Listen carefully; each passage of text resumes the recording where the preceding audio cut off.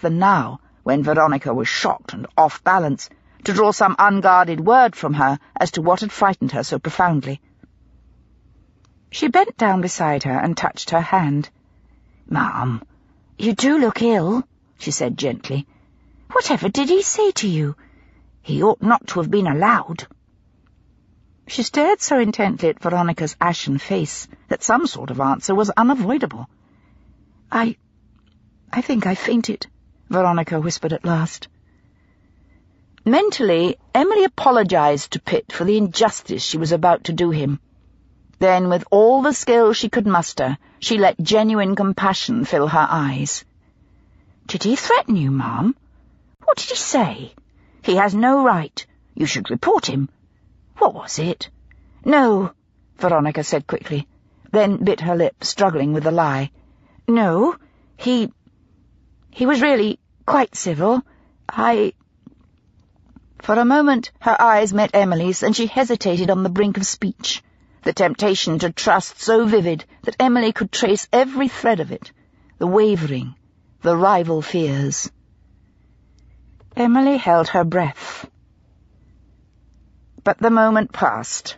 Veronica turned away, and the tears spilled and ran down her cheeks. She lay back and closed her eyes. Emily longed to put her arms around her and tell her she understood. She knew what it was like to lose your husband suddenly, violently, in the horror of murder, with the knowledge that someone must hate so much that only death could satisfy them. And she also knew the fear that grew day by day, fear of confusion, of a whole world become incomprehensible and full of secrets, some of them hideous, and the fear that the truth might be worse than you could bear. And there was the fear that with knowledge you too might become a victim. And at the back of every other fear, the one that you might be guilty of some stupidity, or some neglect that had contributed to it all. A permanent rising, whispering guilt. And for Emily too, there had been the fear that the police would suspect her. Her motive had looked to be so obvious. Was that what Veronica was afraid of now? Did she feel Pitt treading closer? Was it terror for herself that had made her faint? Or was she afraid for someone she was protecting, someone like Julian Danver? It was more like Pitt to be oblique, to go for the weakest link in the chain of events, not the murderer himself, but the person most likely to yield to pressure. Or was Veronica afraid, as Emily had been, of the people in her husband's family who believed she was guilty, or who wanted her to be, not only of errors of judgment, of the occasional selfishness, but literally, physically guilty of murder? Was that the passion between Loretta and Veronica, that Loretta believed her daughter-in-law had killed her son? Was taking her revenge in her own way, slowly, day by day, turning the knife, collecting one word after another until she had proof? It was a far more delicate torture than the simple hangman's noose, and Loretta could administer it herself. And watch. Or was it Sice she was afraid of? Or in spite of the fear now, was she Sice herself? And was it her paymasters of whom she was terrified, now that the net was closing in? Whatever the truth, there was no point in pursuing it at present. The moment when she might have spoken was gone, and Emily knew it would be foolish to betray her curiosity. She felt a little sick. She didn't want it to be Veronica. She couldn't help liking her, even feeling a kind of identity. But Emily was angry also because of her own inability to judge. Her emotions were strong. She wanted to protect the victims and attack the offenders of all sorts, whether guilty of murder or only of hatred and meanness of soul. But she couldn't discern who they were. "Would you like to go upstairs, ma'am?" she said, perhaps less tactfully than she might have, "before anyone comes and—" She realized how far she was committing herself, and stopped. But Veronica understood. She swung her legs down from the sofa and sat up very slowly, still dizzy. Yes, I would rather." There was no need to add Loretta's name. All the implications hung in the air between them, perfectly understood, but it wouldn't do to speak them aloud. Slowly, side by side, they left the library, crossed the hall to the stairs, and went up. That evening, Edith had another one of her spells, and Emily was asked to lay out the dinner gowns for both Veronica and Loretta. "Poor Edith! She should see a doctor," she said with cloying sweetness. "Shall I ask Mrs. York to call one for her?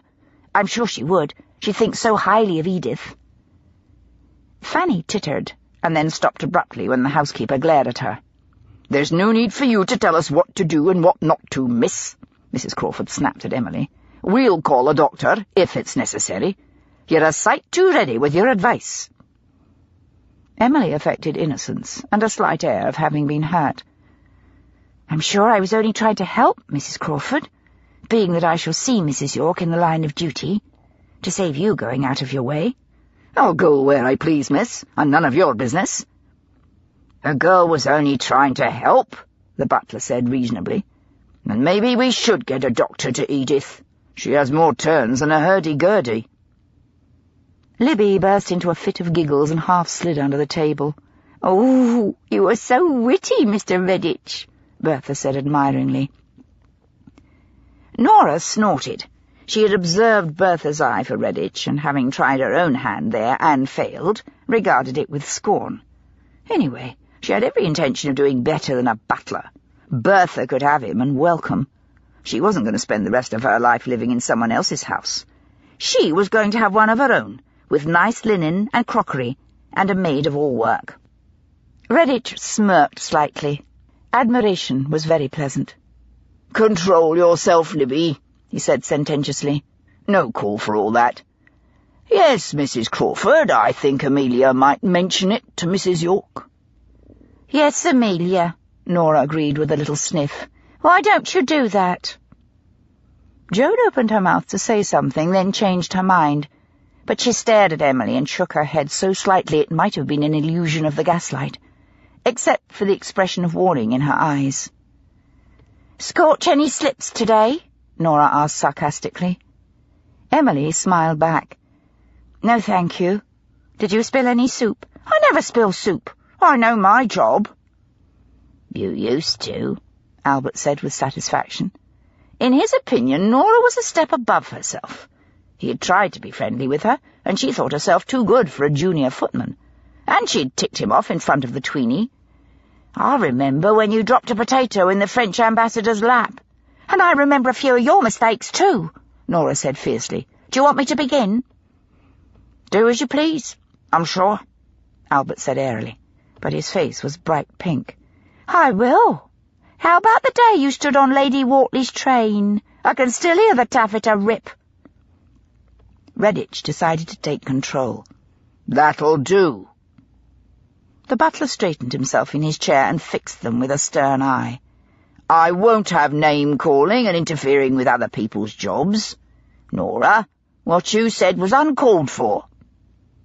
Nora made a face behind his back. Emily stood up. "The wind'll change, and you'll get stuck like that," she said simply, betraying to everyone what Nora had done. "Anyway, it's time I went upstairs." "That's more than time," the housekeeper added, "seeing as you have both ladies to care for. Should have gone 1/4 since." "I didn't know Edith would be taken with one of her spells again," Emily answered back, "although I suppose I might have guessed, seeing how often they happen." "I'll have none of your impertinence," the housekeeper snapped. "Watch your tongue, miss, or you'll be out on the street without a character." "And there's only one way to make your living then," Nora added spitefully. "We all know what happened to Daisy.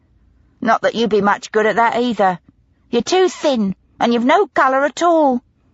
"And I should imagine you'd be perfect," Emily returned instantly. "You've just the face for it. You're wasted here.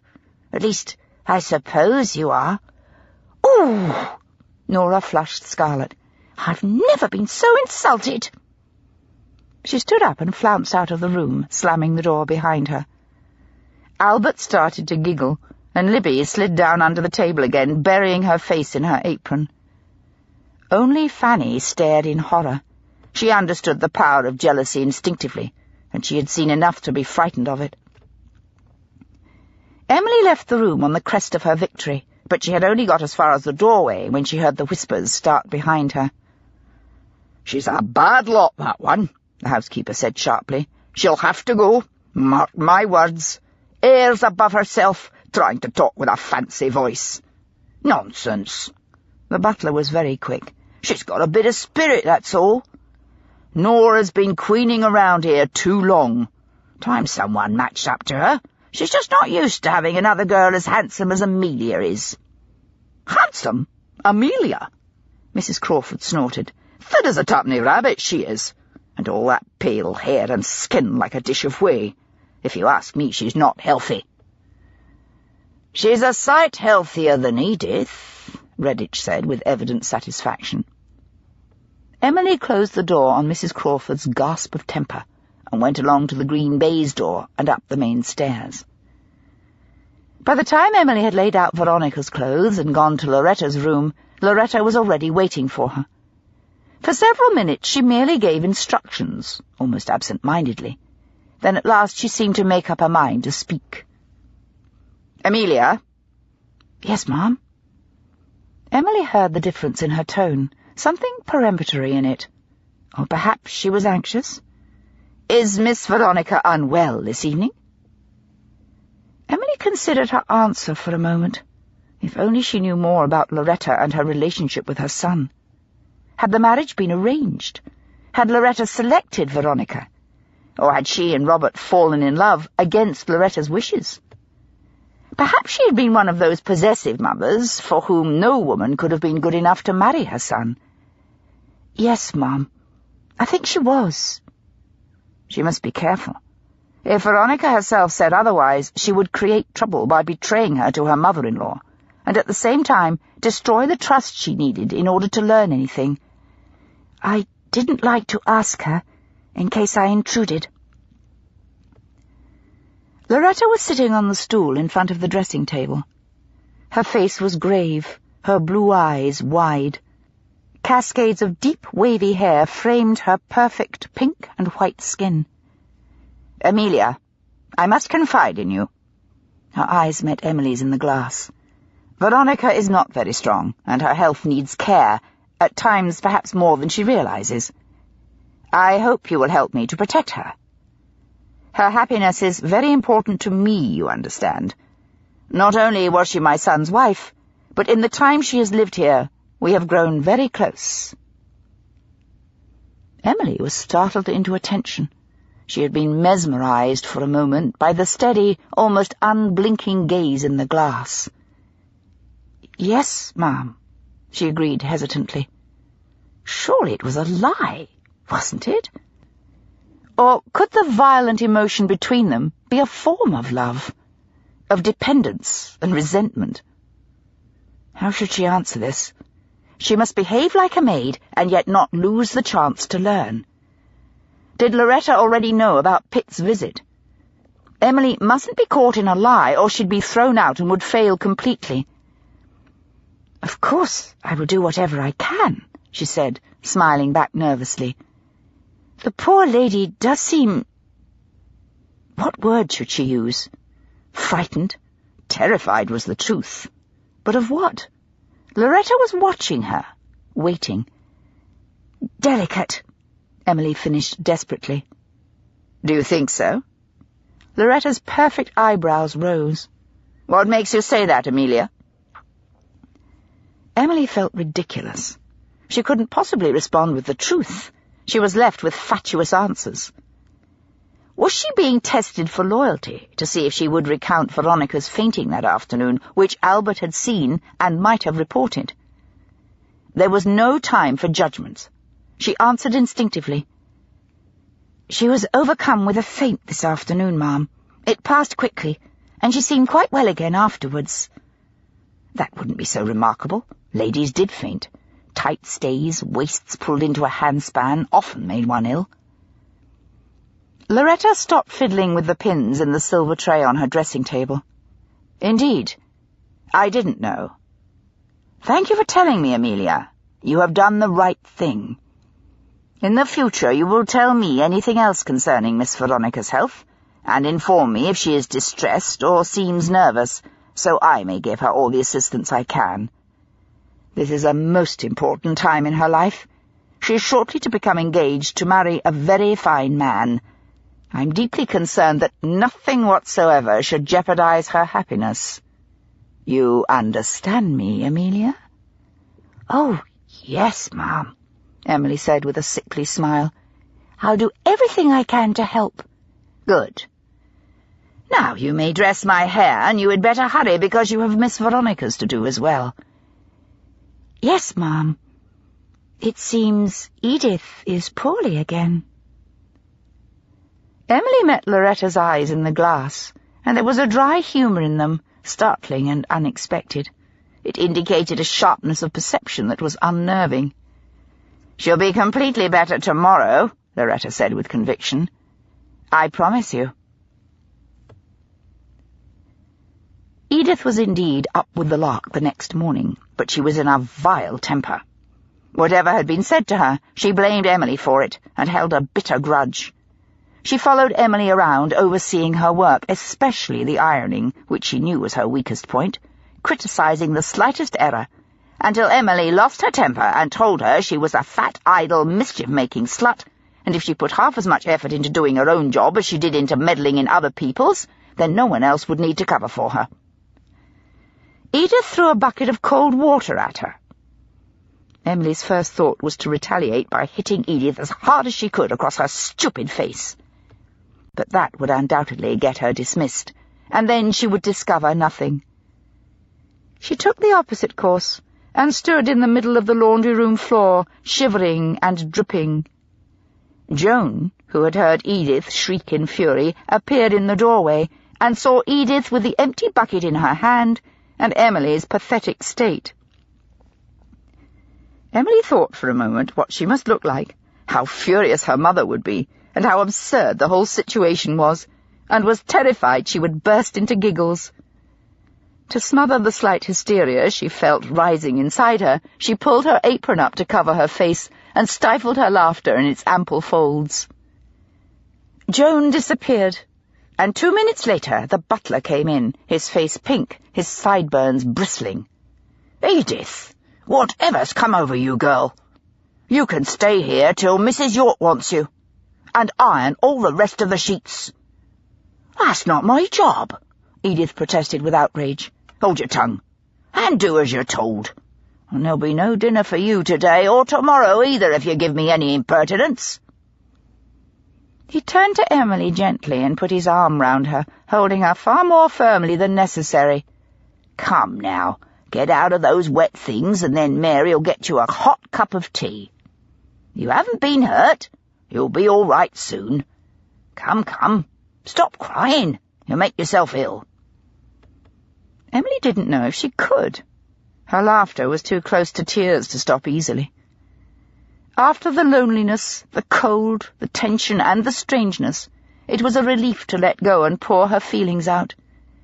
She felt Redditch's arm around her, warm, surprisingly strong. It was really quite pleasant, and she relaxed into it. Then the appalling thought struck her that he might well misread her compliance. She had already noticed he seemed to like her a great deal, and had championed her more than once.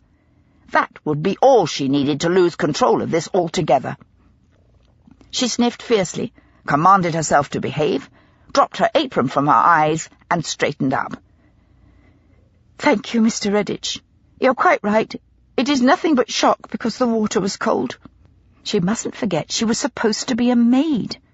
She could hardly afford arrogance, or the kind of distance a lady might affect. Thank you. You're very kind." His arm fell away reluctantly. "Are you sure?" "Oh, yes. Yes, thank you." She moved away slowly, keeping her eyes averted. This was preposterous. She was thinking of him as a man, not a butler. Or, on second thought, he was a man.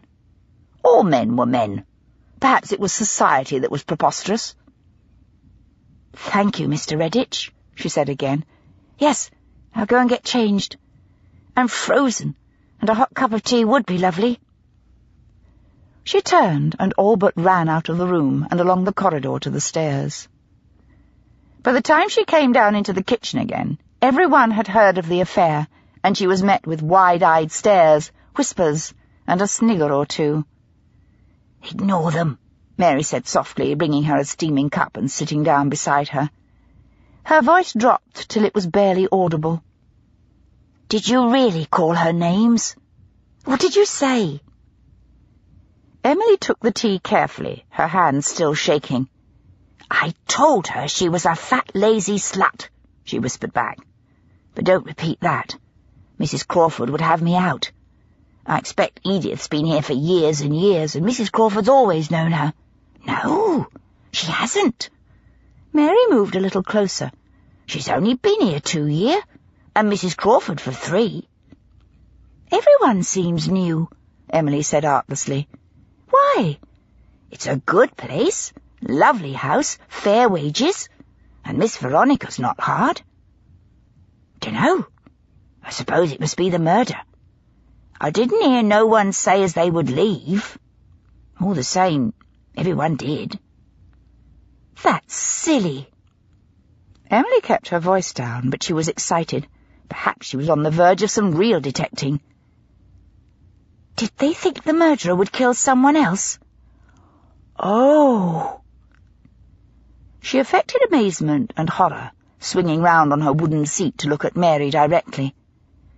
"You don't think Dulcie was murdered, do you?"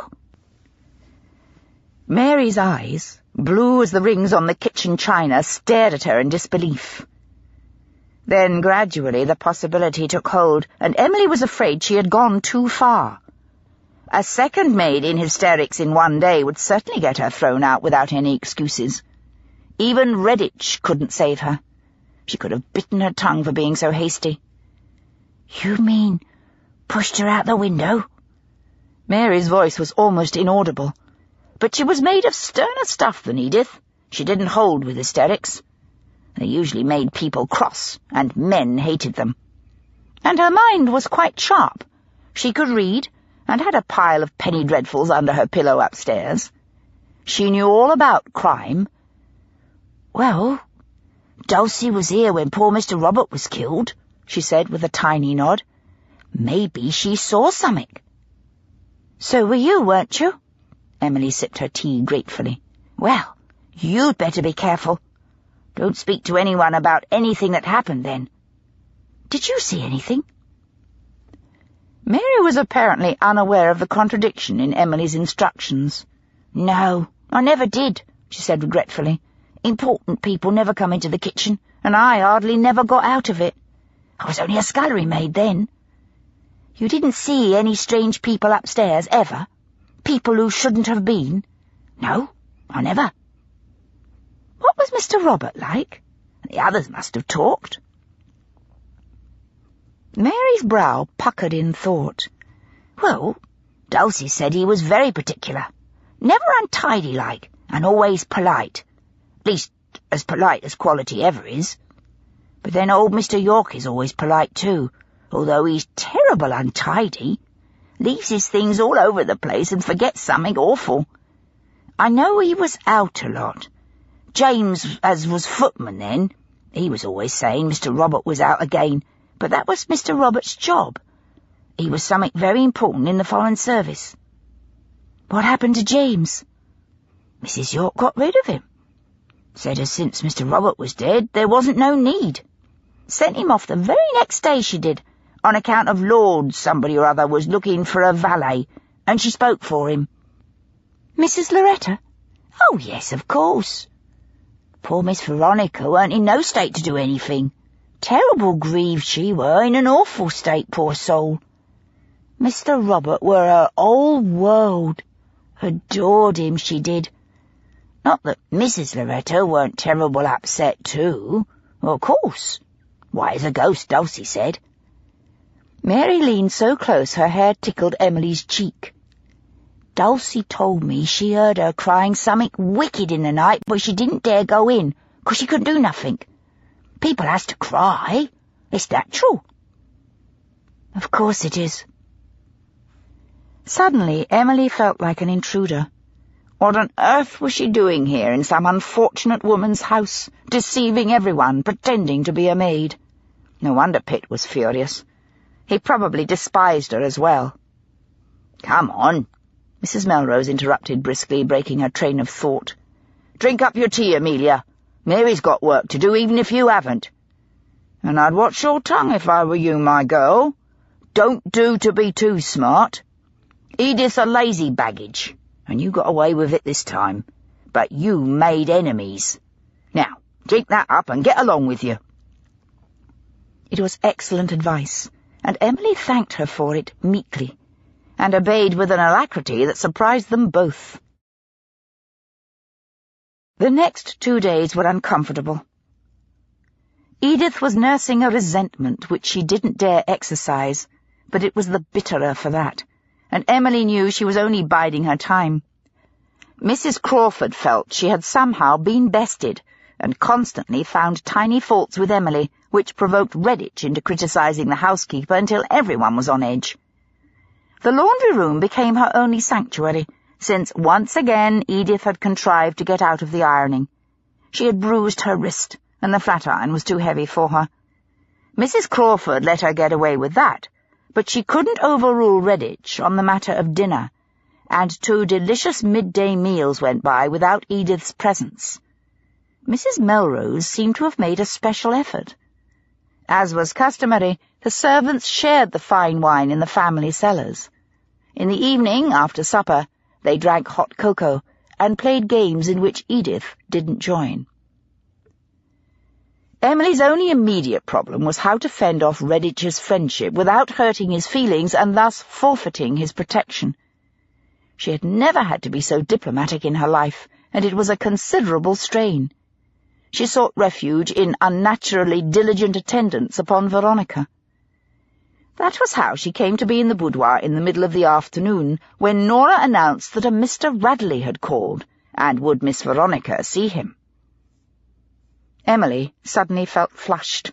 The book she had been reading aloud slid off her lap onto the floor. All this had begun as an adventure, but she wasn't sure she wanted Jack to actually see her as a maid. Her hair was back in a style far less flattering than usual, and there was no colour in her face. As a servant it wasn't allowed, unless it was natural, of course. And because she was inside all the time, sleeping in that cold bed, up too early, there were shadows under her eyes, and she was sure she was thinner. Perhaps she did look like a twopenny rabbit. Veronica was thin, but in her gorgeous clothes she merely looked delicate, not bloodless. "Oh, yes, please," Veronica said with a smile. "How nice of him to call. Is Miss Barnaby with him, too?" "No, ma'am. Shall I bring him in here?" Nora glanced quickly at Emily, implying that she should leave. "Yes, do. And have Mrs. Melrose prepare some tea and sandwiches and cakes." "Yes, ma'am." Nora turned on her heel and went out, her skirts swishing round the door before she closed it. In her opinion, ladies' maids had no business being where they could meet gentlemen callers. That was a parlour-maid's privilege.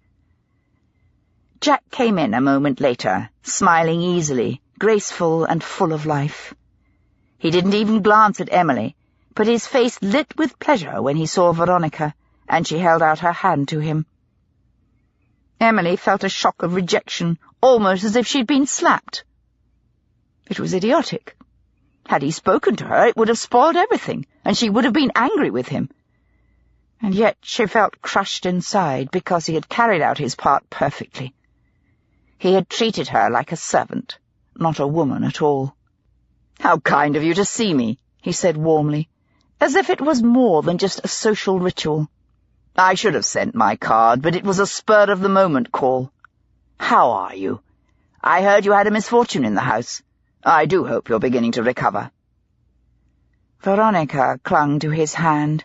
"Oh, Jack, it really was dreadful. Poor Dulcie fell out of the window, and she was crushed on the stone beneath. I can't think how it happened. No one saw anything." Jack. She had called him by his Christian name so naturally that it must be how she thought of him, even after all this time. Why hadn't she married him when they knew each other before? Money? Her parents? They might well have refused someone like Jack, who had no prospects. They had picked Robert York instead, an only son who had both money and ambition. But would she have preferred Jack? And, infinitely more important, would he have preferred her? They were talking as if Emily were not there. She could have been another cushion on the chair. Veronica was looking up at Jack, her cheeks flushed, looking happier than Emily had ever seen her. The light shone on that hair like black silk, and her eyes were wide. She was more than beautiful. There was individuality and passion in her face. Emily was caught in a turmoil of feelings that tightened her throat so she thought she might choke. As Amelia, she liked Veronica, and pitied her because she realized she was desperately unhappy over something. It came to Emily with clarity, as she sat there like a fool watching Jack, that Veronica was wound up like an old-fashioned thumbscrew inside, hurting a little more each day. Was it still grief over Robert? Or was it fear? Was it because she knew something, or because she didn't know, and her sense of uncertainty warped everything? And at the same time, Emily was burningly jealous. And jealousy brought back the agony of watching George become infatuated with Sibylla, of knowing the man she loved preferred, in fact, adored, someone else. It was a pain like no other, and the fact that George had woken up from his affair before he died didn't wash away her knowledge of what it was like to be rejected. There had been no time for the wound to heal fully.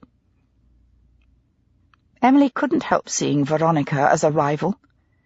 Jack had started as an amusement, a graceful and charming toy to be played with. Then he had become a friend, far more comfortable to be with than almost anyone except Charlotte.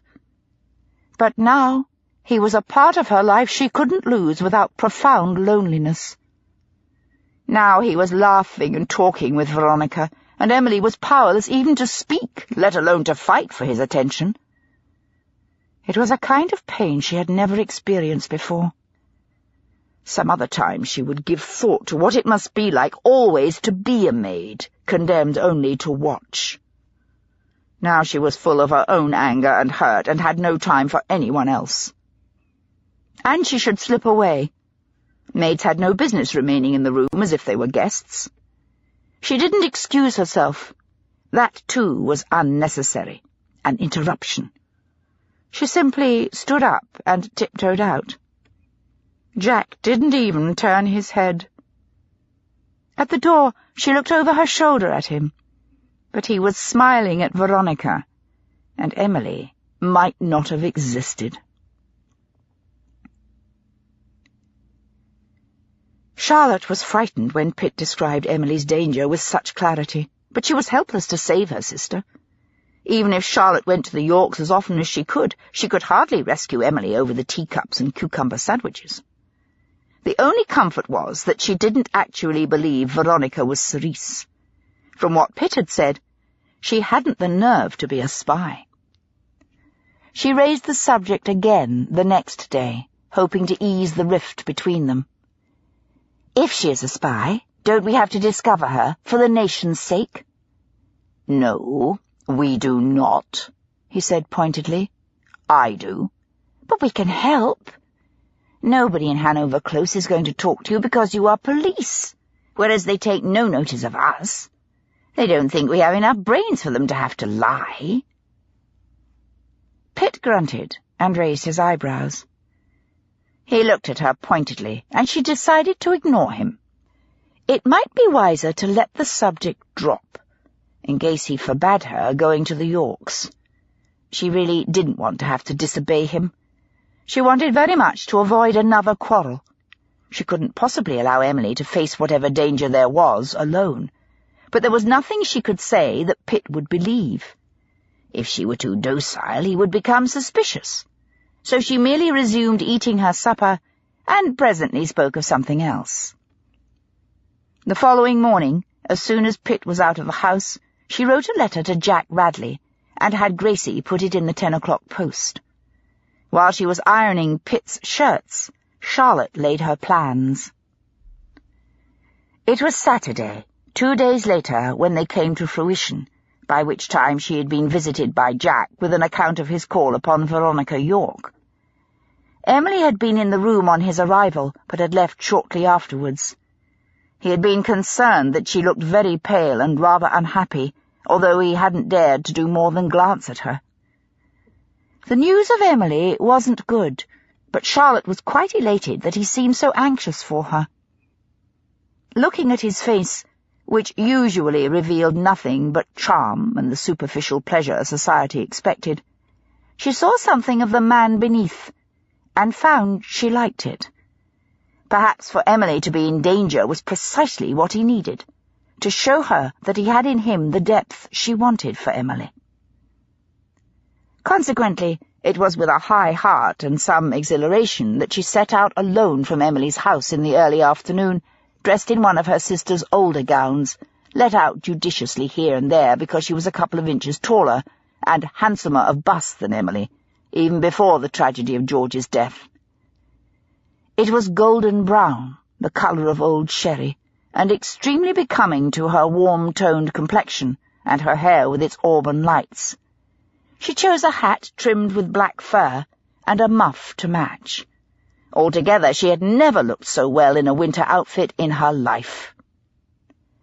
She had sent a letter and received one in return from Veronica, so she was expected. She drew up in Emily's carriage, hoping no one would notice.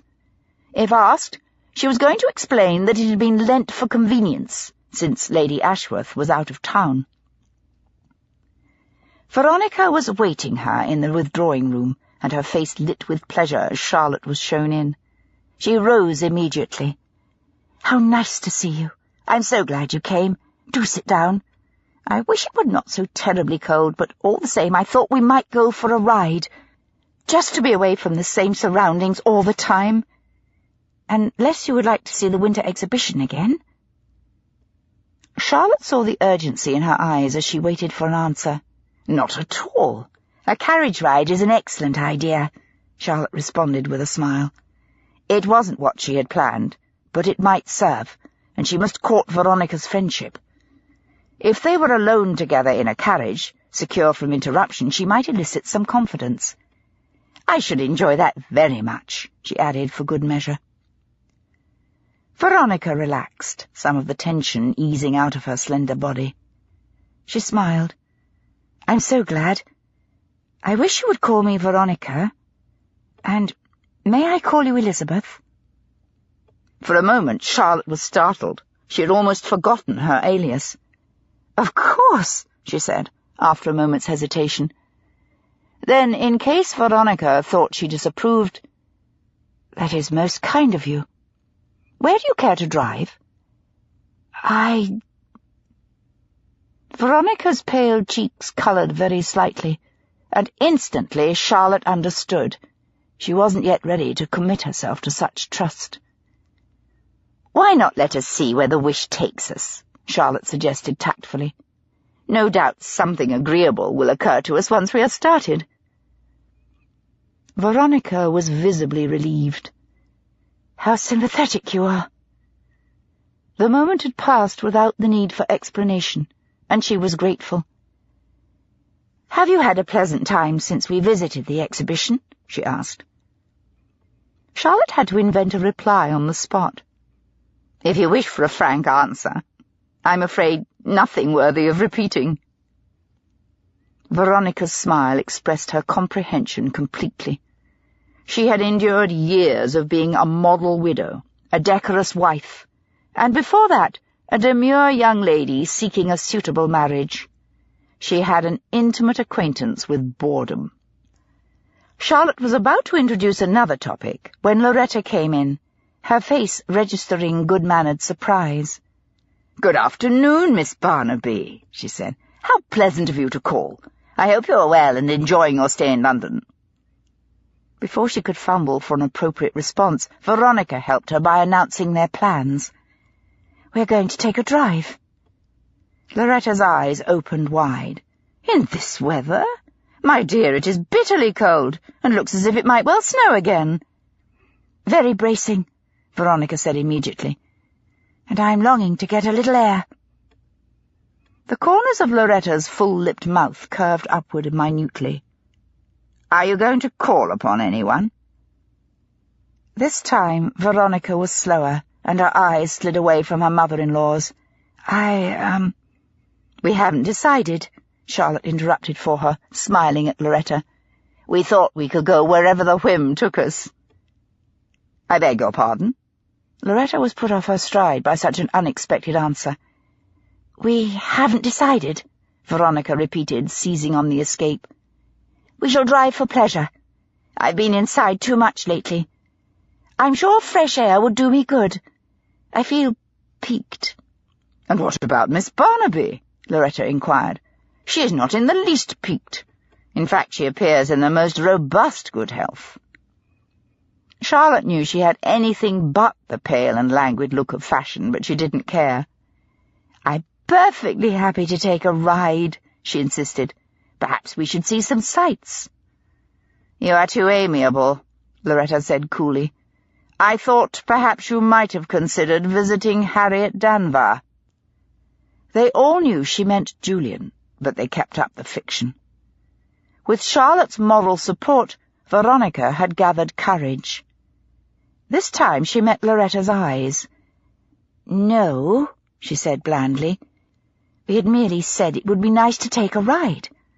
I thought I might show Elizabeth some of the fashionable places in London that she hasn't seen." "In this weather?" Loretta said again. "There is no sun whatever, and it will be dark by 4. Really, my dear, you are being a trifle impractical." "Then we'd better hurry." Veronica was not to be dissuaded. Her will was growing stronger. Charlotte could see it in the angle of her head and the increasing quickness of her answers. Loretta smiled sweetly, taking them both by surprise. "In that case, I shall come with you. Then if you do decide to call upon the Danvers, you will not be unchaperoned, which would be most unsuitable. After all, it is Saturday, and Mr. Danvers may well be at home. We must not be ill thought of." Suddenly Veronica seemed seized by panic, as if she were enmeshed in a net, and every new twist to free herself only bound her more tightly. Charlotte could see the rise and fall of her bosom as she fought for breath, and her hands clenched at her sides as if she would tear at her skirt. "I shall have Elizabeth with me." Her voice rose sharply, almost out of control. "I know the rules.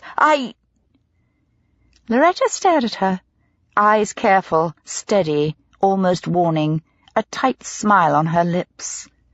"My dear girl." "How generous of you." Charlotte immediately wished she hadn't stepped in. It might have been more productive to let the scene play itself out. She should have thought more of detection and less of friendship, but it was too late now. "I am sure we should enjoy your company, especially if we take a walk in the park." She thought of the raw wind slicing in off the open grass and whining through the wet, leafless trees. But Loretta was not to be deterred so easily. "I think, Miss Barnaby, that when you step outside you will change your mind. But if that is what you wish, then I shall wait in the carriage for you." "You'll freeze," Veronica said desperately. "I am much stronger than you think, my dear," Loretta replied levelly. And as Veronica turned away, Charlotte was startled to see tears in her eyes. What was this emotion between these two women? Veronica was afraid. Charlotte had seen fear often enough to know. And yet Veronica was not naturally submissive, and now that Robert was dead, she ought to have no need to cater to his feelings for his mother. Financially, she was secure, and she was all but engaged to marry again. Why was she so afraid? Everything Loretta had done, at least on the surface, had been in her interest. If only Charlotte could learn what sort of a marriage it had been, how it had begun. Had Loretta adored her only son, and had she been too demanding of her daughter-in-law? Had she interfered, criticized, been open in her disappointment because there had been no grandchildren? There could be a dozen passions or griefs behind the driving emotion that bound these two women. The tense silence in the room was broken when the door opened and Piers York came in. Charlotte hadn't met him before, but she knew him immediately from Pitt's description. Elegant, a trifle stooping, face wry with self-deprecatory good humour. "Ah," he said, with slight surprise on seeing Charlotte. Veronica forced a smile. It was ghastly, a travesty of pleasure. "Papa-in-law, this is Miss Barnaby, a new friend of mine who has been good enough to call. We were going to take a short drive." "What an excellent idea," he agreed. "Rather cold, but better than sitting inside all day. How do you do, Miss Barnaby?" "How do you do, Mr. York?" Charlotte replied warmly. He was the sort of man she liked without needing to think about it. "I'm so glad you approve. Mrs. York," she glanced at Loretta, "was afraid we shouldn't enjoy it because it is so chill outside. But I feel exactly as you do, that whatever the weather, it is better to go out for a little while, even if only to better appreciate the fire when we return." "What a sensible young woman!" He smiled.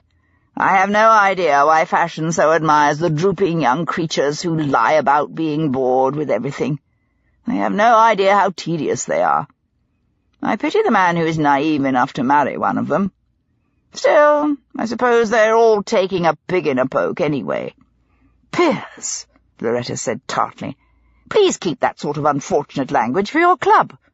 It has no place here. You will offend Miss Barnaby." He looked surprised. "Oh, I'm sorry, Miss Barnaby. Did I offend you?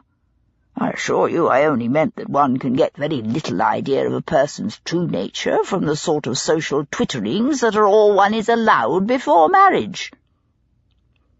Charlotte smiled broadly. "I'm not in the least offended.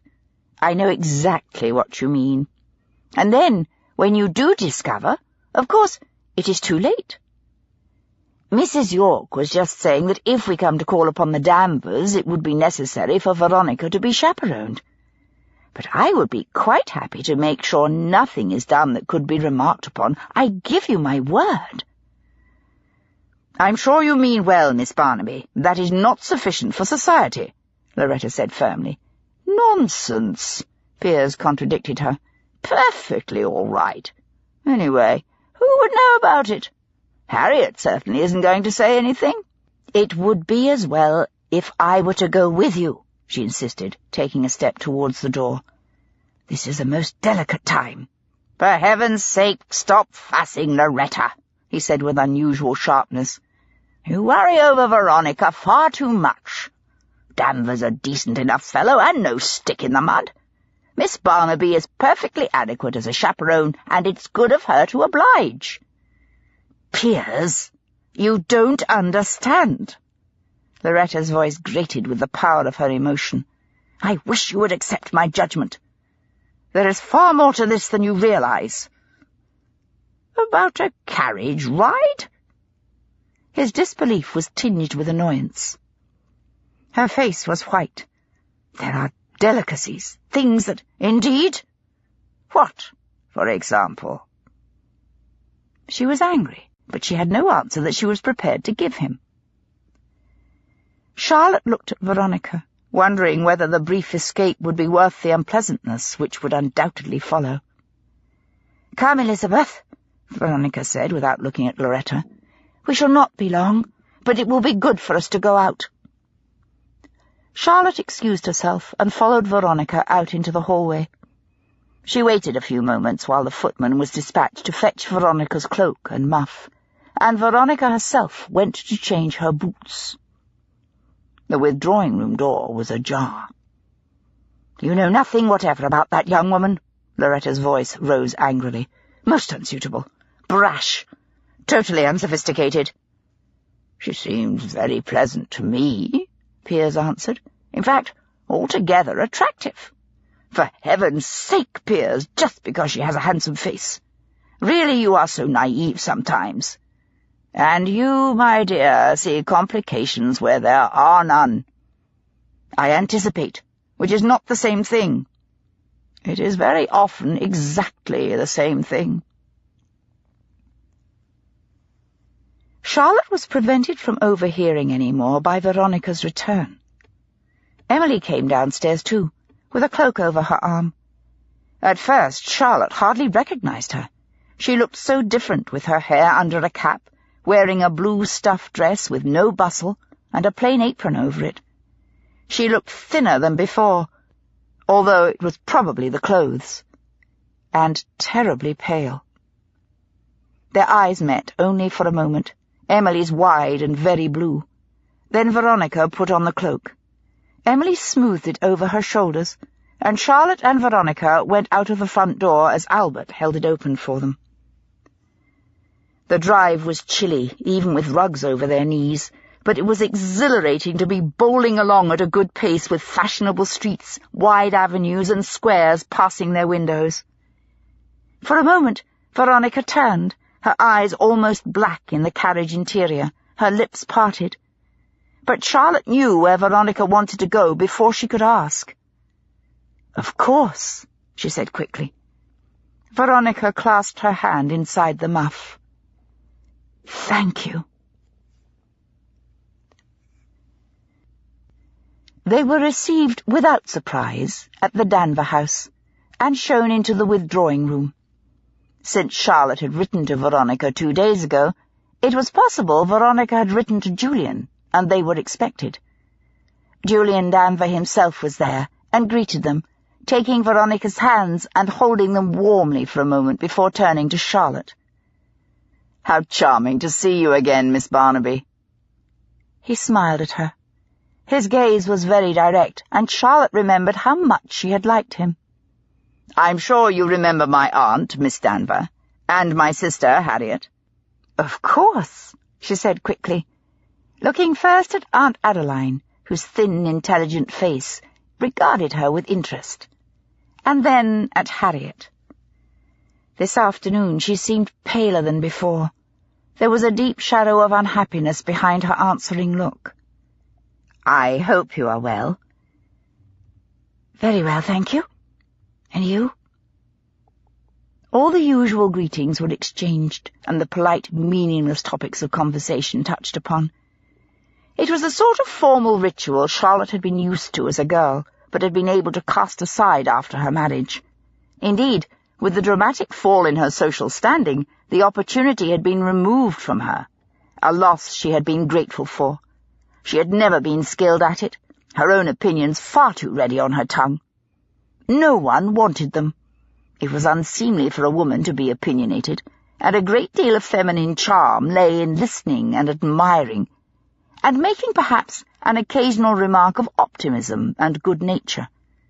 Of course, it was almost always acceptable to laugh, if one's laughter was musical and not too loud. It should never be the rich mirth of one who understood the absurd or the farcical. Charlotte had lost the polish she had cultivated when her mother had tried so hard to marry her successfully. Now she sat primly on the edge of her chair, with her hands folded in her lap, and watched, speaking only when civility demanded. Veronica had practiced the feminine graces so long it was second nature to her to find the words to courteously say nothing. But watching her face, which on the surface seemed so fragile until one looked at the balance of the bones and the strength of passion in the mouth, Charlotte could see her mind was occupied with other, more distressing thoughts. Her smile was brittle, and although she appeared to be listening to whomever was speaking at the moment, her eyes frequently flickered to Julian Danver's face. More than once, Charlotte had the feeling Veronica was uncertain of his attention to her. It seemed foolish to wonder whether such a lovely woman, already experienced in marriage, and the object of sympathy for her bereavement, but never of the kind of pity reserved for the unmarried like Harriet or Aunt Adeline, could be unsure of herself. Julian Danver's intentions were plain. All his actions, the way he conducted himself in front of others, made it obvious. No man would behave in such a manner unless he had promised marriage. To withdraw without the most dramatic of reasons would open him to ruin. Such a promise, once given, was unforgivable to break. So why did Veronica twine her fingers in her lap and keep glancing first at Julian, then at Charlotte? Why did she talk just a little too much, and with a fine, almost indiscernible edge to her voice, cutting Charlotte off in the middle of a remark, and then smiling at her so frankly it was an apology? Charlotte thought she understood Harriet's pain perfectly. It was very simple to explain. If she really loved Felix Acheson, whether he returned it or not, there was nothing she could do about it, nor would there ever be, unless Sonia Acheson died. And why should she die? Sonia was an almost offensively healthy young woman, buxom and serene as a good country cow. She would probably live to be 90. She was far too well versed in the arts of survival, not to mention contented with her lot, to abandon all sense and give Felix cause to divorce her. And it was quite impossible she should divorce him, even if she discovered he loved Harriet. Yes, Harriet's colourless face and quiet voice took no leap of the imagination to understand, and Charlotte grieved for her without being able to do anything at all. Even compassion would only have been like vinegar to the wound, robbing her of the sole comfort of supposing her pain to be private. Finally, Charlotte could bear the tension no longer. She remembered seeing a door to the conservatory when they were shown in, and she turned to Julian. "I believe I noticed your conservatory as we passed through the hall. I love conservatories so much. Perhaps you would be kind enough to show me. It would be like stepping in a moment from London's winter into a foreign land full of flowers." Veronica drew in her breath with a sharp sound. "How well you describe it. You have added instantly to my pleasure," Julian said quickly. "I should be delighted to take you. We have some very fine lilies, at least that is what I believe they are. I'm not good at names, but I can find you the most beautiful, and those with the richest perfume." He stood up as he spoke. Charlotte rose also. Veronica's back was to Julian, so he couldn't see her face. Charlotte smiled directly at her, meeting her hot gaze steadily. It was full of anger and dark, wounded bitterness. Charlotte extended her hand, palm upward, in invitation. At last, and quite suddenly, Veronica grasped her meaning. She came quickly to her feet, her face first pale, then a deep pink. "Oh, yes," she said awkwardly. "Yes." "If you will be kind enough to excuse us?" Charlotte asked Aunt Adeline and Harriet. "Of course," they murmured. "Yes, of course." It was successful immediately. The conservatory was quite large, and there were elegant ferns and vines hiding one walk from another, and a small green pool with flawless lotuses, which Charlotte stopped to admire without needing to feign delight. Julian then pointed out the fragrant lilies he had mentioned. After making all the right comments, Charlotte at last caught Veronica's eye, and with the tiniest smile she turned and walked back to the lotus pool. After enough time had passed, she tiptoed back out into the hall again. She couldn't return to the withdrawing room, or she would betray the whole fabric of the excuse. Not that anyone was deceived, but forcing the others to acknowledge it was another thing entirely. She felt foolish standing there in the hall, doing nothing. She walked over to a large painting of a landscape with cows, and stopped in front of it, as if she were regarding it closely. Actually, it was very agreeable, of the Dutch school, but her mind was busy with all she knew of Veronica and the Danvers. She stood for some time with her eyes on the peaceful scene. She could hear in her mind the chewing of the cud, and almost see the jaw's gentle rhythm. They were beautiful creatures, oddly angular, and yet graceful, the curve of their horns ancient as civilized man. She turned away from the painting suddenly. She was not there to indulge her taste for art, nor even her friendship for Veronica. Veronica might be Sice. She and Julian Danver might have murdered Robert York. Duty demanded that Charlotte creep back and attempt to overhear their conversation, distasteful as that was. Just inside the conservatory door she stopped, and solemnly regarded a red canna lily as if it held her interest. Then she sidled further in, glancing from the lilies on the ground up to the vines overhead and back again. She was several yards along the path and had nearly collided with a potted palm when she saw Veronica and Julian Danver in an embrace of such passion she blushed for having seen them. It was an intrusion which at any other time would have been inexcusable, and she couldn't possibly explain without betraying herself completely, and everything she hoped to achieve, even perhaps putting Emily in a position of the greatest embarrassment, culminating in social ruin. Quickly she stepped back into the arms of a vine, and almost fainted with horror at the first instinctive thought that the clinging touch was human. She swallowed a shriek, realizing the truth, and with an effort pulled herself together and stepped out smartly, only to come face to face with Aunt Adeline.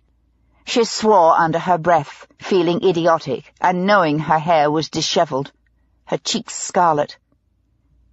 "Are you all right, Miss Barnaby?" Adeline raised her eyebrows. "You look a little distressed." Charlotte took a deep breath. Only a really good lie would serve.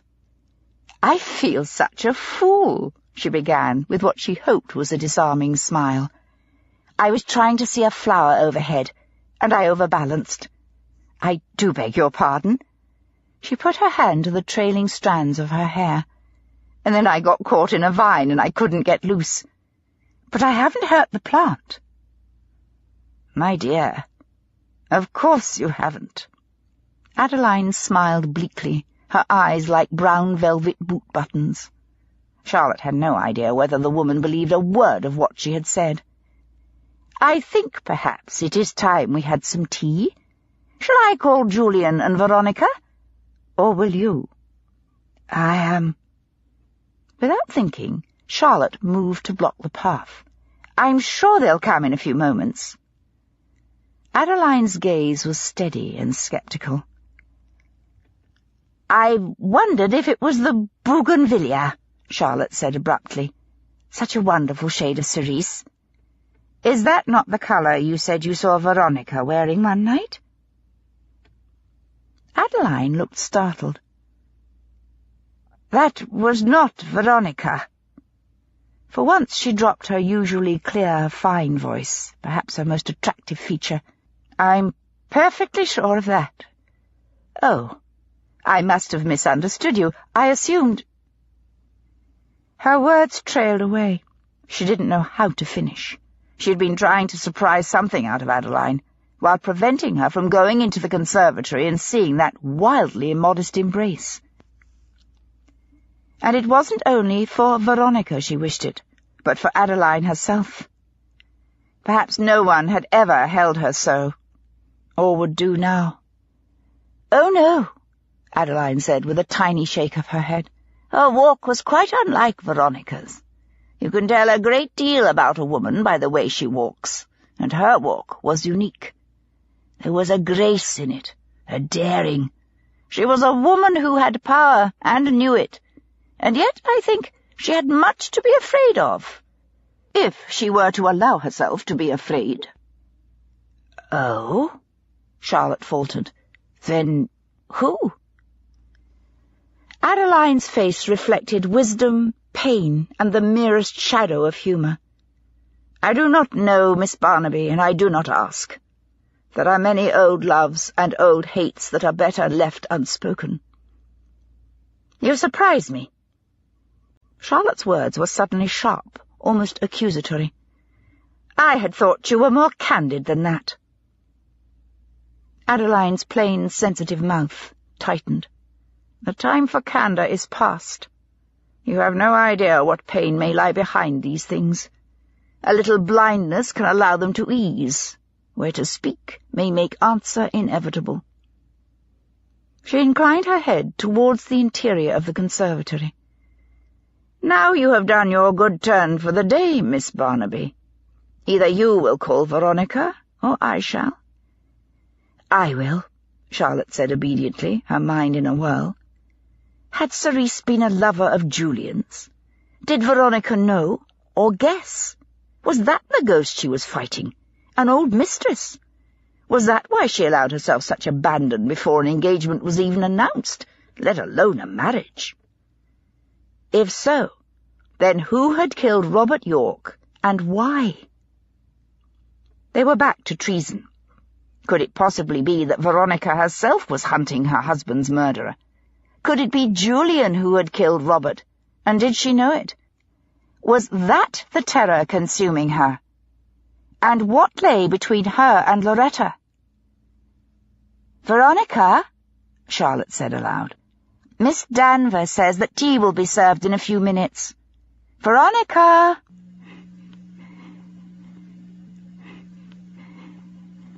Chapter 8. Pitt chose to walk to Mayfair. It wasn't a pleasant day. A flat grey sky closed over the city like a heavy lid, and the wind scythed across the park, stinging his skin above his muffler. It crept into the space round his ears, and its coldness hurt, making his body tighten against it. Carriages rattled along Park Lane, but he saw no one on foot. It was too cold for pleasure. The street vendors knew there would be no business for them here, where residents could afford to ride. He walked because he was going to the Danvers, and he was putting off arriving there as long as he could. Dulcie was dead, so there was no one left to ask about Sice, except Adeline Danver. Part of the chill inside him was guilt. Dulcie's bright, frank face came back to his mind far too easily. If only he had taken the precaution of closing the library door before allowing her to speak. He still didn't know which of her two remarks had caused her death, the mention of Sice, or of the missing necklace. But Pitt's investigation of Piers York's affairs had proved him to be more than financially secure, and in spite of his remark to Dulcie, he didn't seem to have claimed for the gems. All inquiries into other friends of Robert York, who might have acquired debt and turned to amateur burglary, had also proved fruitless so far. Nor had Pitt succeeded in tracing many of the servants who had been employed in Hanover Close at the time and dismissed soon after. The butler had taken a position in the country. The valet had gone abroad. The maids had disappeared into the vast mass of female labour in London and its environs. He stopped. He was outside the Danvers house already. The air was damp, raw in the throat, with the sour smell of too many fires jetting smoke out into the leaden sky. He couldn't stand around like a vagrant.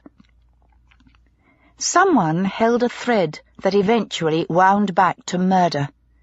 If he picked at it, teased it, he thought he might find an end lying with Adeline Danver. She received him civilly, but with undisguised surprise. He had formed a very clear picture of her in his mind from Charlotte's description. Nevertheless, he was taken aback by the sharp intelligence in her rather round eyes under their wispy brows. She was a plainer woman than Charlotte had implied. Her nose was tip-tilted and narrow, chin very receding.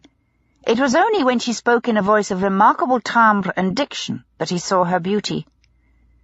"Good afternoon, Inspector.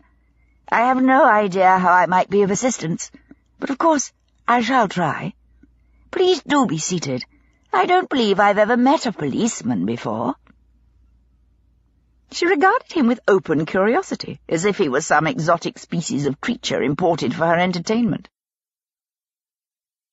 For the first time in years, Pitt felt self-conscious. He seemed all hands and feet and coat-tails.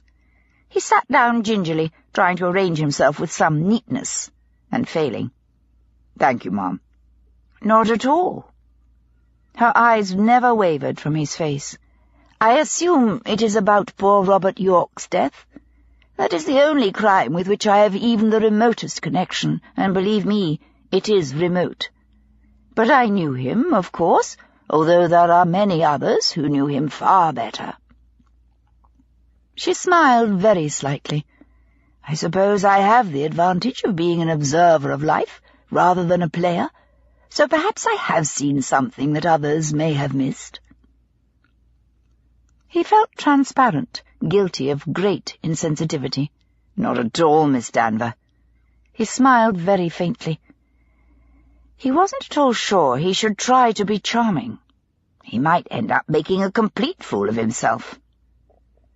"I approach you because I have a very specific question in mind, and you are the person in the house least likely to have any involvement with this event, and therefore to be embarrassed by it or distressed." "You take trouble to be tactful," she said with a slight nod of approval. "Thank you for not insulting my intelligence with an idle courtesy. What event do you imagine I may know of? I confess I cannot think what it might be." "Have you ever seen in this house, alone and not as an ordinary guest, a woman of striking appearance, tall, slender, and very dark, wearing a gown of a vivid and unusual shade of magenta or cerise?"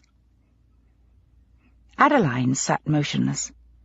She might not have been breathing but for the faintest stir of the fichu over her thin, almost bosomless chest. Pitt waited, staring back at her bright brown eyes. Now there was no possibility of evasion between them.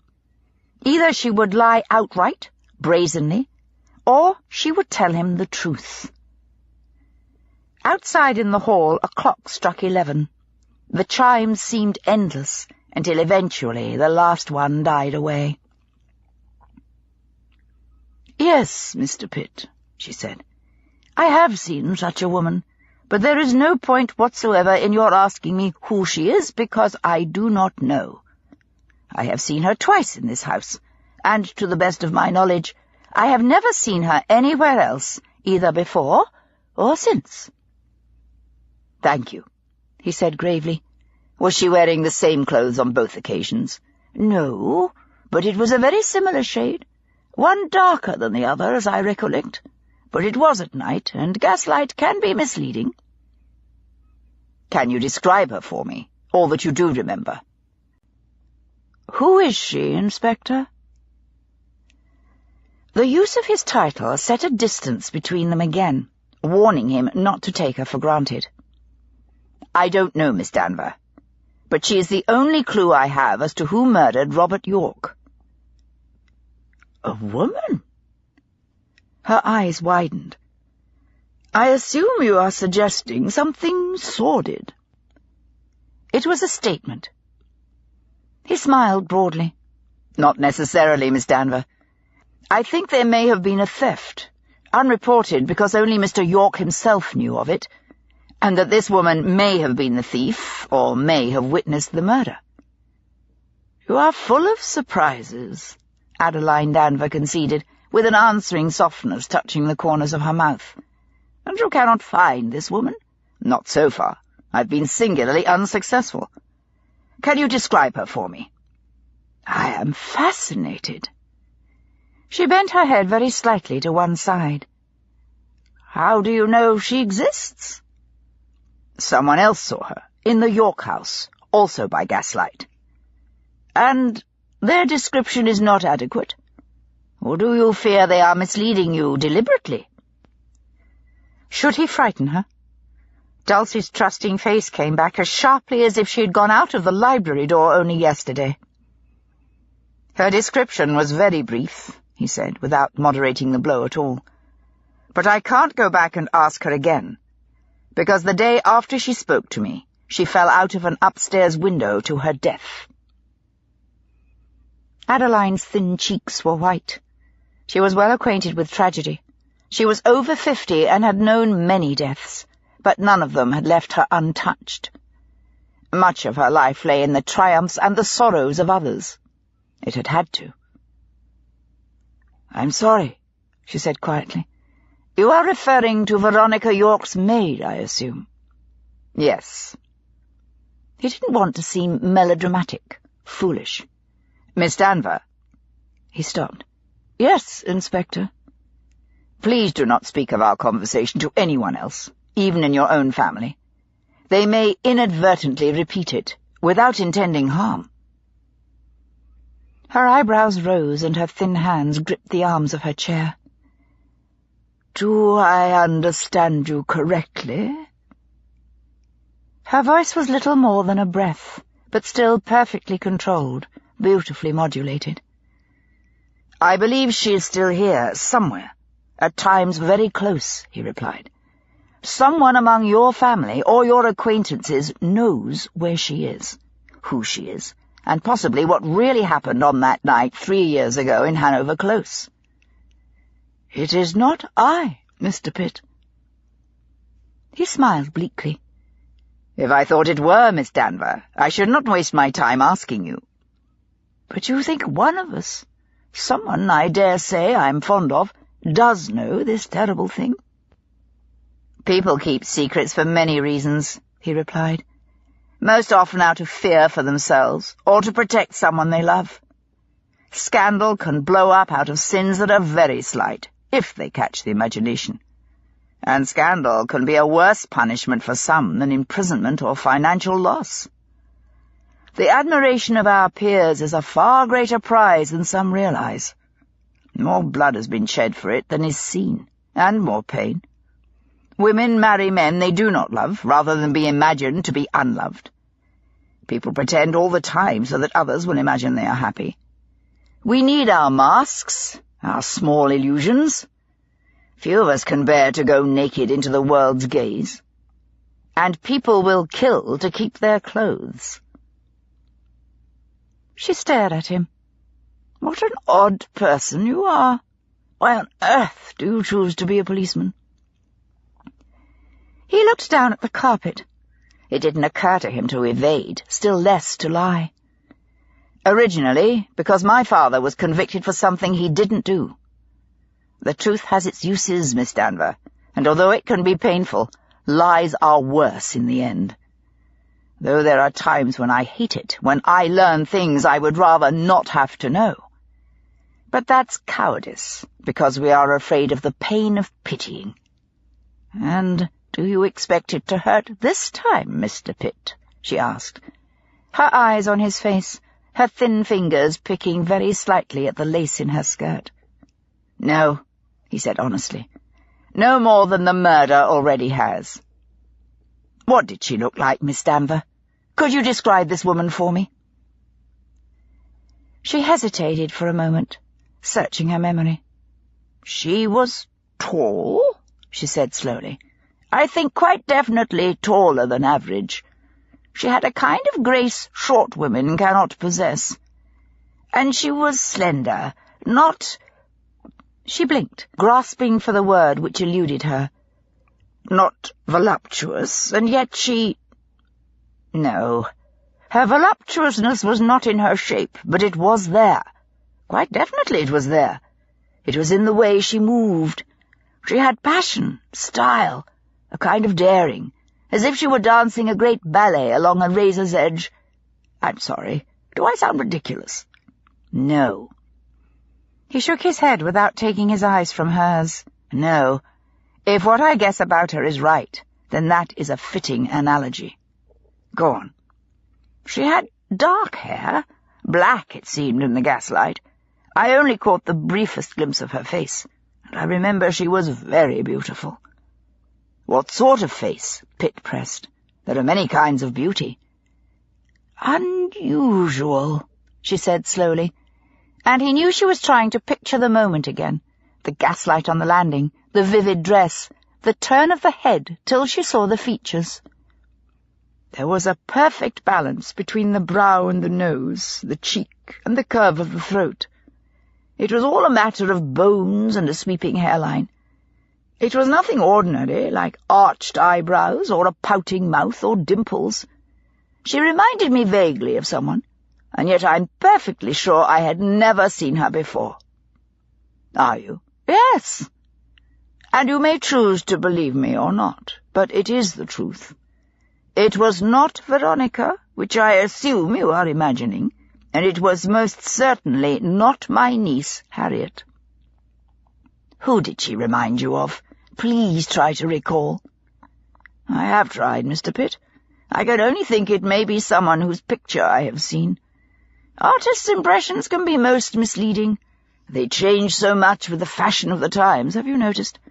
They paint you as they think you wish to look. But photographs give a remarkable likeness. I'm sorry, I have no idea who it is, so there is no purpose in your pressing me. If at any time it comes to me, I shall certainly tell you. That I promise." "Then promise me also, Miss Danver, that you will not discuss this with anyone else, nor entrust a message to anyone at all. I really do mean what I say." He leaned forward a little.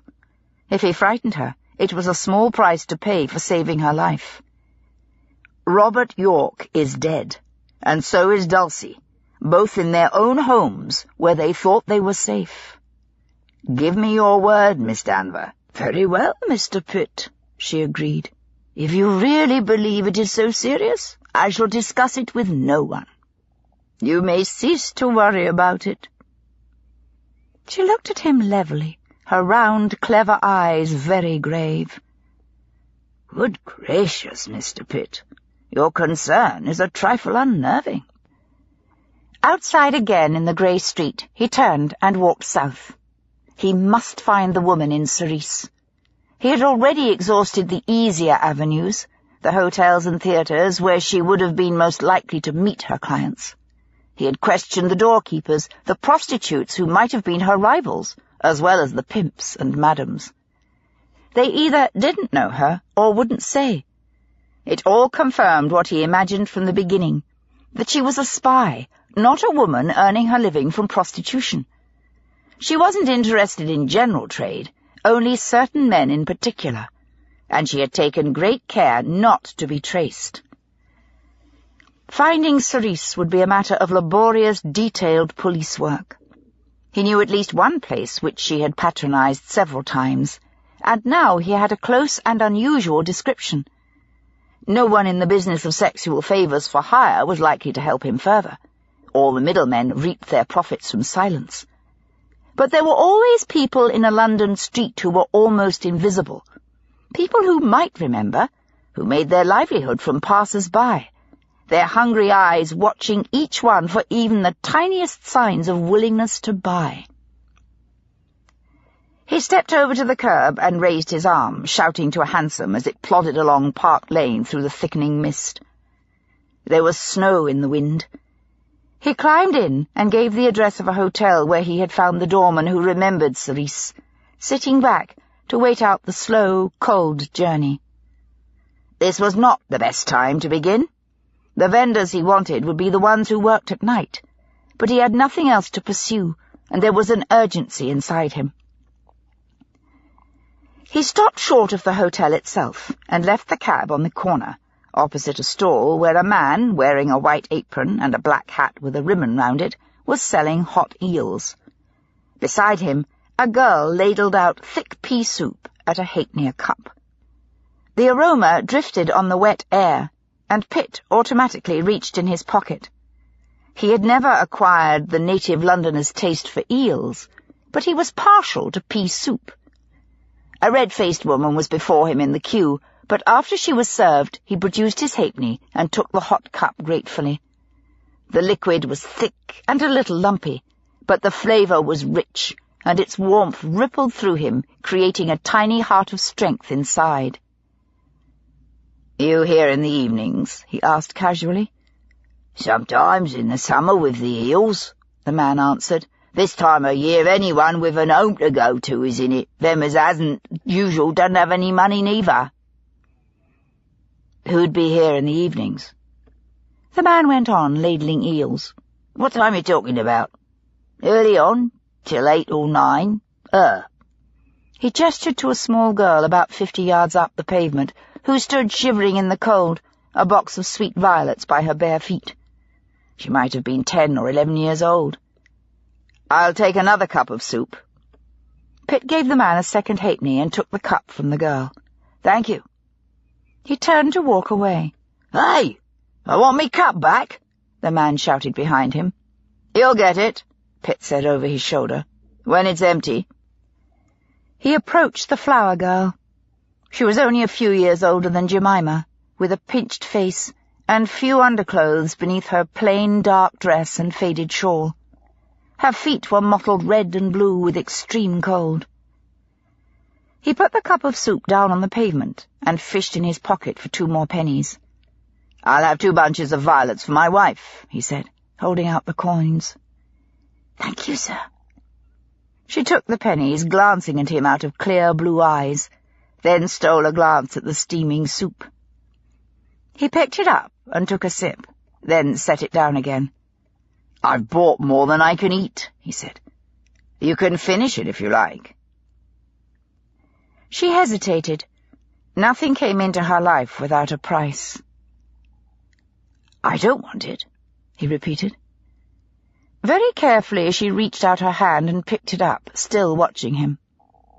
"Have you been on this street long?" he asked, knowing as he said it that she was probably too young to be any help to him. But he had bought the soup without thinking of Sice.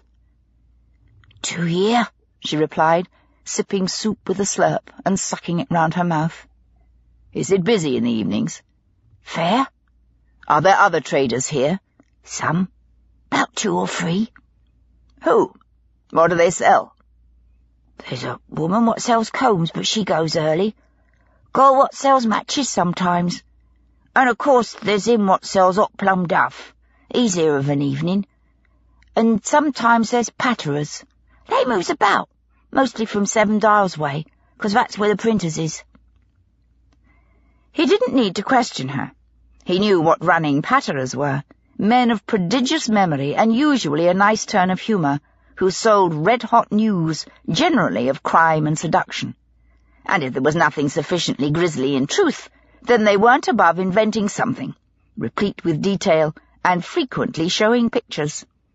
"Thank you," he said civilly, picking up the empty cup. "I'll come back this evening." He went home for dinner and gave Charlotte, to her surprise and delight, both bunches of violets. Then, at about 10 o'clock, he forced himself to go out again into the freezing fog. It was a vile night, and there was no one in the street outside the hotel except a fat, pasty-faced youth selling hot plum duff. A cooked dough filled with sultanas and kept at a good temperature with layers of steaming cloth. The youth was well patronized by the men leaving the hotel, but after half an hour of standing and stamping his feet to keep the circulation going, and a couple of brisk turns round the block, Pitt had seen none of the women who used the hotel rooms for their trade. He questioned the plum duff boy, and learned nothing at all. The boy had been there 5 years, he thought, but he had never noticed a woman in Sice. The following night he came again, but he was no more successful, and the night after that he went instead to the Lyceum Theatre. He spoke to a seller of peppermint water, who had seen someone in brilliant pink, but couldn't recall her height, and rather thought she had had red hair. Then, after midnight, angry with the futility of it all, his feet numb in the settling snow, and with his collar up round his ears, he moved forward amid the din of shouting, laughter, and occasional jeers as the theatre turned out. He saw a youth selling ham sandwiches and decided to buy one. He wasn't hungry, but he liked ham. He pushed his way through the throng, jostled by elbows and plump bustles, assaulted by the smell of perfume, sweat, and beery breath, till he reached the sandwich man in the street beyond. There was a 3d in his pocket, but his fingers were too cold to grasp it. The youth looked at him expectantly. He was thin, and there were hectic spots of colour in his cheeks. It was a wretched living, and Pitt knew it, standing outside in all weather, often half the night, and to make enough to survive, they had to buy the meat on the bone and cook it themselves, then cut the sandwiches. He made less than a halfpenny profit on each sandwich sold, and Pitt knew that anything spoiled or lost could wipe out the day's takings. "I'll have 2, please." He gripped the 3d bit at last and produced it. The youth gave him 2 sandwiches and a penny change. "Thank you." Pitt bit into the first sandwich and found it surprisingly good. "Have you been here long?" "About 8 hours," the boy replied. "But they're fresh, Gov. I made 'em myself." He looked anxious. "They're excellent." Pitt agreed with more enthusiasm than he felt for anything except the idea of going home. "I meant, have you had this patch for long? For example, were you here 3 or 4 years ago?" "Oh, yeah. I've been here since I was 14. "Do you ever remember seeing a very beautiful woman in a dark, very bright plum-pink dress about 3 years ago? Very striking woman, tall, with dark hair. Please think carefully, it's very important." "What sort of woman, Gov? You mean one of them?" He inclined his head very slightly towards a lush-looking woman with a pile of loose fair hair and rouge on her plump cheeks. "Yes, but more expensive, more class."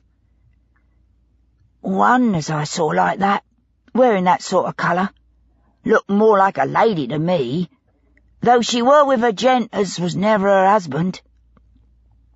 Pitt deliberately quelled his feeling of excitement. "How do you know?" "Gone." The boy pulled a face of disbelief. "He were all over her. Eyes like limpets he had, and she were leading him on proper. All very tasteful like, but I seen too many not to know. Some folks has class and some hasn't, but it's all the same in the end. Proper beauty she were, though." "Was she buxom?" Pitt made an hourglass in the air with his hands, almost losing his sandwich in the process. "No." The youth's eyebrows rose in surprise. "No, she weren't. It was summer, and she had a real low gown, and she were right scrawny, but ever so elegant."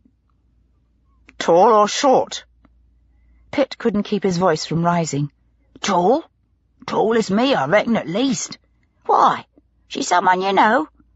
"I ain't seen her since then. I can't help you. She must have moved uptown or got married, which ain't likely, to be honest with you. More like she come to a bad end. Got some sickness or someone carved her up. Maybe she got the pox or the cholera." "Maybe. Can you describe the man she was with? How did she leave? Which direction did she go?" "You are keen. I didn't take no notice of the gent she was with, 'cept he were dead elegant as well. Looked better class than most you get round here. He weren't no clerk or tradesman out for an evening. He were definitely a toff come slumming. But you gets a few of them, if they wants a bit of relaxation without the missus. Never anyone as they know as 'ud tell on them." "Where did they go? Did they go together?" The youth looked at Pitt scornfully. "Course they went together. No toff treats no tart to an evening at the theatre, however classy she is, just to wish her good night on the steps afterwards." "In a cab or a carriage?" "A cab, of course. Don't take their own carriages if they're out on the sly. Use a bit of common, Gov." "Good. Where's the nearest rank of cabs from here?" "Round the corner and about 100 yards down the street." "Thank you." And before the youth could express his doubts, Pitt had disappeared into the swirl of falling snow beyond the canopy of the theatre. "Crazy," the boy said cheerfully, and curled his fingers round the pennies in his pocket. "Ham sandwiches, fresh ham sandwiches, only a penny each." Over the next 2 days, Pitt ploughed through the street, feet freezing, legs wet from the slush in the gutters as he coughed in the smoke and fog clamped over the city roofs by an icy sky. He found every cab driver from the rank and questioned them all. He also found 2 crossing sweepers who had worked the area at the relevant time. One had come up in the world and had an interest in a hot coffee stall. The other had found a better crossing. None of them could do more than describe Sice and say that she had arrived at the hotel and the theatre in a cab and left in one. Only one cabby could remember where he had taken her, and that was to Hanover Close. Pitt returned home so cold he was sick inside. His hands and feet hurt, and failure seemed to close round him as completely as the thick sourness of the night. It was long after midnight, and the house was silent. Only the light just inside the hall was on. He put his key in the lock, finding it carefully with the tips of his frozen fingers. It took him several moments. Inside it was warm. Charlotte had banked up the fire, and there was a note pinned on the parlour door where he couldn't miss it. "Dear Thomas, the kitchen fire is still warm, the kettle is full, and there is hot soup in the pan if you want it. The oddest man came just before dark and left a letter for you. He said he knew about the woman in pink. I suppose he means Sice. He was a running patterer, whatever that is. I left the letter on the parlour mantelpiece. Wake me up if I can help. Love, Charlotte." He pushed open the parlour door and felt for the knob of the gas lamp and turned it up. He saw the letter and tore it open, ripping out the paper and straightening it. "Dear Mr. Pitt, I heard as you've been asking around after the woman who wears a strange colour of pink, and you are very desirous of finding her. I know where she is, and if you are willing to make it worth my trouble, I will take you to her. If you are interested, come to the Triple Plea public house in 7 Dials tomorrow evening about 6 o'clock. S. Smith." Pitt smiled and folded the letter carefully, putting it in his pocket. He tiptoed through to the kitchen. The following evening he walked slowly through the fine ice-cold drizzle, woolen muffler high round his ears, along a grey alley in the district of 7 Dials. He knew why the man had chosen this part of the city. It was, as the flower girl had said, where the news sheets were printed and the natural headquarters of the running patterers. They made their living selling news or song sheets by the yard, constantly on the move, crying the frills and dramas within their pages. Most were based on the latest crime. The more gruesome, the better. Occasionally it was love letters of the utmost indiscretion. They might be of a famous person, an international beauty, or, more tantalizingly, an unnamed lady of this neighbourhood to a gentleman not 100 miles away. If the truth were currently a little flavourless, then they had wit and imagination enough to retell some of the old favourites. Wronged women who murdered either their faithless lovers or the poor infants of the Union, which, well told, would bring tears to many a reader's eye. Running patterers were usually men of some enterprise and a keen observation of human nature. It didn't surprise Pitt that it should be one of these who had noticed and remembered Sice. The man's occupation was the retelling of tales of passion, murder, and beautiful women. It was bitterly cold, and the narrow alleys made funnels for the wind. The dim figures Pitt passed were hunched forward, heads sunk into their shoulders, faces averted. In doorways, sleepers piled together like sacks for the heat of each other's bodies. The splinters of a broken gin bottle caught a gleam of light from a gas lamp. Pitt found the Triple Plea after only one false turn. Pushing his way through the raucous drinkers in the public bar, he reached the counter. The landlord, in a beer-stained calico apron, shirt-sleeves at half-mast, looked at his unfamiliar face warily. "Yeah." "Anyone asking for me?" Pitt asked quietly. "Name's Pitt." "And why should I know that? I ain't a public service." "Oh, but you are." Pitt forced a civil expression to his face. He fished in his pocket and brought out a sixpence. "And services should be paid for, when they're worth it. When someone does ask, you tell me. Meantime, I'll have a cider." The man eyed the money ungraciously, pulled a draft cider into a tankard and pushed it across. "There you are. His name's Black Sam, and he's over in the corner with a blue shirt and a brown coat. And the cider'll be extra." "Naturally," Pitt agreed, and added another 2pence. He took the glass and sipped from it gingerly. Actually, it was rough and sweet and surprisingly good.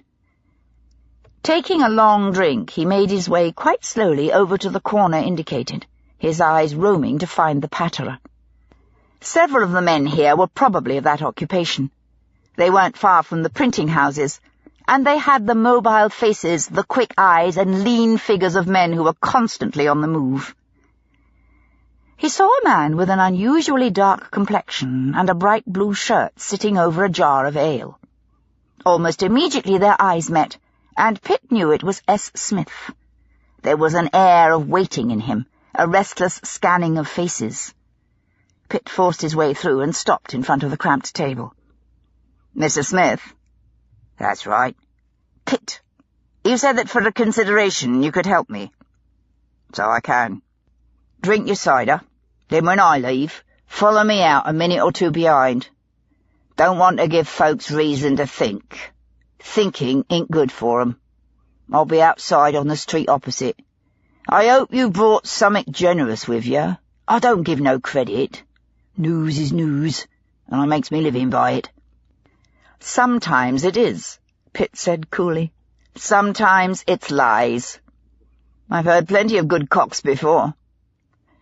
A cock was a colourful melodrama invented when real news was slow. There were several famous ones making the rounds.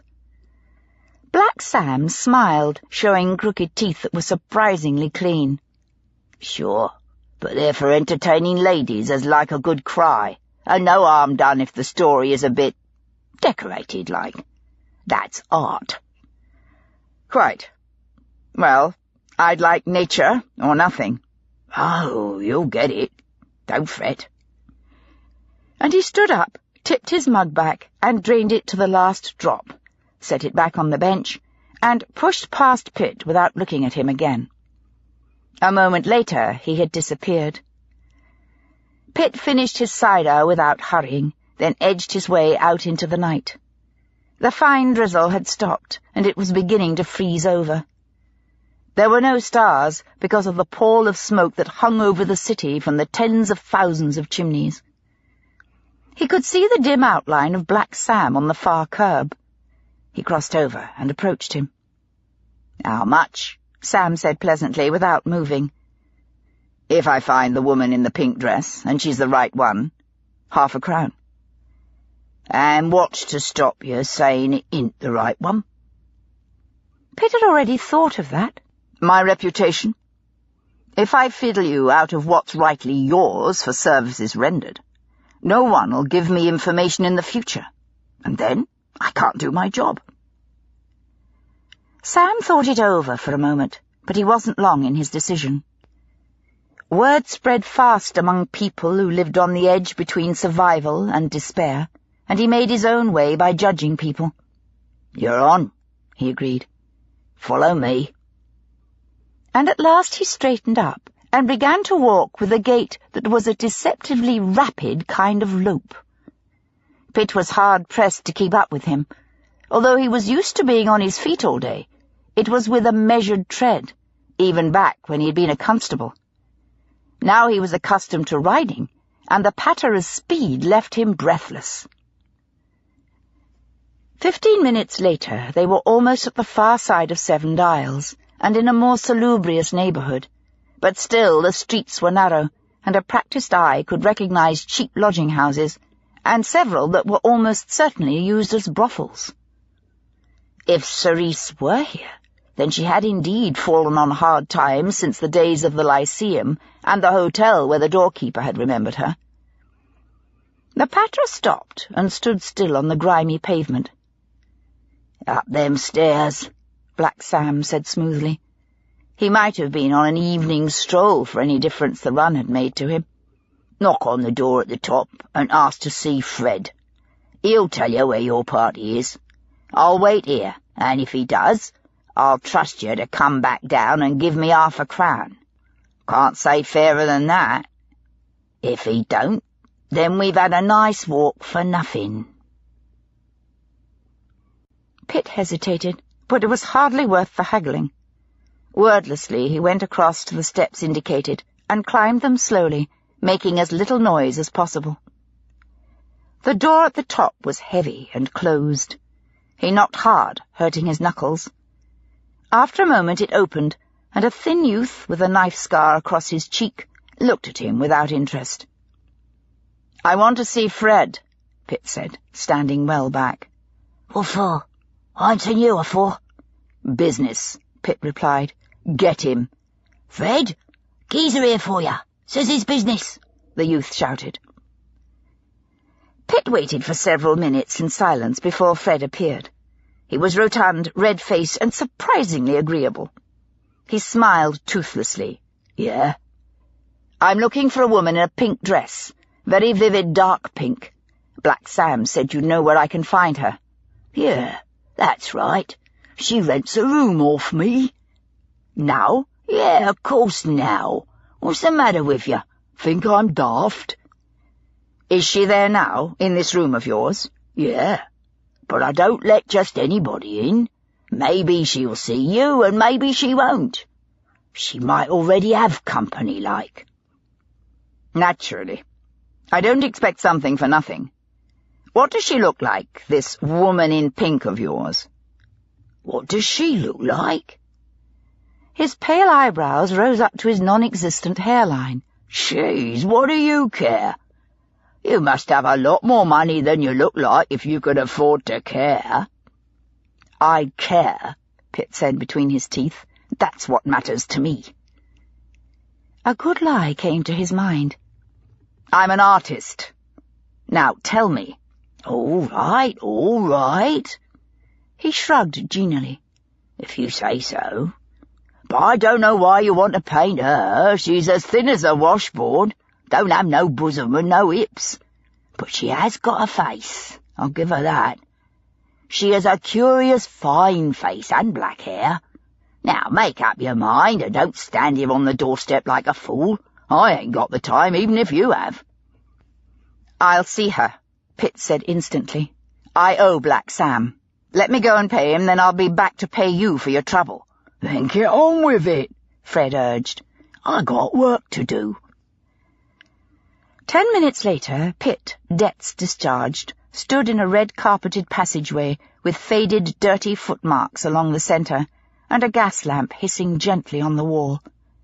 He knocked on the door at the end of the passage. Nothing happened. He knocked again, more loudly. Fred had assured him she was there, and he had described her too closely not to know who she was. He had spoken of characteristics Pitt hadn't even mentioned. A door opened behind him, and a large woman with a cascade of blonde hair came out, a shawl wrapped round her more than ample figure, her bare shoulders smooth, rippling with fat. "Leave off that racket, mister," she said curtly. "You want in, then go in. Door's not locked. Don't stand there disturbing everyone. I got customers. You sound like a raid. Put people off." "Yes, ma'am," he said, with a lift of excitement. So Sice was actually in there. In a moment he would see her, and perhaps know the secret of Robert York's death. He turned away from the blonde, already returning to her customer, and twisted the handle of the door. She was right. It wasn't locked. It opened easily under his hand, and he went in.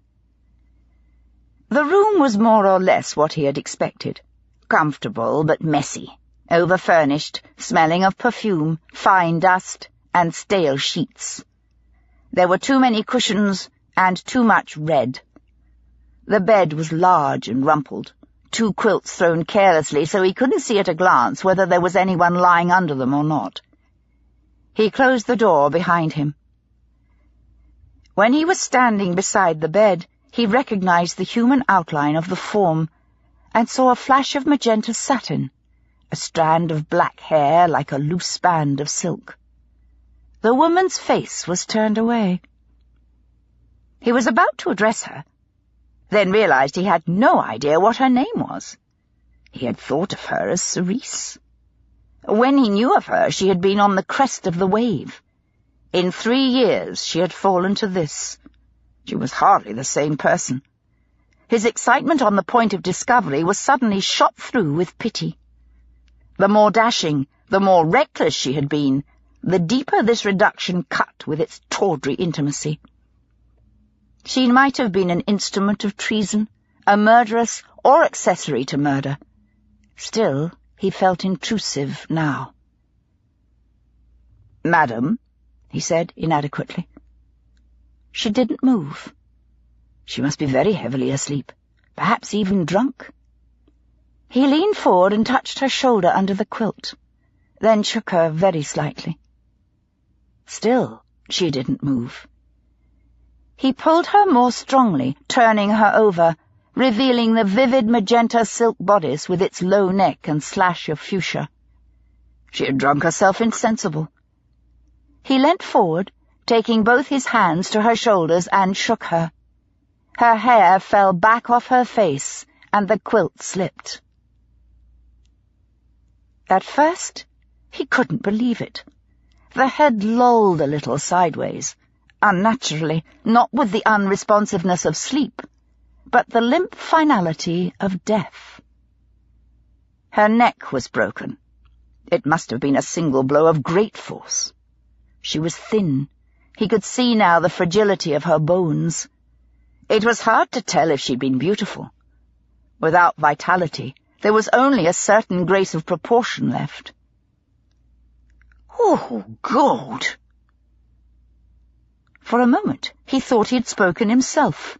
Then he realized there was someone in the room. "You bloody fool! What you go and do that for? Poor little bleeder, she never done you no harm." Pitt straightened up slowly and turned to look at Fred. White-faced, he blocked the door. "I didn't kill her," Pitt said impatiently. "She was dead when I got here. You'd better go out and find a constable. Who came in here before I did?" "Oh, I'll send for a Rosa, you can be sure of that," Fred said savagely. "But I can't leave you here. God knows who else I might find dead if I did." "I didn't kill her," Pitt said between his teeth, holding his temper with difficulty. "I found her dead. Go and get the police." Fred remained motionless. "And of course you'll wait here for me to come back with them. You must take me for a fool." Pitt stood up and moved towards him. Instantly Fred stiffened and his fists came up. For the first time, Pitt realized that for all his apparent civility, Fred had every intention of stopping him with violence if necessary, and he was built to succeed with it. "I am the police," he said abruptly. "We've been looking for this woman in connection with a murder, maybe treason." "Yeah, and I'm the Duke of Wellington." Fred was wedged massively in the doorway, his arms hanging loosely, in case Pitt should attempt any sudden attack. "Rosie!" he shouted without taking his eyes off Pitt. "Rosie! Come here, quick!" Pitt began again. "I am—" "Shut up, you!" Fred snapped. "Rosie, get yourself here before I comes and get you." The huge blonde appeared, wrapped in a voluminous pink sheet and flushed with irritation. "Look, Fred, I pays good rent 'cause I do me business here. I don't look to get yelled at and disturbed every—" She stopped, sensing something serious. "What's the matter? What happened?" "This here geezer done for the girl what wears that horrible pink colour. Strangled her by the looks." "Poor little cow." Rosie shook her head. "Ain't no call for that." "Well, go and get the Rosas, you fat bitch," Fred said angrily. "Don't just stand there. There's been murder." "Don't you go calling me names, Fred Bunn," she said tartly. "And I ain't going looking for no Rosas. I'll send Jacko downstairs." And wrapping her sheet round her in a more dignified manner, she turned her back and went towards the stairs. Pitt sat down on the edge of the bed. There was no point in arguing with Fred, who was set in his belief. When the police came, it would all be sorted out.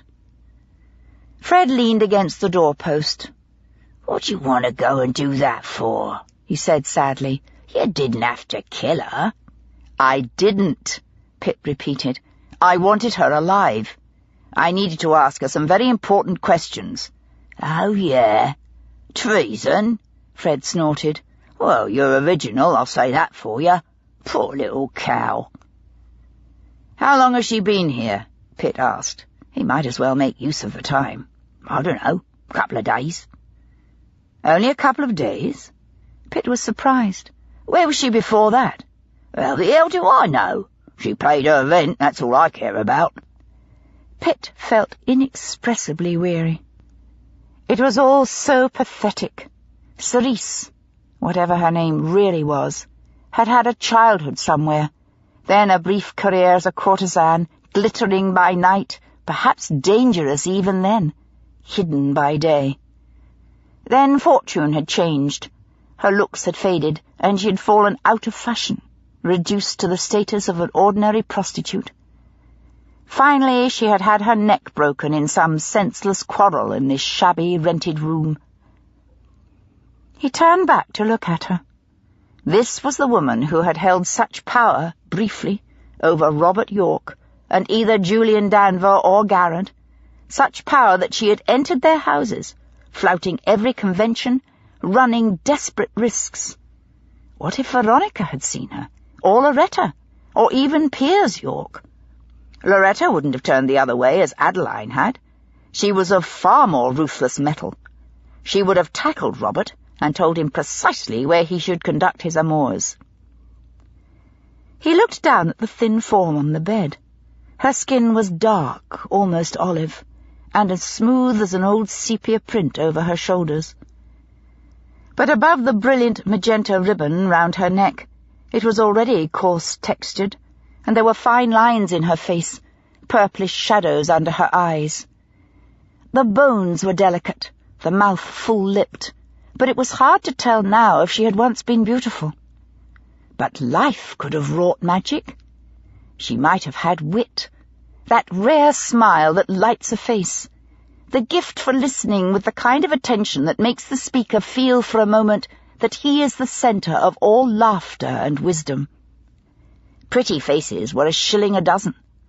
Charm was something else altogether. Poor Sice. Pitt was jerked out of his thoughts by the heavy tramp of feet in the passage beyond Fred's motionless figure.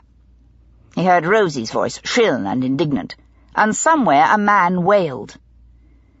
The constable appeared, his blue cape wet with the fine rain, and his bull's-eye lantern at his belt, truncheon ready in his hand. "Well," he demanded, "where's this here woman you said as was dead, then?" "Here," Fred answered sullenly. He didn't like policemen, and it was grudgingly he conceded the necessity now. "And this is the geezer what killed her. God knows why. But I let him in here 1/4 hour ago, 'cause he was asking for her most particular. Then as I has to come up here for something else, and she's as dead as mutton, poor beggar. So I sends Rosie to tell Jacko to fetch her. She'll tell you the same." The constable pushed past Fred and stared into the room, his round face puckering with a mixture of sadness and distaste. He looked at Pitt and sighed. "Now, what you go and do a thing like that for? It ain't your wife or anything like that, is she?" "No, of course not," Pitt said angrily. Suddenly, all the pretense seemed ludicrous. "I'm a police officer, Inspector Pitt from the Bow Street station, and we've been looking for this woman for weeks. I tracked her down here, but I was too late to stop her being murdered. She was an important witness." The constable looked up and down at Pitt's knitted muffler, his old coat, rather shapeless trousers, and worn boots. Disbelief was patent in his face. "Check with Bow Street," Pitt snapped. "Superintendent Ballarat." "I'll take you to Seven Dials. They can send to Bow Street," the constable said stolidly. "You make no fuss, and you won't get hurt. Get nasty, and I'll have to get rough with you." He turned to Fred. "Who else has been up here since you seen her?" He gestured to the dead woman on the bed. "Alive." "Jeez, a little skinny geezer with Newgate knockers," he said, putting his fingers up in a spiral to describe the cheek curls. "For Clary. But she came down and fetched 'em. And a bald-headed fella, about 40-ish, for Rosie. And I brought him up here and saw him into Rosie's room. But he's a regular." "So no one else has been up here but him?" "And the girls," Fred finished. "Ask them." "Oh, I will. You can be sure of that. And you better all be here when we want you, or you'll be hunted down and arrested for hiding evidence in a murder, and end up in Cold Bar Fields or Newgate." He looked at Pitt. Now, you come in quiet, or do I have to be unpleasant with you? Give me your hands. What? Pitt was startled. Your hands, mister. You take me for a fool? I ain't walking you back through the streets in the dark without the bracelets on you. Pitt opened his mouth to protest, then realized the pointlessness of it, and thrust out his hands obediently. 2 hours later, sitting in the Seven Dials police station, still manacled, he was beginning to feel panic rising hot inside him. A message had been sent to Bow Street, and a neatly written answer had been returned. Yes, they knew Thomas Pitt, who answered the description precisely, but they couldn't agree that he had been sent to arrest anyone. They knew of no prostitute in a pink dress, and as far as they were concerned, there was nothing of the sort connected with the case upon which Pitt was working. He had been assigned to look more carefully into the robbery at the home of Piers York in Hanover Close some 3 years ago, and the murder, by an intruder, of his son Robert York. As far as Superintendent Ballarat knew, Pitt had failed to discover anything of material interest. The officer in charge of this unfortunate murder must handle it with all the justice and dispatch of which he was capable. Of course, Superintendent Ballarat wished, as a professional courtesy, to be kept informed of events as they should transpire, with the profound hope that Thomas Pitt was not guilty of anything except foolishness, and perhaps the kind of immorality that men fell prey to from time to time. Nevertheless, justice must be done. There could be no exceptions. When Fred had first found him, Pitt had only been able to think of Sice, the futility of finding her when it was too late, the shabby reality of death. That they had mistaken him for the murderer had seemed farcical at the time. But now it was becoming appallingly clear that they didn't believe him, and all his protestations, instead of making the truth obvious, were falling uselessly on their ears like the excuses of any other criminal caught red-handed. And Ballarat had no intention of risking society's indignation and his superior's displeasure by stepping forward to defend Pitt or his actions. He didn't want there to have been treason. He didn't want to have to investigate the Yorks, or the Danvers, or Felix Acheson, and he was only too happy to be rid of the one man who was pressing him to do it. If Pitt were convicted of murder, he would be even more effectively silenced than if he were dead. The sweat broke out on Pitt's skin, then chilled instantly, leaving him shivering and a little sick. What would happen to Charlotte? Emily would see to her financially, thank God. But what about the disgrace, the public shame? Policemen had few friends. A policeman hanged for murdering a prostitute had none at all. Charlotte would find every hand turned against her. Neighbours and erstwhile friends would abhor her. The underworld, that normally had some care for its own, who might have given something to an ordinary hanged man's widow, would have no pity for a policeman's family. And Daniel and Jemima would grow up with the shadow of the gibbet across their hearts, always hiding who they were, trying to defend him, never really knowing. Pitt stopped. These thoughts were unbearable. "Come on." The voice yanked him from his inner misery back to the urgency of the present. "Cold Bath Fields for you. You can't sit here all night. Let's be having you." He looked up to see the chill, boiled blue eyes of a constable regarding him with the kind of loathing that police reserve for their own kind, who have betrayed everything they have given their lives to preserve. "On your feet. Got to learn to do as you're told. You have." Chapter 9. Charlotte had expected Pitt to be late getting home, so she went to bed a little before 11, unhappy that things between them were still unresolved. She woke with a start in the morning, aware even before she opened her eyes that something was wrong. There was a coldness, a silence. She sat up. Pitt's side of the bed was as neat and untouched as it had been when she put the sheets on clean the day before. She scrambled out and reached for her robe without any clear idea of what she was going to do. Perhaps there was a note downstairs. Could he have come in and had to go out again without time to sleep at all? For the moment, she dared not think beyond that. She didn't even bother with slippers, and she winced as her bare feet touched the cold floor in the passageway. She looked first in the kitchen, but there was nothing. The kettle was where she had left it, and the cups were unused. She went to the parlour, but there was nothing there either. She tried to fill her mind with good reasons for Pitt's absence, so her fears couldn't intrude. He was on the trail of something, and so close to victory he couldn't leave it. He had actually made an arrest and was still at the police station. There had been another murder, and he was so busy with it he couldn't come home, and he hadn't sent a messenger during the night because he didn't want to waken her, and no stranger could get in without his key. But her common sense stopped her there. There was always the letterbox.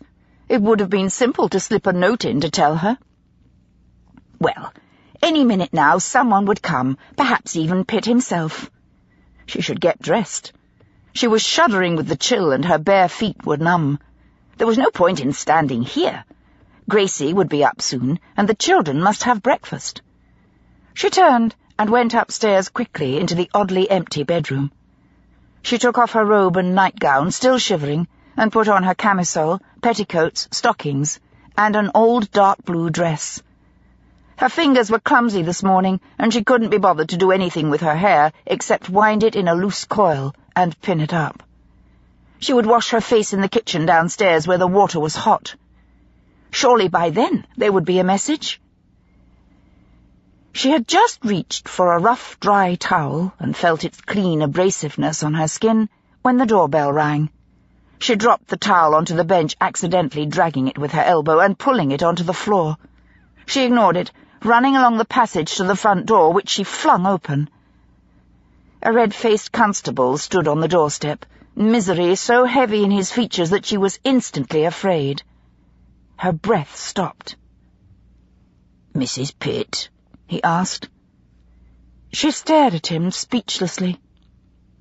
"I'm terribly sorry, ma'am," he said wretchedly, "but I has to tell you that Inspector Pitt has been arrested for killing a woman in 7 Dials. He said as her neck was already broke when he found her. No doubting it was. He'd never do such a thing. But for time being he's been took to the House of Correction at Cold Bath Fields. He's all right, ma'am. There's no need to take on." He stood helpless, unable to offer any comfort. He didn't know how much she knew of the steel, but lies were useless. She would find out soon enough. Its nickname was a corruption of Bastille, and with good reason. Charlotte remained frozen. At first she felt relief. At least he wasn't dead. That had been the fear she hadn't dared to name. Then a kind of darkness closed round her as if it were dusk, not dawn. Arrested. In prison. She had heard more than even Pitt knew of the houses of correction, like Cold Bath Fields. They were the short-term jails where people were taken before trial, or for brief sentences. No one could survive for more than a year in them. They were crowded, brutal, and filthy. It had been one of Aunt Vespasia's passions to get rid of at least the worst of the epidemic jail fever. But surely Pitt would only be there for a few hours, a day at most, until they realized their mistake. "Ma'am," the constable interrupted anxiously, his blue eyes puckered and very earnest. "Maybe you should sit down, ma'am, and take a cup of tea." Charlotte looked back at him in surprise. She had forgotten he was still there. "No." Her voice seemed to come from far away. "No, I don't need to sit down. Where did you say he was? Did you say Cold Bath Fields?" "Yes, ma'am." He wanted to say something else, but the words eluded him. He was used to horror and misery, but he had never had to tell a colleague's wife that he was charged with murder. Of a prostitute. His face was blurred with pity for her. "Then I'll have to take his things." She was reaching for a solid idea, something practical she could latch onto, something she could do to help him. Shirts, clean linen. Will they feed him? Yes, Mum, but I'm sure a little extra won't come amiss, if it's plain-like. But have you got a brother or someone as could go for you? It ain't a very nice place for a lady. No, I haven't. I'll go myself. I'll just make sure the maid is up to care for the children. Thank you, Constable. You sure, Mum? Ain't nothing I can do? Yes, I'm sure. Leaving him on the step, she closed the door gently and walked back towards the kitchen on wobbling legs.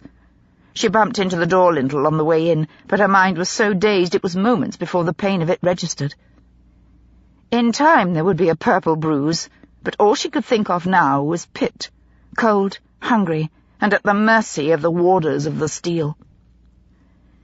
Very carefully she cut the fresh loaf, buttered the slices, and then carved the cold meat that was to have done them all for the next 2 days. She wrapped the sandwiches and put them in a basket. Next she went upstairs and took out his newly laundered underlinen and a good shirt, then realized that was foolish, and chose the oldest ones instead. She was still at the press on the landing when Gracie came down from her attic bedroom and stopped on the last stair. "You lost something, Mum?" Charlotte closed the cupboard doors and turned round slowly. "No, thank you, Gracie. I have it. I must go out. I don't know when I shall be back. It may be late. I took the meat for Mr. Pitt. You'll have to find something else for us." Gracie blinked, hugging her shawl closer round her. "Mum, you look terrible white. Has something happened?" Her little face was pinched with dismay. There was no point in lying. Charlotte would have to tell her soon enough. "Yes, they've arrested Mr. Pitt. They say he killed some woman in 7 Dials. I'm going to take some things for him. Suddenly she was on the edge of tears. She could feel her throat tighten, and her voice wouldn't come. "I always thought some of them constables was daft," Gracie said with profound contempt. "That they really has gone the old way. Whoever made that mistake will spend the rest of his life eating worms. And serve him right. Are you going to see the Commissioner of Police, Mum? They can't know who they got.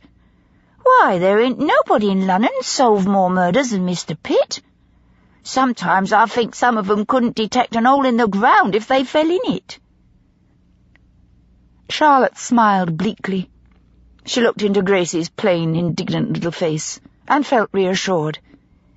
"Yes, I will," she said more firmly. "I'll take these things to Mr. Pitt first, then I'll go and see Mr. Ballarat at Bow Street." "You do that, Mum," Gracie agreed, "and I'll take care of everything here." Thank you, Gracie."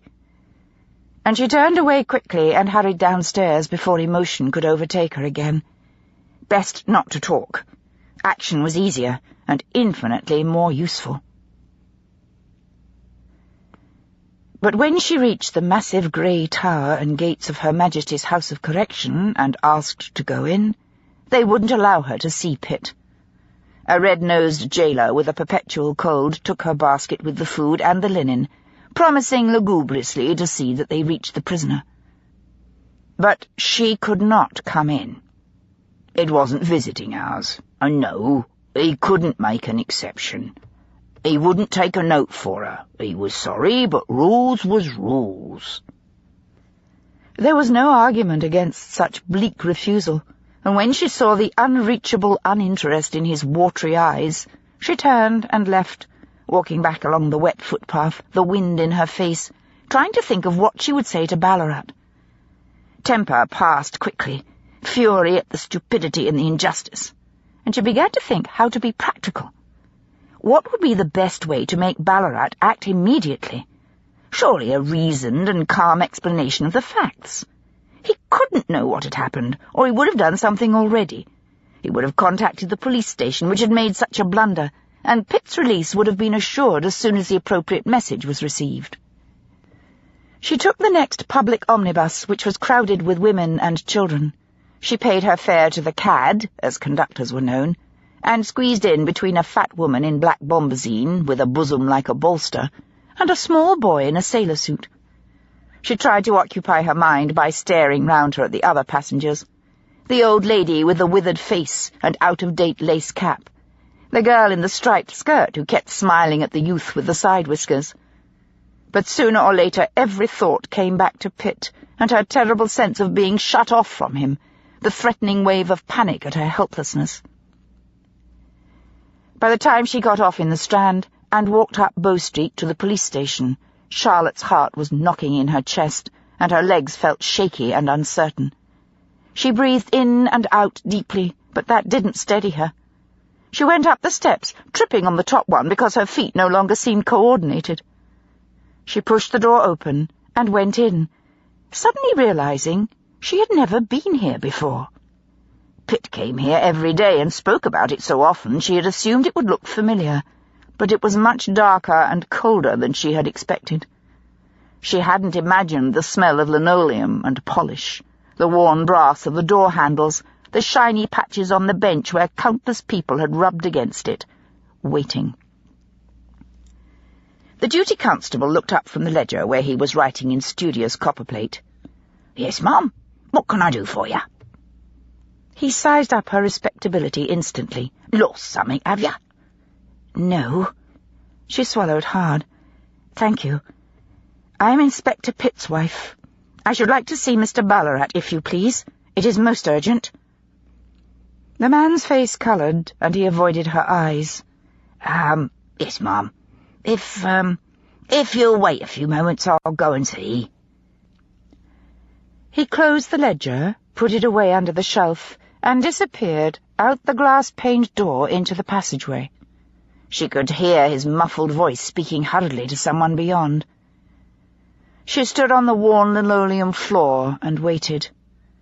No one came back, and she knew they were too embarrassed to face her, not knowing what to say. It frightened her. She had expected anger, defensiveness, repeated assurances that it must be a mistake and would be put right immediately. This evasion must mean either that they doubted Pitt themselves, or that they dared not express their feelings. Was there no loyalty among them at all?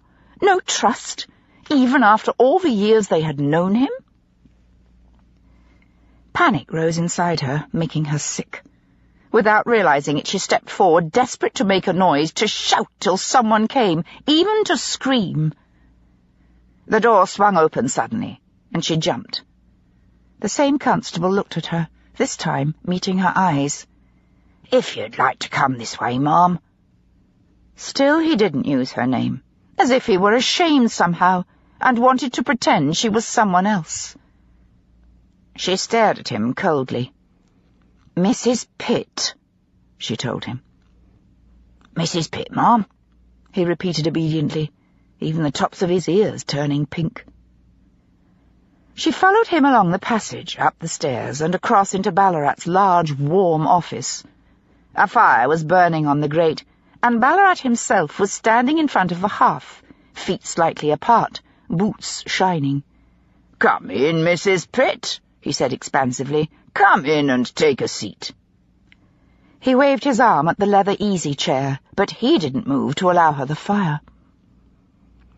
She sat on the edge, upright. The constable closed the door and fled. "I'm deeply sorry that I had to send such a message," Ballarat began before she could speak. "It must have been a dreadful shock for you." "Of course it was," she agreed. "But that is hardly important. What is happening to Thomas? Don't they realize who he is? Have you been to Coldbath Fields and told them? Perhaps they don't believe a letter." "Certainly they know who he is, Mrs. Pitt." He nodded several times. "Naturally, I made certain of it immediately. But I'm afraid the evidence is quite unarguable. I don't want to distress you by recounting it. I do think, my dear lady, it would be better if you were to go home, perhaps to your own family, and—" "I have no intention of doing anything so perfectly useless as going home to my family." She tried to swallow back her fury, but her voice was shaking. "And I'm perfectly capable of hearing the supposed evidence, whatever it is." He looked uncomfortable, his rather florid face becoming even more mottled. "Ah." He cleared his throat to give himself time to order his thoughts. If you will allow me to know better, that is because you do not understand what it is. I assure you it would be far better if you were to leave your interests in my care and go home. What are you doing to show his innocence? She interrupted fiercely. You know he didn't do it. You must find the evidence. My dear lady! He held up his hands, plump and well manicured, the firelight catching a gold signet ring. I must abide by the law just like everyone else. Of course, he said carefully, and with a patience so obvious she could taste it in the air. Of course, I wish to believe the best of him. He nodded again. Pitt has been a good police officer for years. He has served the community in many ways. She opened her mouth to retaliate against such condescension, but he wasn't to be interrupted. But I cannot override the law. If we are to uphold justice, we must abide by due process like everyone else. He was well launched now. We cannot set ourselves above it. He opened his eyes very wide. Naturally, I do not for a moment believe Pitt would do such a thing. But with all the best will in the world, I cannot and must not say that I know. He smiled very slightly, showing the superiority of male reason over emotionalism. We are not infallible, and my judgment of a man is not enough to clear him before the law, nor should it be. She stood up, facing him with tight, cold rage. No one is asking you to be the judge, Mr. Ballarat. She glared at him. What I had expected, before I met you, was that you were loyal enough to fight to defend one of your own men, whom you know perfectly well would not have committed such a crime. Even if you did not know him, I would have assumed you would suppose him innocent, and do everything to check the evidence over and over again to find the flaws. Really, my dear, he said soothingly, taking a step forward, and then meeting her eyes, and stopping. Really, my dear lady, you must accept that you do not understand.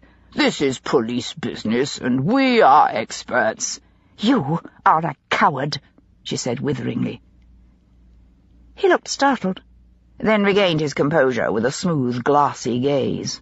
Of course you are upset. It is to be expected.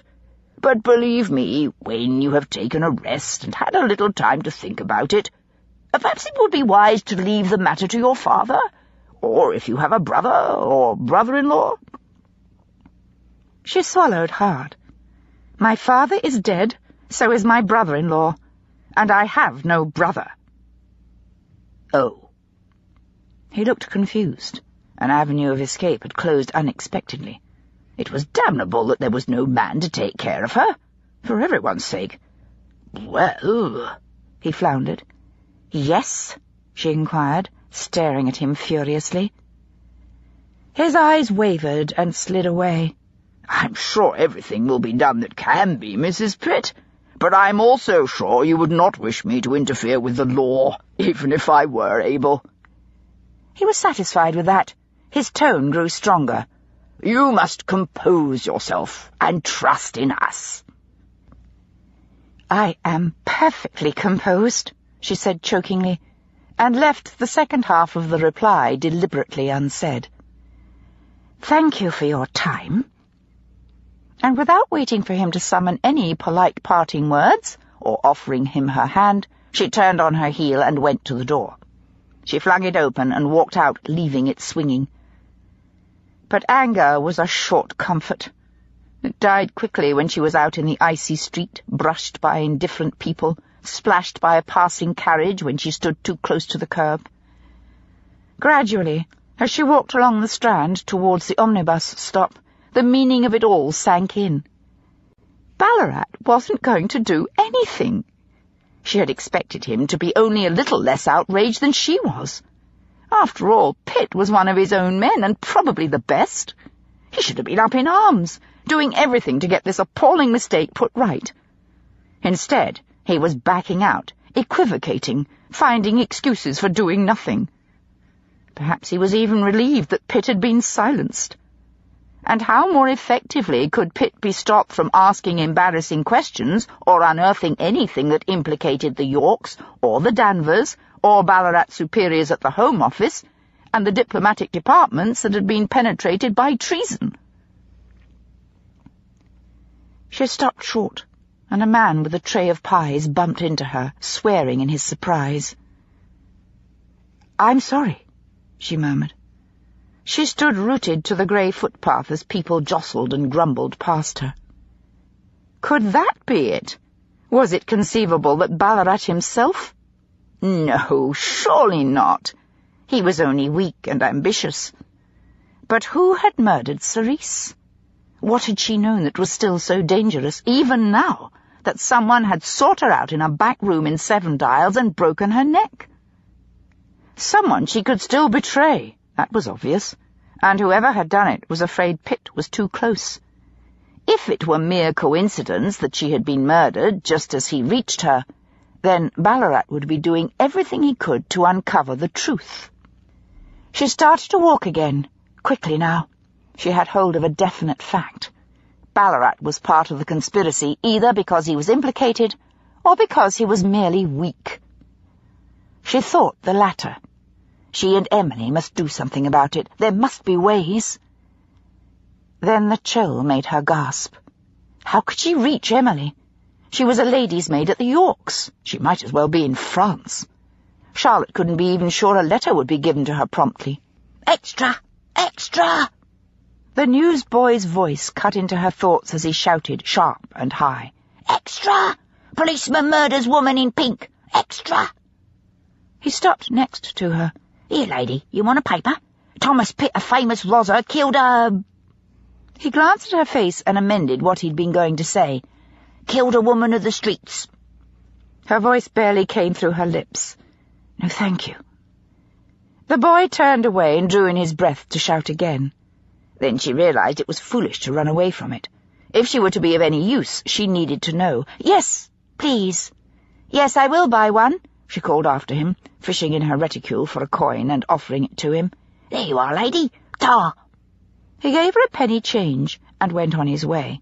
"Extra! Rosa commits horrible murder in 7 Dials." She pushed it under her arm, out of the way. She would rather look at it alone. The omnibus had nearly arrived, and when it came she climbed on, giving her fare to the cad, and sat down, this time oblivious of the other passengers. When she got off, it was raining heavily, and she was thoroughly soaked by the time she reached her own front door and got inside. She was greeted almost immediately by Gracie, her eyes red-rimmed and her apron filthy. Charlotte took off her sodden coat and hung it up without caring where it dripped. "What is it, Gracie?" she said impatiently. "Oh, Mum, I'm terrible sorry."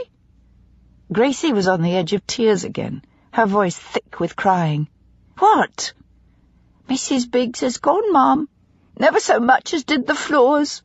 Said she wouldn't work for nobody what murdered women. I'm terribly sorry, Mum. I wouldn't have told you, but I had to say as why she went, and—" She gulped deeply, tears running down her cheeks. "And the butcher wouldn't give no credit. As good as said as how we'd sooner we got our meat somewhere else." Charlotte was stunned. She hadn't even thought of that. And here it was, so soon. She felt breathless and a little sick. "Mum?" Gracie sniffed fiercely, but it didn't stop her crying. Suddenly, Charlotte put her arms round her and they clung to each other, letting the tears come in a storm of misery. It was several moments before Charlotte was able to pull herself together, blow her nose, and go into the kitchen. She splashed her face with cold water and rubbed it dry so fiercely her red eyes hardly showed. Ordering Gracie about was a kind of relief. Chopping vegetables savagely helped to calm her while she tried to think. She told Daniel and Jemima nothing, doing what she could to behave normally. Daniel was too hungry to be observant, but Jemima noticed and asked what was wrong. "I have a cold," Charlotte said, forcing herself to smile. "Don't worry about it." She might as well get the initial news over now. She was dreading the lies, but the sooner she started, the less horrible it would be. "Papa won't be home for a few days. He's away on a very special job." "Is that why you're unhappy?" Jemima said slowly, watching her. The closer she could stay to some kind of truth, the better. "Yes.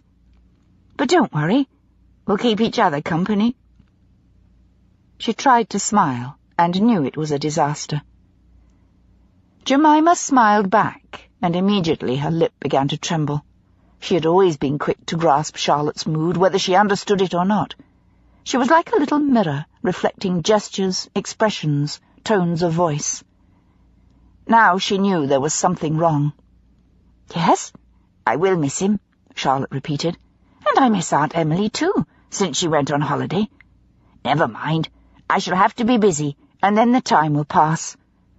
Now, eat your supper, or it will get cold." She bent to her own plate, forcing herself to spoon down the stew and mashed potatoes, although she was barely aware of their taste. Her throat ached, and her stomach felt like stone. She was barely finished when the doorbell rang. Both she and Gracie stopped, fear returning. Who could it be? For one wild moment Charlotte thought perhaps Pitt had been released and somehow lost his key. Then she realized it was far more likely to be some neighbour seeking to confirm the worst, full of curiosity and spurious pity. Or worse, another tradesman. It rang again, more insistently this time. She looked at Gracie. "Don't have me answer it, Mum," Gracie said urgently. "You never know who it is." She stood up reluctantly. "Less than I can have your word to shut it in their faces if it ain't nobody good. I don't say as I can be civil with 'em." "You have my permission," Charlotte agreed. "Open it on the chain." "Yes, Mum." And tightening her apron a little and gritting her teeth, Gracie disappeared up the passage.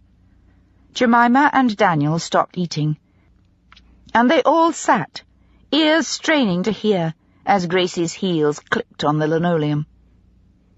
There was a moment's silence, the rattle of the chain on the door latch, a murmur of voices too indistinct to identify, then another rattle and returning footsteps. Charlotte stood up. "Stay here," she ordered. "Who is it, Mamma?" Jemima whispered. Daniel stared at her truculently, frightened and ready to fight. "I don't know. Stay here." And Charlotte went out into the passage just in time to meet Jack Radley as he came, white-faced, ahead of Gracie. He put out his arms and she walked straight into them. He held her tight, saying nothing at all, and Gracie squeezed past with a little sniff of relief. She thought very highly of Charlotte, but it always needed a man to sort things out properly. Thank heaven one had come. Charlotte disengaged herself reluctantly. She couldn't stand here pretending someone else could mend everything. "Come into the kitchen," she said.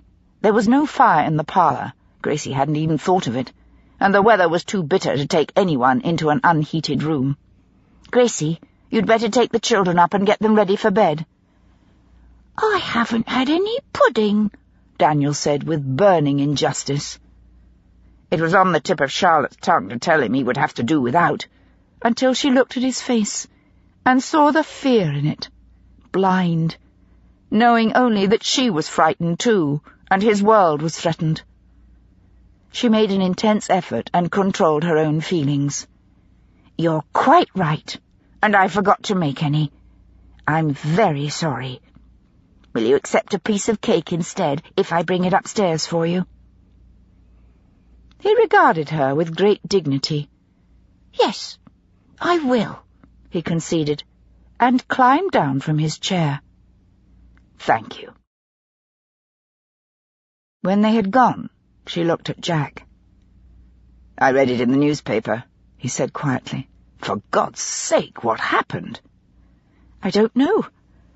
A constable came this morning and told me Thomas had been arrested for killing a prostitute in 7 Dials. It must be Sice. I bought a newspaper myself, but I haven't had time to look at it yet. I daren't take it out. Jemima can read." I'll look at it this evening, and then put it straight into the stove." "I'd put it in the stove now," he said, biting his lip. "There's nothing in it you want to read." He went into Seven Dials to find the woman in Sice. He said he was told where she was by a running patterer, a man who sells news stories. And when he went into the house, he was shown upstairs to her room. He says he found her dead, neck broken, and the people in the house say she was all right when they last saw her, and no one else went up except regulars, and they are all accounted for. "That can't be true." "Of course it can't. They're lying, and I dare say well paid for it. But for the time being they won't be shaken. It's going to take some work, but we'll do it. Only this time we don't have Pitt to help us." She sat down again on one of the kitchen chairs, and he took Gracie's. "Jack, I don't know where to begin. I went to see Mr. Ballarat. I was sure he would be moving heaven and earth to find the truth, and all he did was talk to me as if I were a child and tell me to go home and leave everything to him. Only, I'd swear he isn't going to do anything at all. Jack—" She hesitated, wondering if what she was thinking would sound hysterical to him. But what alternative did she have? "Jack, I think he wants Thomas to stay in prison. He's afraid of him." She expected disbelief and hurried on to explain herself. "He's afraid of what Thomas will uncover that's embarrassing to people who matter, the Yorks and the Danvers, or the people in the Home Office. Ballarat wants to sweep the whole lot under the carpet. He hopes if he says nothing it will all go away, and he'd rather that, and that someone should get away with treason and murder, than be the one who has to expose what everyone will hate. People can be very unjust. They can hate the person who makes them see what they would prefer not to, who topples idols and shows their clay feet. They blame them for the truth, and the responsibility it leaves us. We don't often forgive those who destroy our illusions.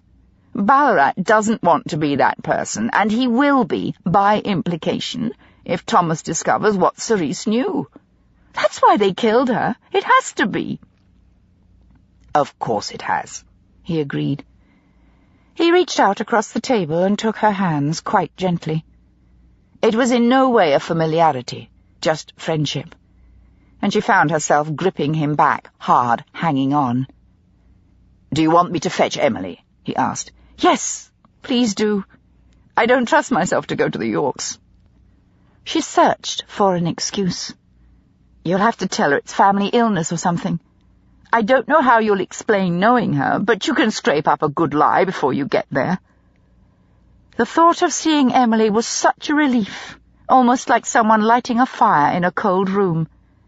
Perhaps she would even come and stay with Charlotte.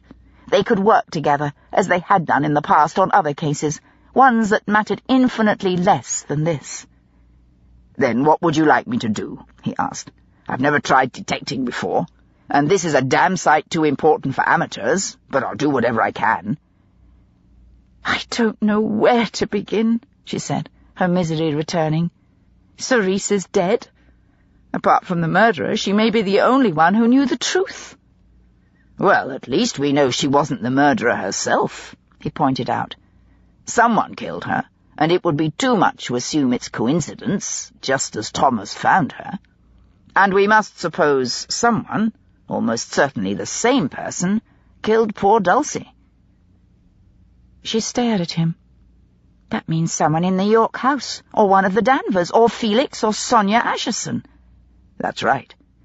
"But what would any of them be doing in a place like Seven Dials?"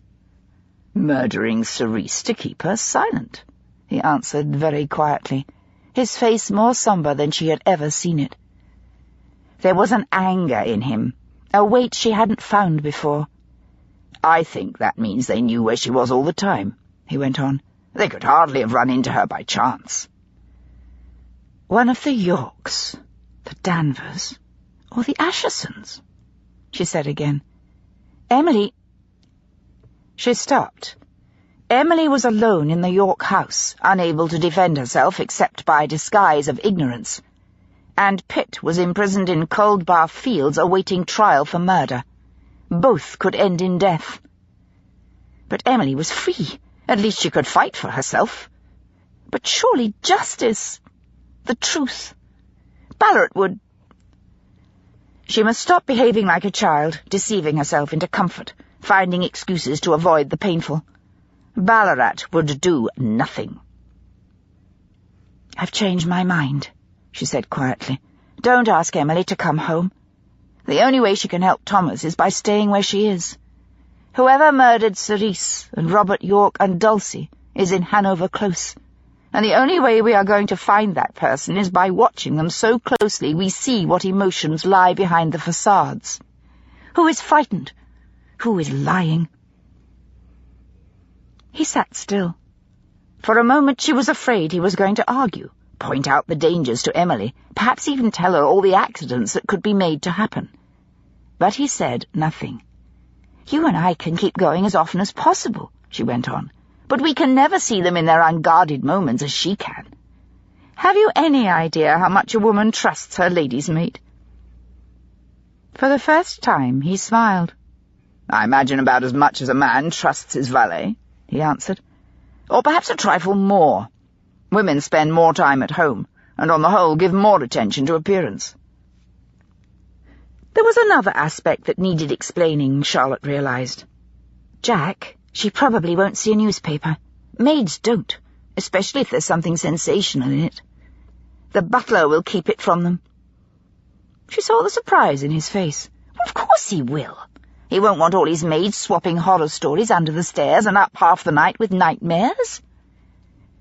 It was plain from Jack's face that he had never thought of that, and she realized with a brief shadow of pity that he had very few roots. He was an eternal guest, never a host, too well-bred to be poor, but without the means to keep up with his peers. But there was no time for such issues now. Then she remembered that already one of her own servants had left, and if Pitt wasn't cleared very soon, there would be pressure on Gracie too. Her mother would try to persuade her to find a better place. And come to think of it, Charlotte had no money, and she wouldn't be able to keep Gracie anyway, or anyone else. She had enough of her allowance from her own inheritance to eat, at least for a few weeks. The fear loomed up again. She wasn't only afraid of isolation and insufficient means, but, worst of all, life without Pitt. There wasn't even time to make up for the stupid arguments, to be to him all the things she wanted to be. She mustn't think of it. It would destroy her. She took a long breath, her lungs hurting as if the air was sharp. She must fight, anybody and everybody if necessary. "Please ask Emily to stay there," she repeated. "I will." Jack hesitated, and for the first time he looked awkward, his eyes avoiding hers, scanning the tabletop, the row of blue-ringed dishes on the dresser beyond. "Charlotte, have you any money?" She swallowed. "For a while?" "It's going to be hard." "I know." He coloured faintly. "I could give you a little." She shook her head. "No." "Thank you, Jack." He searched for words. Don't let pride—" "It's not pride," she assured him. "I'm all right for now, and when I'm not—" Please God she would have found the murderer by then, and Pitt would be free. "When I'm not, Emily will help." "I'll go and tell her. I'll say it's a family illness. They'll let me in for that." Even the butler wouldn't be martinet enough to deny anyone the right to that sort of news. "But how will you explain knowing it? You'll have to explain that, or they'll be suspicious." Always at the front of her mind was the necessity to learn the truth before everything else. They won't leave you alone with her, you know. There'll be the housekeeper there, or the other lady's maid for propriety, if nothing else. He looked taken aback for a moment. Then he brightened. "Write a letter. I'll say it's from her family, explaining the situation. She can ask for a day off to come and visit you on your sickbed." "Half a day," she corrected automatically. "She hasn't been there long enough for one yet, but they might give it to her on grounds of compassion." "Please do, Jack. Go today. I'll write a letter straight away, and I'll tell her to burn it as soon as she's read it. There are plenty of fires." She stood up even as she was speaking and went hastily into the parlour, turning up the lights, not noticing how cold it was till her fingers touched the icy surface of the desktop. She took out paper, ink, and pen, and began to write. Dearest Emily, something completely appalling has happened. Thomas found Sice, but she was already dead. Someone broke her neck, and they have arrested him for her murder. They have taken him to the Steel in Coldbar Fields to await trial. I went to Mr. Ballarat, but he will do nothing. Either they have told him to leave it alone, or he is simply a coward, and is only too glad to be rid of Thomas before he unearths something embarrassing about someone in power. It is all up to us now. There is no one else.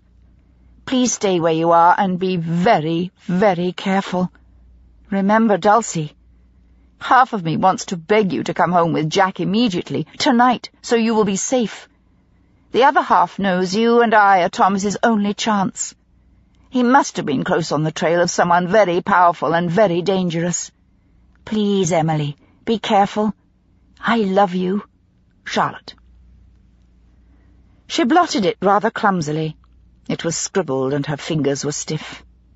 Then, without rereading it, she folded it, not very straight, and slipped it into an envelope. She sealed it, put the top back on the ink, and turned the gas down before going back to the kitchen. She gave the letter to Jack. "I'll be back tomorrow," he promised. "We must plan." She nodded, overwhelmed with loneliness now that he was going. With him here, she didn't feel so frightened. Even with Gracie's loyalty and the children, she would be alone when he was gone. Then there would be time to think, and nothing to do all the long, cold night. She dreaded waking in the morning. Good night. She forced the moment to come, because waiting for it was worse, and she didn't want to weep again. It was pointless, and too hard to stop. Good night. Now, at the point of going, he also seemed reluctant. He was worried for her, and she knew it.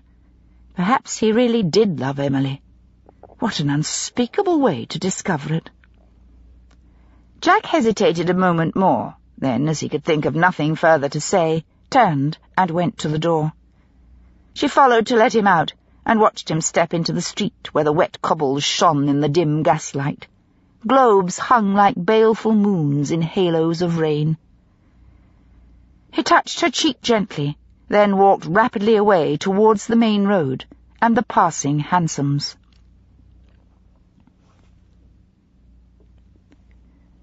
She was so tired she should have slept well, but her dreams were filled with fear, and she woke up many times, fighting for breath, her body aching with tension and her throat sore.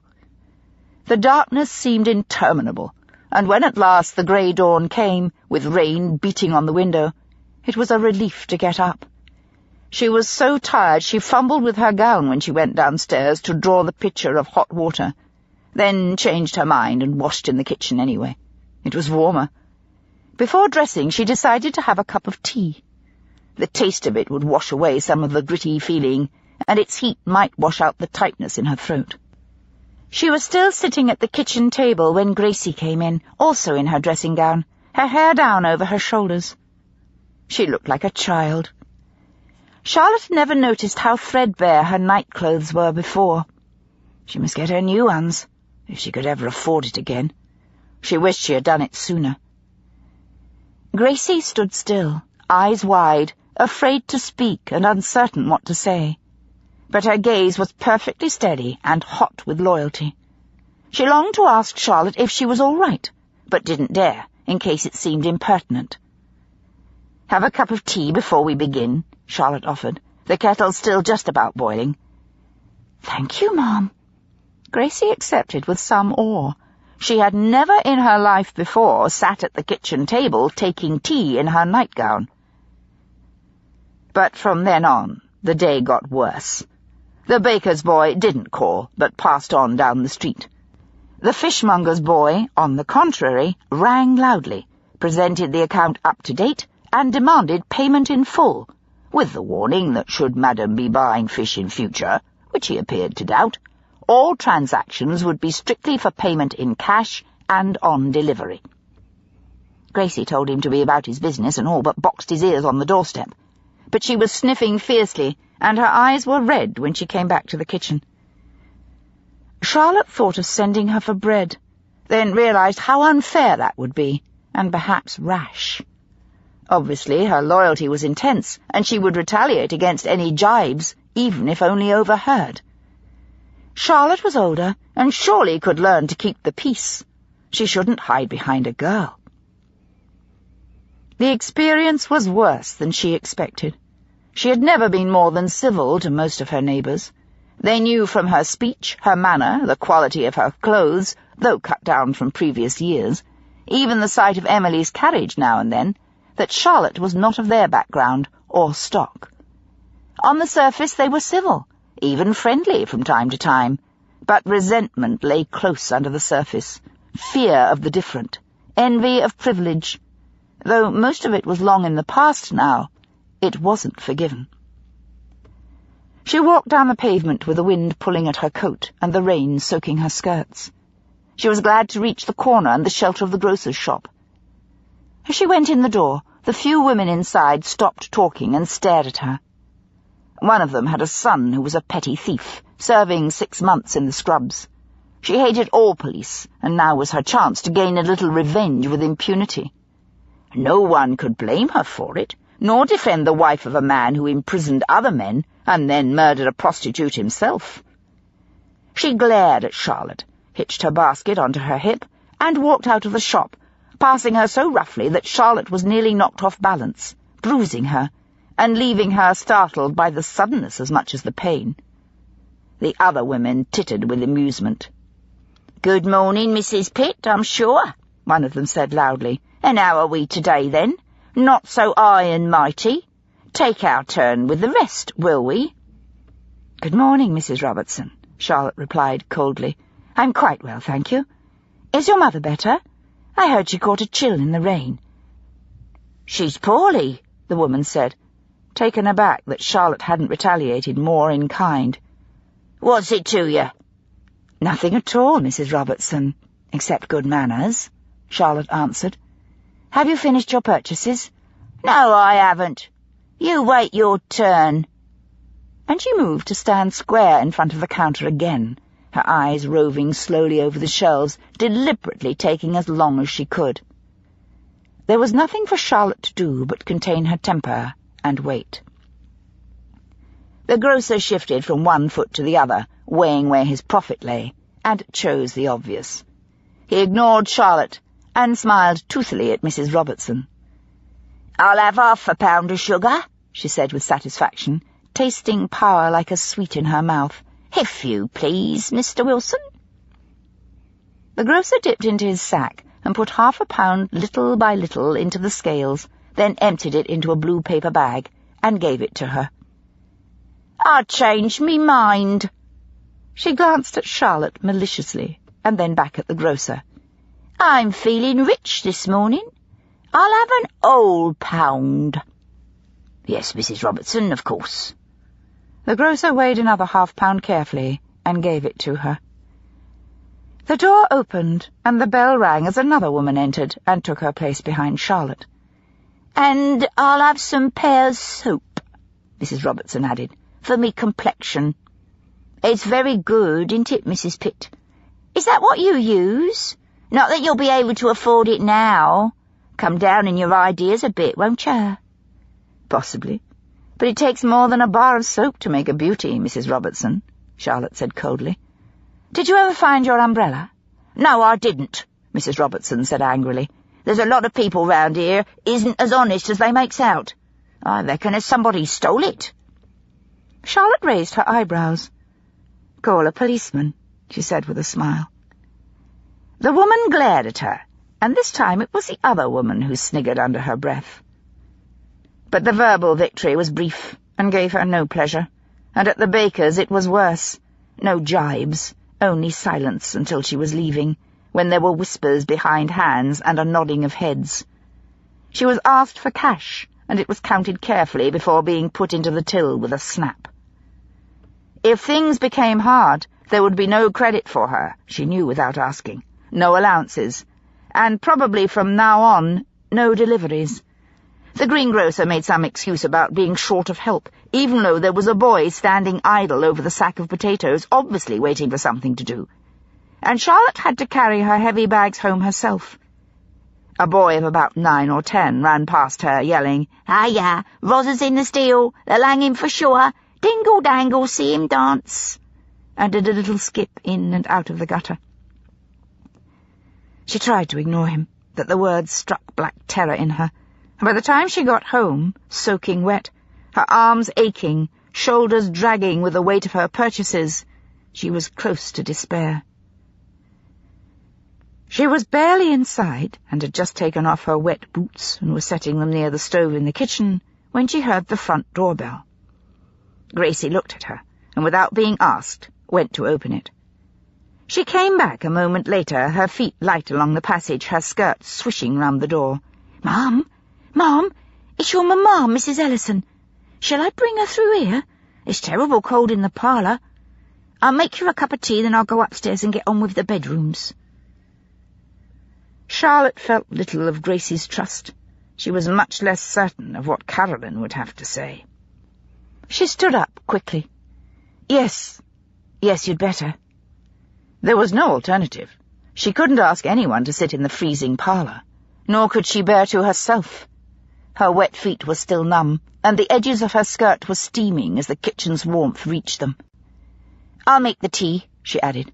It would give her something to do, and it would allow her an excuse to turn her back. "Yes, Mum."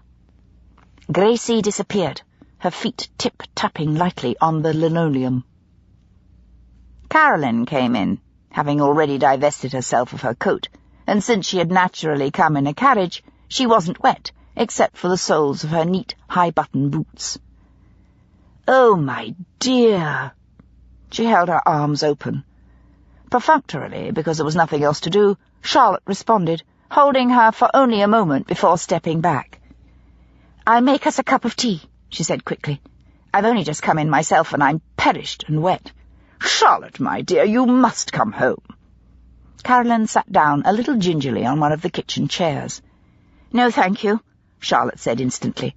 She reached for the kettle and filled it, setting it on the hob. "But you can't stay here," Caroline argued, her voice ringing with reason. "The newspapers are full of the story. I don't think you realize—" "I realize perfectly," Charlotte contradicted her. "And if I hadn't before I went to the shops, I certainly do now. And I am not running away." "Darling, it's not running away." Caroline stood up and came over as if to touch her again, then sensed her daughter's resentment. "You must face reality, Charlotte. You have made a mistake which has turned out tragically for you. If you come home now, take your maiden name again, I can—" Charlotte froze. "I will not. How dare you suggest such a thing? You're speaking as if you imagined Thomas were guilty." She turned round slowly, cups and saucers in her hands. "For the children's sake, you can take them if you will. If you won't, then they'll have to stay here as any ordinary man's would have to. I'm not ashamed of Thomas. I'm ashamed of you for wanting me to run away and deny him, instead of fighting. I'm going to find out who killed that woman, and prove it, just as I did for Emily when they thought she murdered George, for which she had far more reason." Caroline sighed and kept her patience, which made it worse. "My dear, that was quite different," she began. "Oh? Why? Because she is one of us, and Thomas isn't?" Caroline's face tightened. "If you insist on putting it that way, yes. Well, you've been glad enough to have him one of us when you needed him." Charlotte could feel herself close to losing control, and it made her furious, both with herself and with Caroline. "You must be realistic," Caroline began again. "You mean desert him quickly so people can see I have nothing to do with it?" Charlotte demanded. "How honourable you are, Mamma! How brave! Charlotte, I'm only thinking of you." "Are you?" Charlotte's disbelief was strident, because she thought what Caroline said was probably honest. It was what other people would think too, and it terrified her. She didn't care if she was being unjust. She wanted to hurt. "Are you sure you aren't thinking of the neighbours and what your friends will say about you?" she went on, mimicking their voices savagely. "You know that nice Mrs. Ellison. "Well, you'll never believe it, but her daughter married a policeman. Isn't that dreadful? And now he's gone and committed a murder. I always said no good comes of marrying beneath you." "Charlotte, I didn't say that. But you thought it." "You are being quite unfair. And the kettle is boiling. You are filling the kitchen with steam and it'll boil dry. For goodness sake, make the tea and have a cup. Perhaps you will be able to think a little more clearly. Loyalty to Thomas is all very well, but it is self-indulgent. This has happened, and you must be practical and think of the children." She was quite right, at least, in that the room was filling with steam.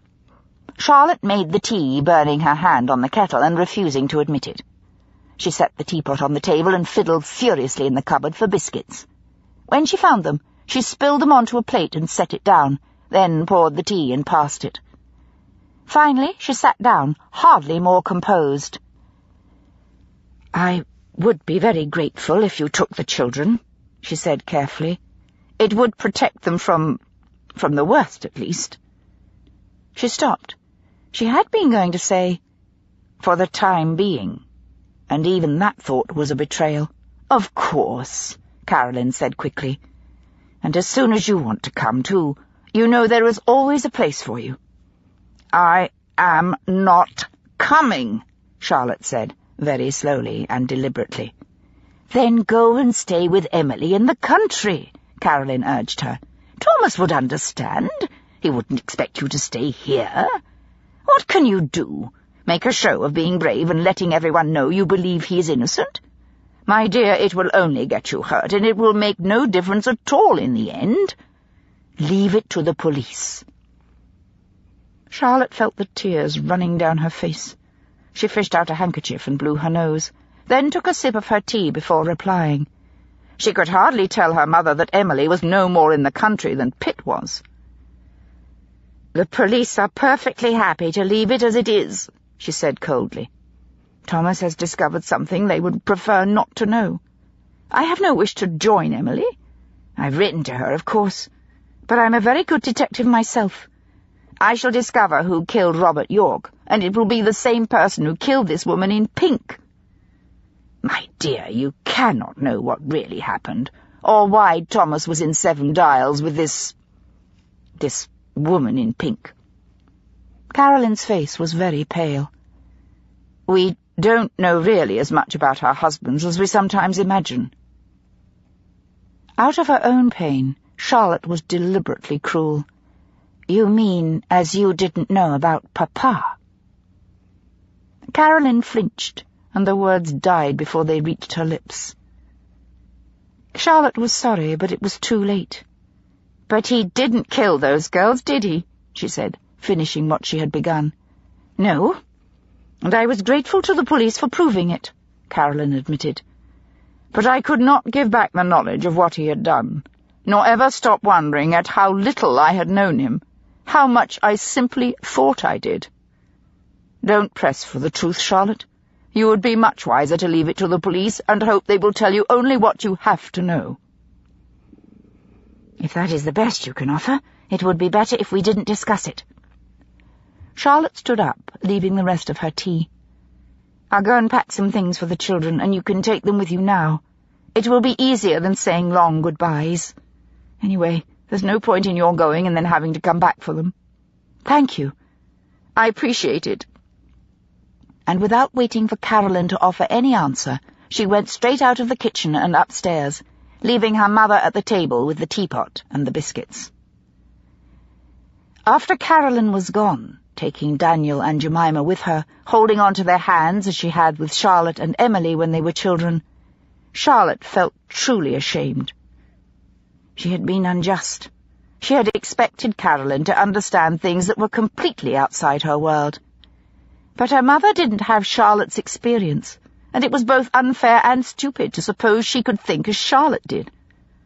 It wasn't so long ago Pitt had had to be patient with her, excuse her prejudices and assumptions. And, what was worse, She had reminded Carolyn of pain, disillusionment that still cut deep, tarnishing old memories which, now that Edward was dead, were all she had. Charlotte had known what she was doing, and had done it just the same. When this was all over, Charlotte would say something to her. Now she was too frightened, too worried to find the words, or to trust herself to deliver them. She started by being practical. How much money was there, and what had to be done with it? If it came to a choice between food and coal, how should she portion out the resources? The best thing was to check the cellar and see what there was. From now on, it would be more potatoes and bread and less meat. She would have to ask Gracie where the cheapest places were to shop. Jack came a little before 3. It was heavily overcast, and the light was already beginning to fade. Gracie let him in, and he went straight to the kitchen. "I saw Emily," he said immediately. "I told the butler a wonderful lie about her sister being ill, and that I knew it through Lady Ashworth, for whom Amelia had worked before. They swallowed it all." He swung his coat-tails aside elegantly out of habit and sat down at the table. He looked at Charlotte very soberly. "She agreed to stay there. In fact, she insisted. I hope to God she'll be all right. I've racked my brain for some way to protect her, but I can't think of anything. She's got a half-day off on Saturday, and she said she'll meet you in Hyde Park on the first seat as you go in nearest Hanover Close at 2 in the afternoon, regardless of the weather. Until then, what can I do?" "I don't know," Charlotte admitted. "I went to the prison yesterday, but they wouldn't let me see Thomas. I only know what I read in the newspapers." "I went out and got them all." He couldn't keep the anxiety from his face. "They say he asked people all over the city where he could find Sice. Several street sellers will swear to that. It seems the running patron who actually took him to 7 Dials only watched Pitt go in. He didn't go in himself. It was a brothel of sorts, and the landlord says Pitt asked him to describe the woman very closely, and only wanted to see her if she was the right one. The landlord took him up. No one else passed, and when the man went up a few minutes later, he found Pitt bending over with his hands round her neck." He was very pale. "I'm sorry." She searched his face, but his gaze didn't waver. "Then there's no point in going to 7 Dials, she said, as calmly as she could. "Not that I ever thought there would be. The answer is in Hanover Close. I must go and see Veronica York again. Will you take me?" "Of course. And I'll take you to Cold Bar Fields as well. You shouldn't go alone." "Thank you." She tried to think of something else to say, and failed. This time she was allowed into the prison, a great cold place whose massive walls were like misery set in stone, condensation making even the inner corridors feel cold and sour. Everywhere was the smell of human sweat and stale air. The warden didn't look at her as he spoke, and she was led into a small room with a scarred wooden table and 2 upright chairs. This privilege was granted only because Pitt was still technically an innocent man. It took all the strength she possessed not to weep when she saw him. His clothes were dirty. The clean shirt she had brought him was already torn, and there were bruises on his face. She dared not imagine what there might be on his body that she couldn't see. Neither wardens nor prisoners had any love for a policeman-turned-murderer. The warden commanded Charlotte and Pitt to sit at opposite sides of the table while he stood upright in the corner like a sentry and watched them. For several moments she just sat and stared. It would be ridiculous to ask him how he was. He knew she cared. That was all that was necessary, and there was nothing she could do to alter any of it. Then the emotion became too strong, and she spoke simply to break the tension. "Mamma has taken the children. It will be easier for them, and for me. Gracie is wonderful. I sent a letter to Emily. Jack Radley took it to her. I asked her to stay where she is. Don't argue with me. It's the only way we shall learn anything." "Charlotte, you must be careful." He leaned forward, Then, as the jailer stepped towards them, realized the uselessness of it. "You must get Emily out of there. It's too dangerous," he said urgently. "Someone has already killed 3 times to keep the silence over what happened that night in Hanover Close. You mustn't go again. Send a letter to say you are sick, or that you're going back to the country. That would be better. Promise me. Leave it to Ballarat. He'll handle it now. They haven't told me who he's put on the case, but whoever it is will come and see me, and I'll tell him all I know. We must be getting close for them to have killed Sice. Promise me, Charlotte." Her hesitation was only momentary. She would defend him in whatever manner necessary and by whatever means she could find. She didn't stop to think or weigh judgment any more than she would have done had Daniel or Jemima been in the street in front of a runaway horse. It was as instinctive as gasping for breath when the water closes over your head. "Yes, Thomas, of course," she lied, without a flicker. "Emily will stay with me for a while, or I'll stay with her. Don't worry about any of us. We'll be perfectly all right. Anyway, I'm sure Mr. Ballarat won't take long to discover the truth. He must know perfectly well that you couldn't have killed Sice. Why ever should you?" Some of the fear eased out of his face, and he tried to smile. "Good," he said quietly. "At least I know you're all right. Thank you for your promise." There was no time for guilt. The hangman waited. She smiled back. "Of course," she said with a gulp. "Don't worry about us." Chapter 10. Emily watched the ashes of Charlotte's letter crumbling in the morning-room fire and felt a numbness, a sense of disbelief invade her mind. It was impossible. Thomas arrested for murder and imprisoned? It was absurd. Any moment now reality would reassert itself. She shouldn't have burned the letter. She must have misread it. She looked at the red hollow in the coals where the paper had collapsed. There were only little incandescent folds left, and even as she watched, the draught caught them, and they shivered to pieces and were consumed. The door opened behind her, and the butler came in. "Are you all right, Amelia?" he said gently. There was concern in his voice, even something close to a personal tenderness. Dear God, she couldn't be coping with that now.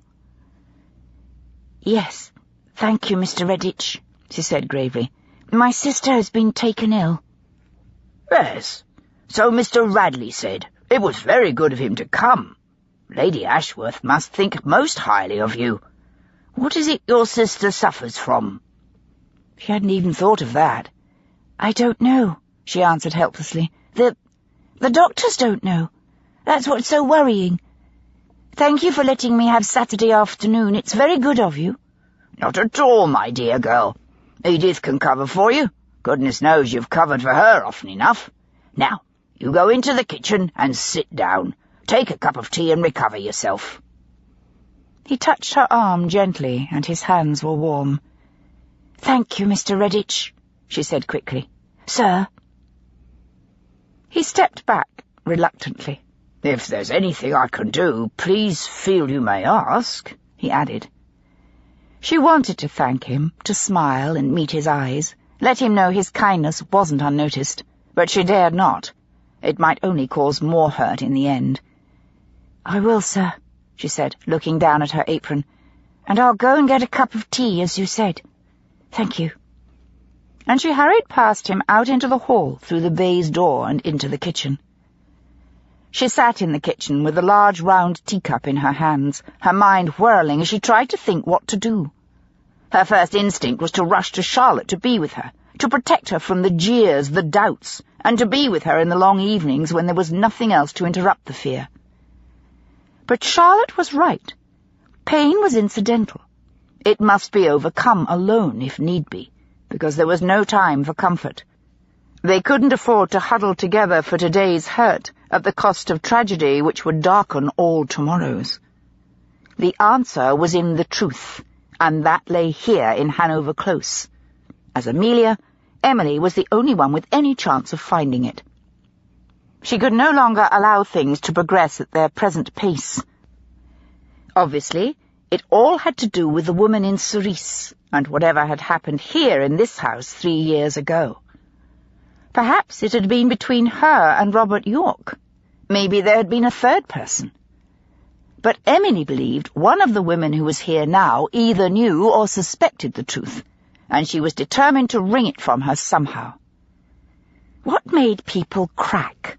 Shock? Panic? Overconfidence? Pressure gradually increased until it was unbearable? That was it. There was no time to wait for mistakes to happen. 3 years had accomplished nothing, and Loretta certainly wasn't one to give way to carelessness. Her guard was impenetrable. One had only to look at her bedroom with its tidy drawers, everything in its place, all her gowns with their matching boots and gloves, to know that. Her underwear was extremely expensive, but it was all coordinated, nothing odd or impulsive. Her dinner gowns were individual, highly feminine, but there were no experiments, none of the errors of judgment Emily had in her own wardrobe, attempts to imitate someone else's panache that hadn't quite worked, shades that hadn't flattered after all. There was nothing in the entire house that didn't suit Loretta, either among her personal belongings or in the general furniture. Loretta did not make mistakes.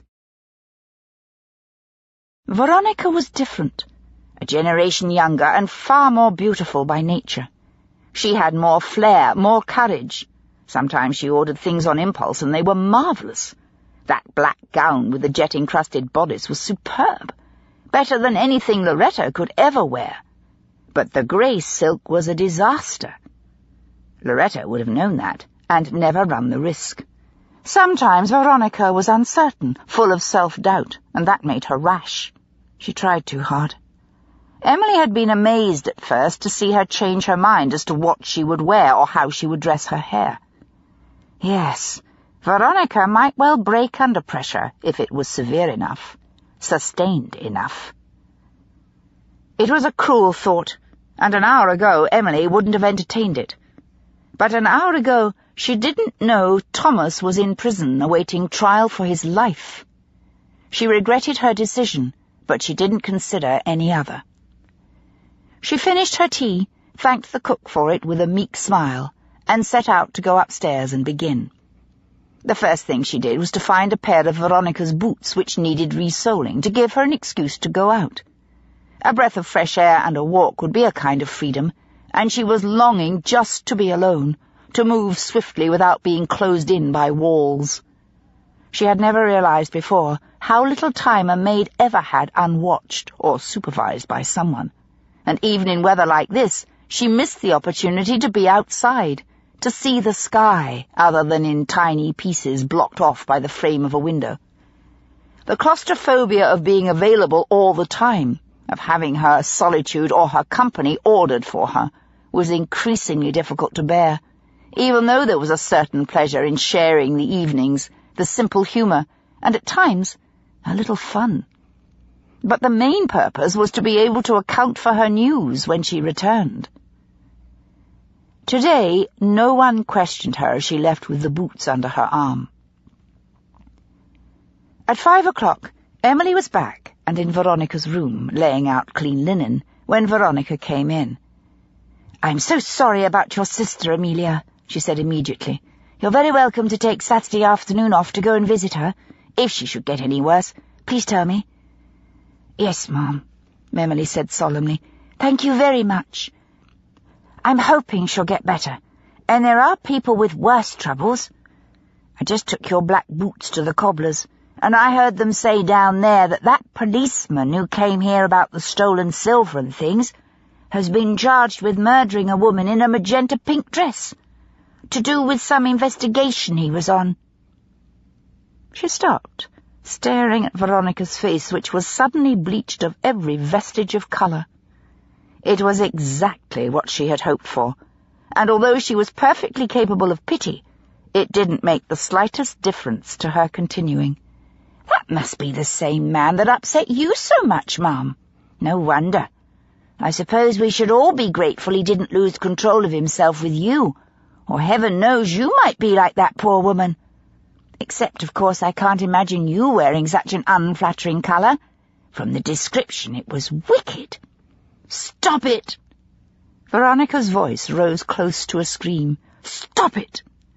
What does it matter what colour she wore? Her face was white as a sheet, her eyes glittering. You are talking about a human being who's been murdered. Life just snatched. Emily's hands flew to her face. Oh, Mum, I'm terribly sorry. I clean forgot about Mr. York. Oh, I am so terribly sorry. Please forgive me. I'll do anything. She stopped, as though she were too upset to speak, and simply gazed at Veronica through her spread fingers. Did her dreadful pallor reflect the memory of Robert's death, or was it a sign of guilt? Surely there was panic in her expression. Had Veronica known Sice, and did she know now who had killed her? For several seconds they stood staring at each other, Veronica in shocked silence, Emily studying her through wide eyes, affecting abject contrition. At last it was Veronica who spoke. She sat down on the side of the bed, and Emily automatically began to undo her boots for her. I didn't know anything about it, Veronica said very quietly. I don't see the newspapers, and Papa-in-law didn't mention it. Did they describe her, this woman? She swallowed. In pink? Oh, yes, Mum. Emily recalled everything she could of the descriptions of Sice. She was tall, rather on the thin side, not at all full-figured, especially for a woman of pleasure, but she had a very beautiful face. She looked up from the boots, button-hook in hand, and saw Veronica's horrified eyes. Her protruding leg was rigid, and her knuckles on the side of the bed were white. And of course she was wearing that peculiar colour of very violent magenta pink, Emily finished. I think Sice is the right name for it. Veronica made a little sound as if she were about to cry out, but tension strangled the word in her throat. You look terrible shocked, Mum, Emily said ruthlessly. They say she was a woman of the streets, so perhaps she's no worse off. Quicker than disease. Amelia, you sound as if— Oh, no, Mum, Emily protested. Nobody deserves to die like that. I only meant her life was pretty wretched anyway. I know girls who've lost their places, been dismissed without a character, and had to go on the streets like that. They usually die young, either of working 20 hours a day, or the pox, or someone kills them. She kept on watching Veronica's face, and knew she had touched a deep pain, a wound that was still bleeding. She turned the probe. That policeman said he was questioning her about a crime he was investigating. Perhaps she knew who broke in here and killed poor Mr. York. No. It was a whisper, little more than a sigh of breath forced between the lips. Emily waited. No. Veronica seemed to collect her strength. Policemen must have more than one case at a time. What on earth would a woman like that know of this house? Maybe she knew the thief, Mum, Emily suggested. Perhaps he was her lover. For some unfathomable reason, Veronica smiled. It was ghastly, like a rictus, but there was the shadow of bitter humour in her eyes. Perhaps, she said softly. Emily knew by some change in the air, a difference in the tensions of the body, that the immediate weakness was past. She would get no more from Veronica now. She finished with the boots, took them off, and stood up. Would you like me to draw you a bath before dinner, Mum? Or would you prefer to lie down, perhaps with a hot tisane? I don't want a bath. Veronica stood up and went to the window. She spoke with growing decision. Go and make me a tisane and fetch a slice of bread and butter from the kitchen. In fact, 2 slices. Emily had a strong idea it wasn't so much the bread Veronica wanted as an excuse to be rid of her, but she had no choice but to obey. She fairly ran along the passage and down the stairs, earning a sharp word of reproof from the housekeeper for her unseemly behaviour. "Yes, Mrs. Crawford. Sorry, Mrs. Crawford." She slowed down to a more dignified walk until she was out of sight, through the green baize door, then quickened into a scamper again. She asked cook's permission as a matter of policy, then put on a kettle and sliced the bread and butter so rapidly she made a mess of the first piece. It was too thin and fell to bits. "Here," Mary said helpfully. "You got hands like a navvy today. Let me do it for you." And she cut 2 wafer-thin slices, buttering each on the loaf first, a trick which Emily hadn't learned. "Thank you, bless you," Emily said with real gratitude, then hopped from one foot to the other, waiting for the kettle to boil. But she had learned her lesson, and she didn't spill it. "It's right," Mary said approvingly. "More haste, less speed."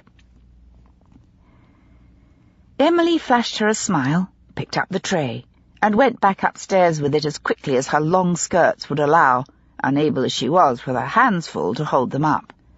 She stopped outside the bedroom door, hearing a murmur of voices, but even standing motionless, her cheek to the panel, she could hear no distinct words.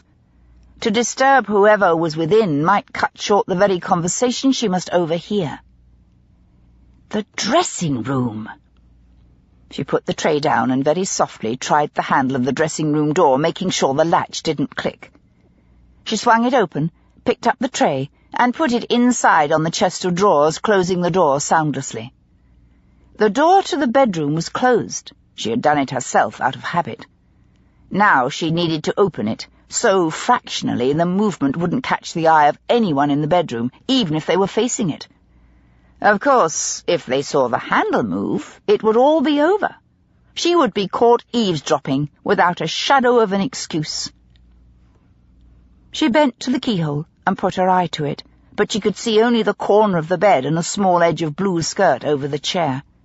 It was only the dress laid out for the evening, but she could hear the voices much more clearly. The answer was obvious. She must kneel with her ear to the keyhole. Carefully, she took a pin out of her hair and put it on the floor as an excuse if she were caught. Then she knelt to listen. But who was it? Veronica's voice was desperate, thick with something very close to panic. Loretta's answer came back, reassuringly gentle. "My dear, I cannot even guess.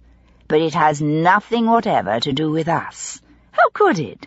"But the dress!" Veronica cried. "That colour!" The words seemed to cause her physical pain. "The dress was magenta." "Pull yourself together," Loretta snarled. "You're behaving like a fool." For a moment there was silence, and Emily wondered if Loretta had slapped her, as one does with hysterics. But there was no gasp, no indrawn breath, no sharp sound of flesh on flesh. Veronica's voice shuddered, and the next words were forced through sobs. "Who was she?" "A harlot," Loretta replied with ice-cold contempt. "Exactly what she seemed to be, I should imagine. Although God knows why that idiot policeman should have broken her neck." Veronica's question was so soft Emily strained to hear it, her shoulders hunched to keep her ear to the lock. "Did he, mother-in-law? Was it he?" Emily didn't even notice the cramp in her knees or the aching muscles in her neck. Nothing was further from her mind than the tea getting cold on the chest of drawers. She could hear no sound in the room, not even a rustle of silk. "Well, I assume so," Loretta answered after what must have been only seconds but seemed an age. "Apparently he was found with his hands virtually round her neck, so one would presume so. There seems no other easy explanation." "But why?" "My dear, how should I know? Perhaps he was so obsessed with getting his information he tried to throttle it out of her, and when she couldn't tell him he lost his temper. It hardly matters to us." "But she's dead." Veronica's distress was thick in her voice, even violent. Loretta was becoming annoyed. "Which is nothing whatsoever to us," she retorted. "What is one street woman, more or less? She had a pink dress. I dare say many women do, especially of that occupation." Then she spoke more urgently and with a peculiar rasping tone. "Get a hold of yourself, Veronica. You have much to gain and everything to lose. Everything. Remember that. Robert is dead. Let the past stay in the grave where it belongs and make yourself a decent future with Julian Danver. I've done everything I can to help you, God knows. But if you give way to fits of the vapours and maudlin thoughts every time there is a tragedy somewhere, then even I cannot carry you through. Do you understand me?" There was silence. Emily strained till she could hear her own heart thumping, but there wasn't even a movement beyond the keyhole. "Do you understand me?" Loretta's voice was low and grating, without patience, devoid of pity. Had Emily not heard the words quite plainly, it would have sounded like a threat. Loretta had comforted and supported Veronica for a long time now, and her strength, let alone her patience, seemed to be wearing thin. She, too, had suffered a loss. Veronica was on the brink of finding another husband, but Loretta wouldn't find another son. Little wonder she thought it was time Veronica behaved less self-indulgently. "Yes?" Veronica's voice sounded defiant, yet there was no conviction in it. "Yes, I understand." And she began to weep. "Good." Loretta was satisfied. There was a crackle of taffeta as she sat back. Apparently she wasn't too interested in Veronica's tears. Perhaps she'd seen too many of them. There was a brisk knock on the door, and Emily shot halfway to her feet, tripped on her skirt, and fell flat. This time her hair really did come undone. The pin she had removed must have been vital. Frantically she hitched up her skirts and stood up properly. Then she let them fall and smoothed her apron to make sure she was decent. She grabbed for the tray, then realized the knock had been on the outer door to the bedroom, not on the dressing-room door. The relief was overwhelming, so physically sharp her legs were shaking. She had time to put the tray down again, pin her hair rather better, take the tray and go out onto the landing and knock at the bedroom door herself. When she went in, Veronica was sitting on the big bed looking exhausted, bright smudges of colour in her cheeks. Loretta was perfectly composed, at least on the surface. Piers York stood there looking slightly puzzled, a frown of incomprehension on his usually benign face. It might have been the angle of the light, but for the first time Emily also saw the deep sadness, in an expression in his eyes that stripped quite naked a patience and a disillusionment. Then he spoke, and it vanished. "What have you got?" He regarded Emily curiously. "Tea and bread and butter? Put it on the dressing-table." "Yes, sir." Emily moved to obey, putting aside the silver-backed brushes and hand mirror. She didn't offer to pour. If they left it a while, they might attribute the tea's coldness to their own delay. "Amelia?" Loretta said sharply. "Yes, Ma'am." Emily tried to look demure as an insecure pin slid out of her hair and fell on the dressing-table with a tinkle, and a coil of hair unwound down her cheek. "For heaven's sake, girl!" Loretta's rage exploded. "You look like a dollymop." Emily knew what a dollymop was, the cheapest of prostitutes who could be tossed down anywhere for a few pence. The hot blood in her cheeks betrayed her, but she couldn't give the insolently innocent answer that leapt to her tongue. Nor could she afford to retaliate on equal terms, or she would lose her job, and Pitt's life might depend on it. Choking with the injustice, she lowered her eyes so Loretta couldn't see the hatred in them. "I'm sorry, Ma'am," she whispered, forcing the words between her clenched teeth. "I stood out of the way and brushed against the curtain. I must have pulled out one of my pins." "Indeed?" Loretta made no attempt to hide her total skepticism. "It doesn't say much for your ability to dress hair. Well, when I write your references, I shall say nothing about the matter, although your manner has not always been what I would wish. But your mentioning this vulgar crime in 7 Dials to Miss Veronica is inexcusable. We do not have servants in this house who know about such things, let alone discuss them. Next thing you know, we shall have all the maids in hysterics and the whole household at a standstill. I am sorry you have proved unsuitable, but no doubt you will find another position. You may work out the week till we find someone to replace you. Edith cannot possibly do the work of 2, and I need her for other things. Now, you may get on about your business. Leave the tray there."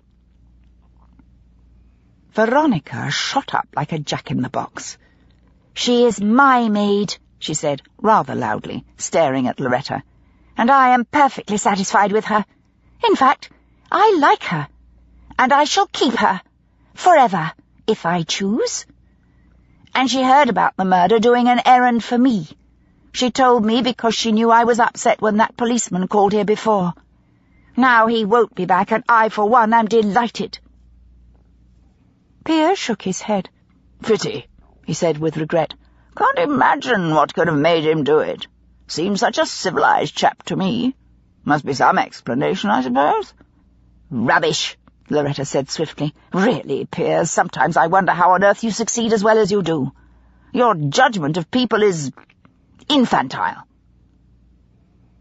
The change in his face was so subtle, it wasn't a movement of any one feature. But Emily knew instantly that Loretta had trespassed too far, although she herself didn't seem to realize it. "I think the word you were looking for was charitable," he said very quietly. "Do you also take a charitable view of the maid coming in here looking as if she'd just got out of bed?" Loretta demanded with icy disgust. Piers turned and regarded Emily curiously. There was the faintest glint of humour in his eyes. "Have you been scuffling with one of the men servants, Amelia?" She looked back at him, perfectly steadily. "No, sir, I have not. Not now, nor at any time." "Thank you," he said gravely. "The matter is settled. I think it is time we all changed for dinner." He put his hands in his pockets and walked casually to the door. "I am keeping my maid." Veronica stared at Loretta. "If she goes, it will be because I don't want her, not because you don't." "Drink your tea," Loretta replied without expression, but Emily knew from her face, the calm power in the set of her mouth, that her defeat was only temporary. Time was short. But then time was short for Pitt anyway. Loretta went out and closed the door with a firm click. Veronica ignored the tea and ate the bread and butter. "I've changed my mind," she said, staring into the mirror. "I'll wear the crimson dress." The following days passed grimly. Emily tried hard to be the perfect lady's maid so that not even Edith could find fault with her. She ironed many articles 3 and 4 times, redampening them and smoothing them again and again with a flat iron until they were flawless. Her back and arms ached, but she wouldn't be beaten by a crease in a piece of cotton. There was no time to sit down and swap gossip, as she would have liked to, since there was also the possibility that someone else on the staff might have known something. There was always the chance that Veronica's resolve would weaken or her courage fail, and Emily would find herself given notice again. She bit back any smart replies, forcing herself to act meekly, to walk with her head less high, and without the slight whisk of skirts that was natural to her. On the other hand, she went out of her way to flatter Mrs. Melrose, the cook, who became a first-class ally since she disliked Mrs. Crawford already. Emily worked on the principle, my enemy's enemy is my friend. She did rather well with the butler also. Normally it was a tactic she would have despised, but she must survive here if she were to be any use to Charlotte or Thomas, and there was no time for fine moral niceties. The tweenie and the scullery maid were the lowest forms of life in the household, but the tweenie in particular was an observant child, and not unintelligent, and Emily was able, through a little kindness, to draw quite a lot of information from her.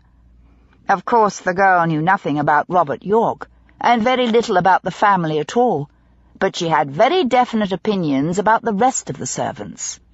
There was no room to be subtle. On Saturday, Emily took her afternoon off and met Charlotte in the park in a fine driving rain. It was bitterly cold, and they huddled together, pulling collars higher and burying their hands in muffs, but at least it was highly unlikely that they would be observed. Who but the illicit, or those bound in the utmost haste from one place to another, would be out on such a day? Even the homeless chose the comparative shelter of the streets rather than the open wastes of the park, where the wind could shear unchecked across the flat grey-green winter grass, and forbidden lovers had no eyes for anyone but each other. They exchanged news, which gave them both some new insights but no conclusions beyond what they already knew. The murderer was in Hanover Close, and either Veronica or Loretta knew. If not who it was, then at least why the crime had been committed. But how to break their silence was still a mystery. Charlotte was frightened. She hovered on the edge of begging Emily to leave the York house. 3 times she started to, and then the almost paralyzing fear for Pitt drowned out everything else, and her words died in her throat. Not that it would have made any difference. Emily had no intention of retiring from the fight and sitting by while they tried Pitt, and hanged him. Which didn't mean Emily wasn't also frightened. After hugging Charlotte goodbye, she sniffed back the tears and turned from the park gate to run along the wet pavements in the rain, past the carriages in the streets, along the wrought-iron railings, and down the area steps into the kitchen. She was so cold she was shaking inside. She piled her sodden coat and boots into the laundry room to dry, ate a silent supper at the kitchen table, and went up to her room. She lay in bed, still shivering, and thought how she might trap the man or woman who had murdered 3 times already and had hidden the crime so well that the only person suspected was Pitt. She woke in the dark with a scream in her throat, and her body clenched with terror as a footfall made the merest tap in the bare passage outside her door. Soundlessly she slid out of bed, the cold air on her skin cutting through her thin nightgown like a blow. By the dim light of the badly curtained window, she grasped the one wooden chair and wedged it under the door handle. Then she scrambled back into bed again, pulled her knees up to her stomach, and tried to get warm enough to go back to sleep so that she wouldn't be useless in the morning, either to work or to match wits with a murderer, trap them, and survive to show the proof. She got up in the chilly grey dawn in time to remove the chair, so that when Fanny, the tweenie, called to waken her, she knew nothing of it. The day was full of tedious, time-consuming chores, and Emily learned nothing that seemed to be of value. This was pointless. It could go on for months. She must force the issue. Late in the evening she crept into the pantry, pocketed 6 biscuits dipped in chocolate, and made 2 cups of cocoa. She carried them upstairs, where she knocked on the tweenie's door, and when it was opened, whispered her invitation. 5 minutes later they were curled up, feet under them, on Emily's bed, sharing the biscuits and sipping hot cocoa. Emily began to gossip. It took 10 minutes before she could bring up the subject of Dulcie's death. "Whatever was she doing leaning out of the window?" she said, eating the last biscuit. "Do you suppose she was calling to someone?" "Nah," Fanny said scornfully. "If there'd been anybody there, they'd have said, wouldn't they? I mean, nobody saw her fall. Anyway, she weren't like that." "What do you mean?" Emily affected innocence. "Well..." Fanny hunched her shoulders in a shrug. "She weren't a flirt. She was sort of proper, quiet-like." "And nobody saw her at all?" Emily said incredulously. "It was dark. She fell out sometime in the evening. We was all inside." Emily gazed at her. "How do you know?" Do you know where everyone was?" Fanny screwed up her face. "Well, we would be, wouldn't we? Where else would anyone be on a wet night in the middle of winter?" "Oh." Emily sat back against the thin pillow.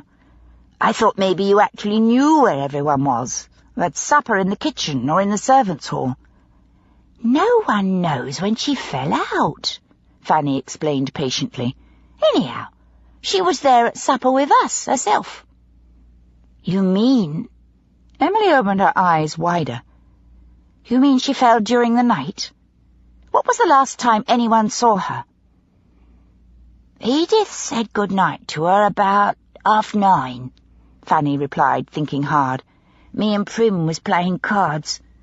Dulcie weren't feeling that special, so it must have been after that, mustn't it?" "But that doesn't make sense," Emily persisted. "Why should she be leaning out of a window during the night? You don't think—" She took a deep breath and waited. "You don't think she had someone climbing in?" "Oh, no!" Fanny's shock was genuine and profound. "Not Dulcie." "You mean a follower? Never. Not her, she weren't." Her little face set in practical lines. "Anyhow, if you was going to have a follow in the house, you wouldn't have the poor soul climb up no drain pipe to an attic window. You'd creep down and let him in the scullery door, wouldn't you? She weren't daft, but she weren't loose neither." She finished the last of the cocoa and looked at Emily over the rim of her cup, then automatically pushed her hair out of her eyes. "Know what I reckon, Amelia?" Emily was agog, leaning forward to urge her on. "What?" Fanny's voice dropped to a hoarse whisper. "I reckon as she saw something the night Mr. Robert was murdered, and someone came back and murdered her, in case she told that Rosa as was here asking." Emily breathed out in a careful sigh of amazement. "Oh, Fanny, you could be right. You think there was a break-in?" Fanny shook her head vigorously. "No, there weren't. We'd have known. Mr. Redditch is most particular, especially after there were that terrible robbery when Mr. Robert were murdered. All the doors and windows is looked to special every night after he goes to bed himself. Him or Albert goes over every one." "Well, could anyone have got in before that?" Emily asked eagerly. "Nah." Fanny smiled at her innocence. "How? It's only the front door, and you can't come in that lest someone opens it for you. And the back door mean he had to come through the kitchen, and there's always people there, cook or Mary at least, and on a night with guests near all of us." "Who were the guests that night? Do you know?" "The 2 Danver gentlemen and the ladies, Miss Harriet, and the old Miss Danver, and Mr. and Mrs. Asherson. He's ever so handsome, Mr. Asherson, in a sort of brooding way. I know Nora's always on about him. I reckon as she's got a fancy for him rotten." She sniffed, unconsciously imitating the housekeeper's tone. "Silly little article. What'd she get out of it, except in misery?" "Then it must have been someone already in the house," Emily whispered back, entirely forgetting her accent. But Fanny appeared not to notice. "Or someone in the house let in another person." "Like who?" Fanny was indignant. "Ain't none of us servants do that. Anyway, we weren't none of us here when Mr. Robert were killed, excepting Mary and Dulcie herself. And Mary's in the kitchen, and nobody came through that way or we'd all have seen 'em. Come to that, Albert was on in the hall. Anyway, we weren't none of us here when Mr. Robert were killed, excepting Mary and Dulcie herself. And Mary's in the kitchen, and nobody came through that way or we'd all have seen 'em. Come to that, Albert was on in the hall." "So it was someone here," Emily agreed. "The only other possibility is that Dulcie crept down during the night and let someone in herself. Or Mary did, I suppose." She added that only in the interest of strict logic. She didn't believe for a moment that either girl had done such a thing. She had the information she wanted. It had happened after dinner and could have been before the guests left, but there had definitely been no break-in. "Fanny, I think you're right." She leaned forward, gripping Fanny's thin arm. "You'd better say nothing to anyone at all, in case you fall out of a window as well. Promise me." Fanny shook her head, eyes grave. "I won't. Oh, believe me, I won't. I don't want to end up squashed on the pavement like her, poor thing. And you better keep a still tongue, too." "I swear," Emily said with conviction. "And I'll put a chair against my door." "You better add," Fanny agreed. "Me too." She uncurled her legs and slid to the floor, hugging her nightgown round her, shivering now the cocoa was finished. "Good night, Melia." But even with the chair wedged under the handle, Emily didn't sleep easily. Several times she woke with a start, uncertain if she had heard footsteps in the passage outside, and whether they had stopped outside her door.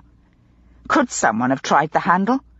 The wind rattled the loose sash frame, and she froze in terror, waiting till the sound came again and she could be certain what it was. Suspicions churned in her mind, slipping in and out of dreams. With daylight, courage returned, but she was still nervous. It took all her concentration not to make any mistakes. As she went from one pedestrian duty to the next, she was always aware of other people, of movement, shadows. By evening she was so tired she could have wept with exhaustion. She felt imprisoned in the house, hurried from one place to another with never any time to be alone, yet carrying her loneliness like a weight inside. And always time was the enemy. In a way, it was a blessing to have work to occupy her. Charlotte could only imagine what might be happening to Emily after they parted in the rain at the park gates. It was useless to think about it. She could do nothing. And she must keep lying to Pitt, or he would know she was working to find the truth. And then he was certain to realize that she was doing so because Ballarat was doing nothing. No one would do anything.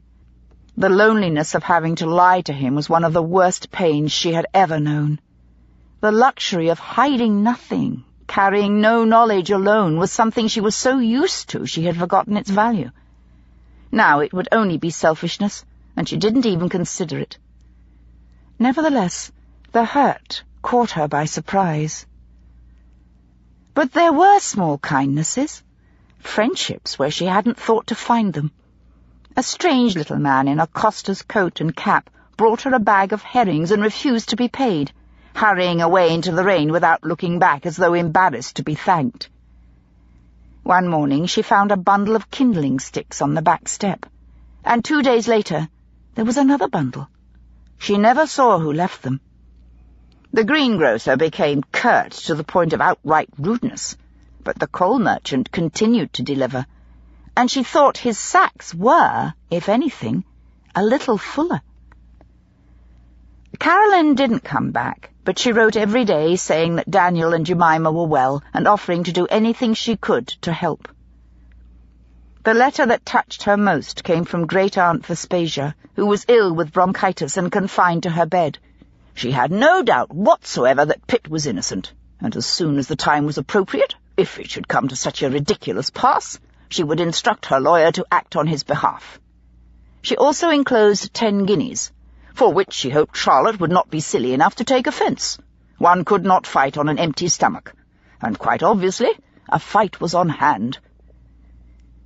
The writing was shaky and a little crooked on the page, and Charlotte was struck with cold shock as she realized that Aunt Vespasia was old, and frailty was catching up with her. She stood in the kitchen in the early morning, holding the blue-deckled paper in her hand. It seemed as if all the good and certain things in the world were fading fast. There was a chill so close to the skin, no fires could dispel it. She went to visit Pitt again, waiting in the shivering rain with other quiet, sad-faced women whose fathers, husbands, or sons rotted away in the steel. Some were violent, some greedy, brutal by nature of circumstance, many merely inadequate to cope with life in the struggling, overcrowded streets where only the strongest endure. Charlotte had time for pity, time to wonder and think about these other women. It was easier to ache for another's pain than work through the realities of her own.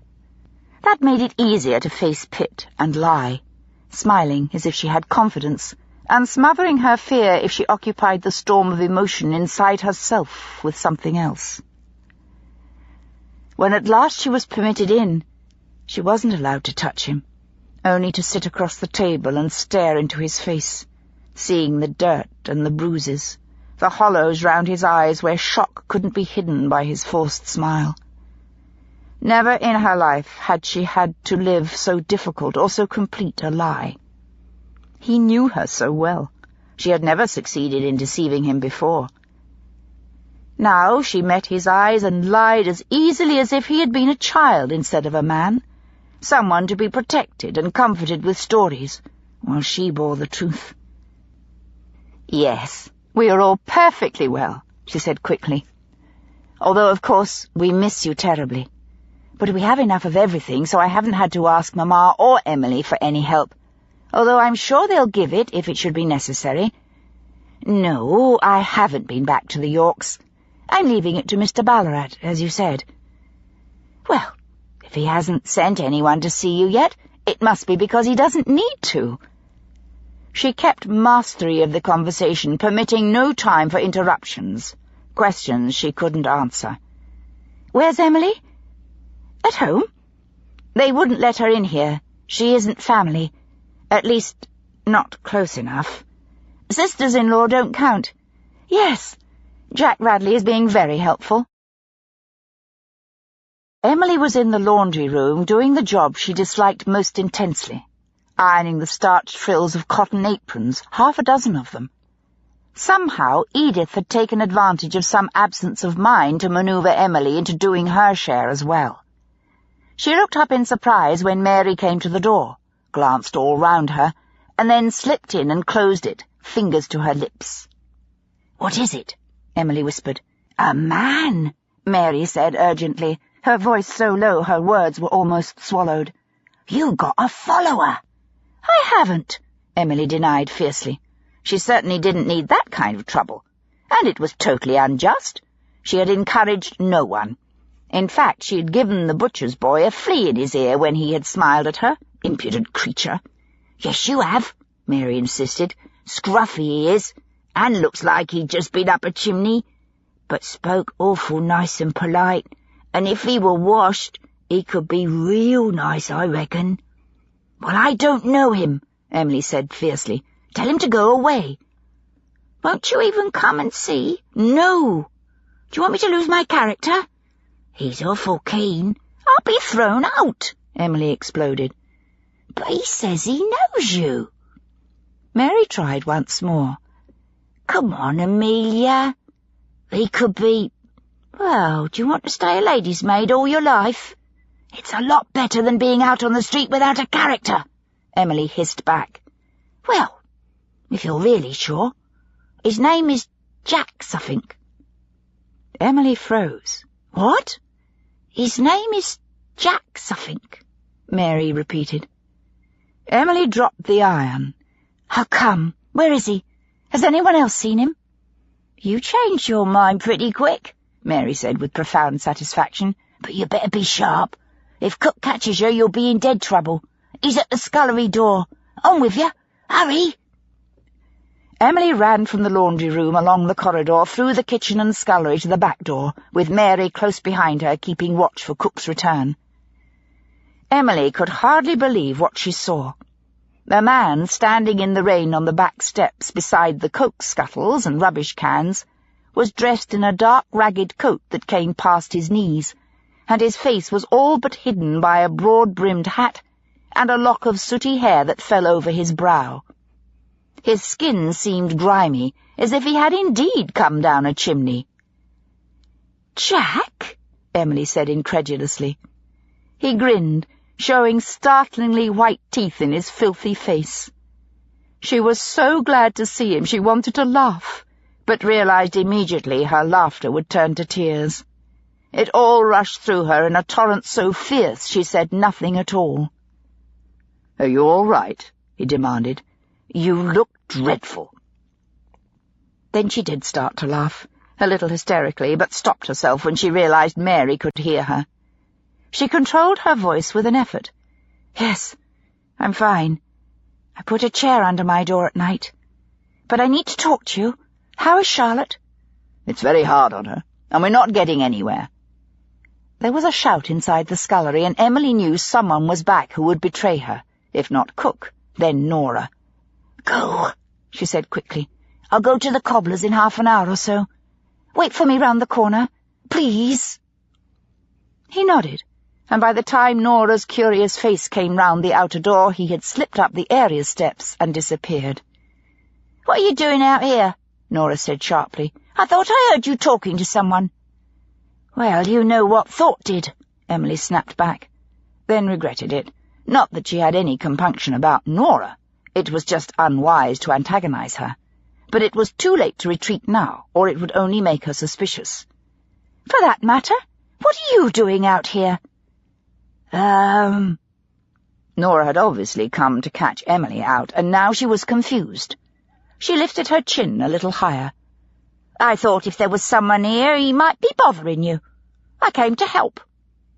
"How kind of you," Emily replied sarcastically. "As you see, there is no one. I came to see how cold it is. I'm going on an errand. I shall need a greatcoat." "Of course you will," Nora said waspishly. "What else do you expect in January?" "Rain," Emily replied with growing confidence. "It is raining. Couldn't you see that through the window?" "Not much. I was in the laundry." She stared at Nora's handsome, bold eyes, daring her to make an open accusation. "Very well, then." Nora shrugged elaborately. She had elegant shoulders, and she knew it. "Then you'd better be on your way, and don't take half the afternoon about it." Emily went back to the laundry room to finish the last apron. She folded it and put away the flat iron, then collected her hat and coat, and after telling Mary where she was going, she set out up the area steps and along Hanover Close towards the main thoroughfare, waiting with every footstep to see Jack or hear him behind her. She nearly bumped into him round the first corner.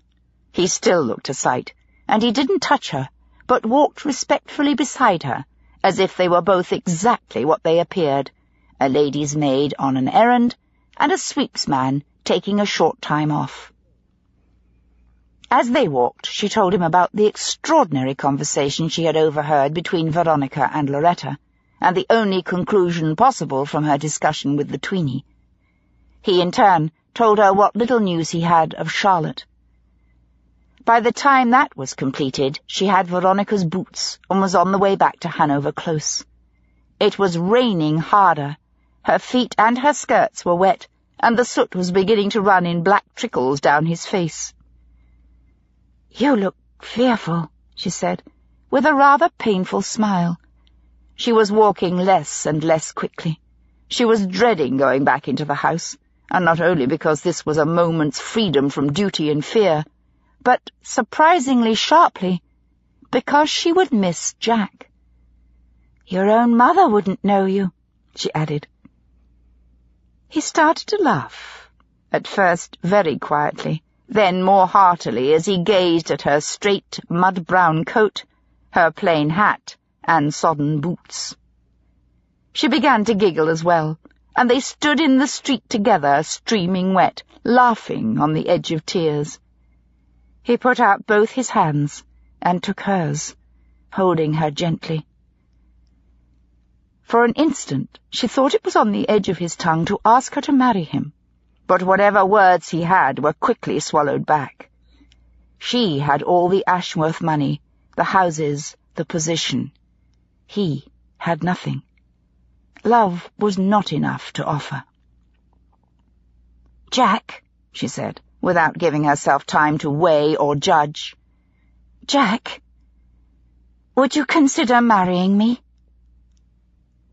The rain was washing the soot off his face in black drops. "Yes, please, Emily. I would like to marry you. Very much." "Then you may kiss me," she said, with a shy smile.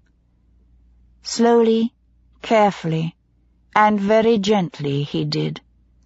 And standing there, filthy and cold in the rain, it was exquisitely sweet. Chapter 11. Prison life was unlike anything Pitt had imagined. At first, the sheer shock of his arrest, of being suddenly and violently thrust from one side of the law to the other, had numbed his feelings, robbing him of all but the most superficial reactions. Even when he was taken from the local cells to the great prison at Coldbath Fields, the reality of it was purely sensory. He saw the massive walls and heard the door shut, metal clanging on stone, and the strange sour smell assaulted him, catching in his throat. He could taste it on his tongue, but still it didn't touch his emotions. When he woke the following morning, stiff, muscles tight with cold, memory flooded back, and it all seemed preposterous. Any minute someone would come, full of apologies, and he would be taken out and given a good breakfast. Hot, probably porridge and bacon, and lots of steaming tea. But when someone did come, it was only the regular jailer with a tin dish of gruel, ordering Pitt to get to his feet and get ready for the day. Pitt protested without thinking, and was told curtly to obey orders, or he would find himself at the crank. The other prisoners regarded him with curiosity and hatred. He was the enemy. Were it not for the police, none of them would be here in this prolonged torture, cramped in the narrow, airless cells of the treadmill, endlessly stepping on slats that gave way under them as they struggled to keep abreast in the slow-turning wheel. 15 minutes in one of its coop-like stalls with the hot air suffocating the lungs was all any man could bear. Then he had to be taken out before he collapsed. If one were not eager enough at this, there was punishment ever available. For outright rebellion, a man could be birched or flogged. For lesser offences, such as insolence or refusal to obey orders, a man could be required to do shot drill.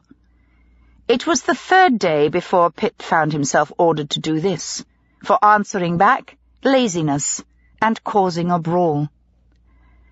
The men were lined up in a hollow square outside in the bitterly cold exercise yard. Each man stood 3 yards from his neighbour and was given the 25-pound iron cannonball to place at his feet.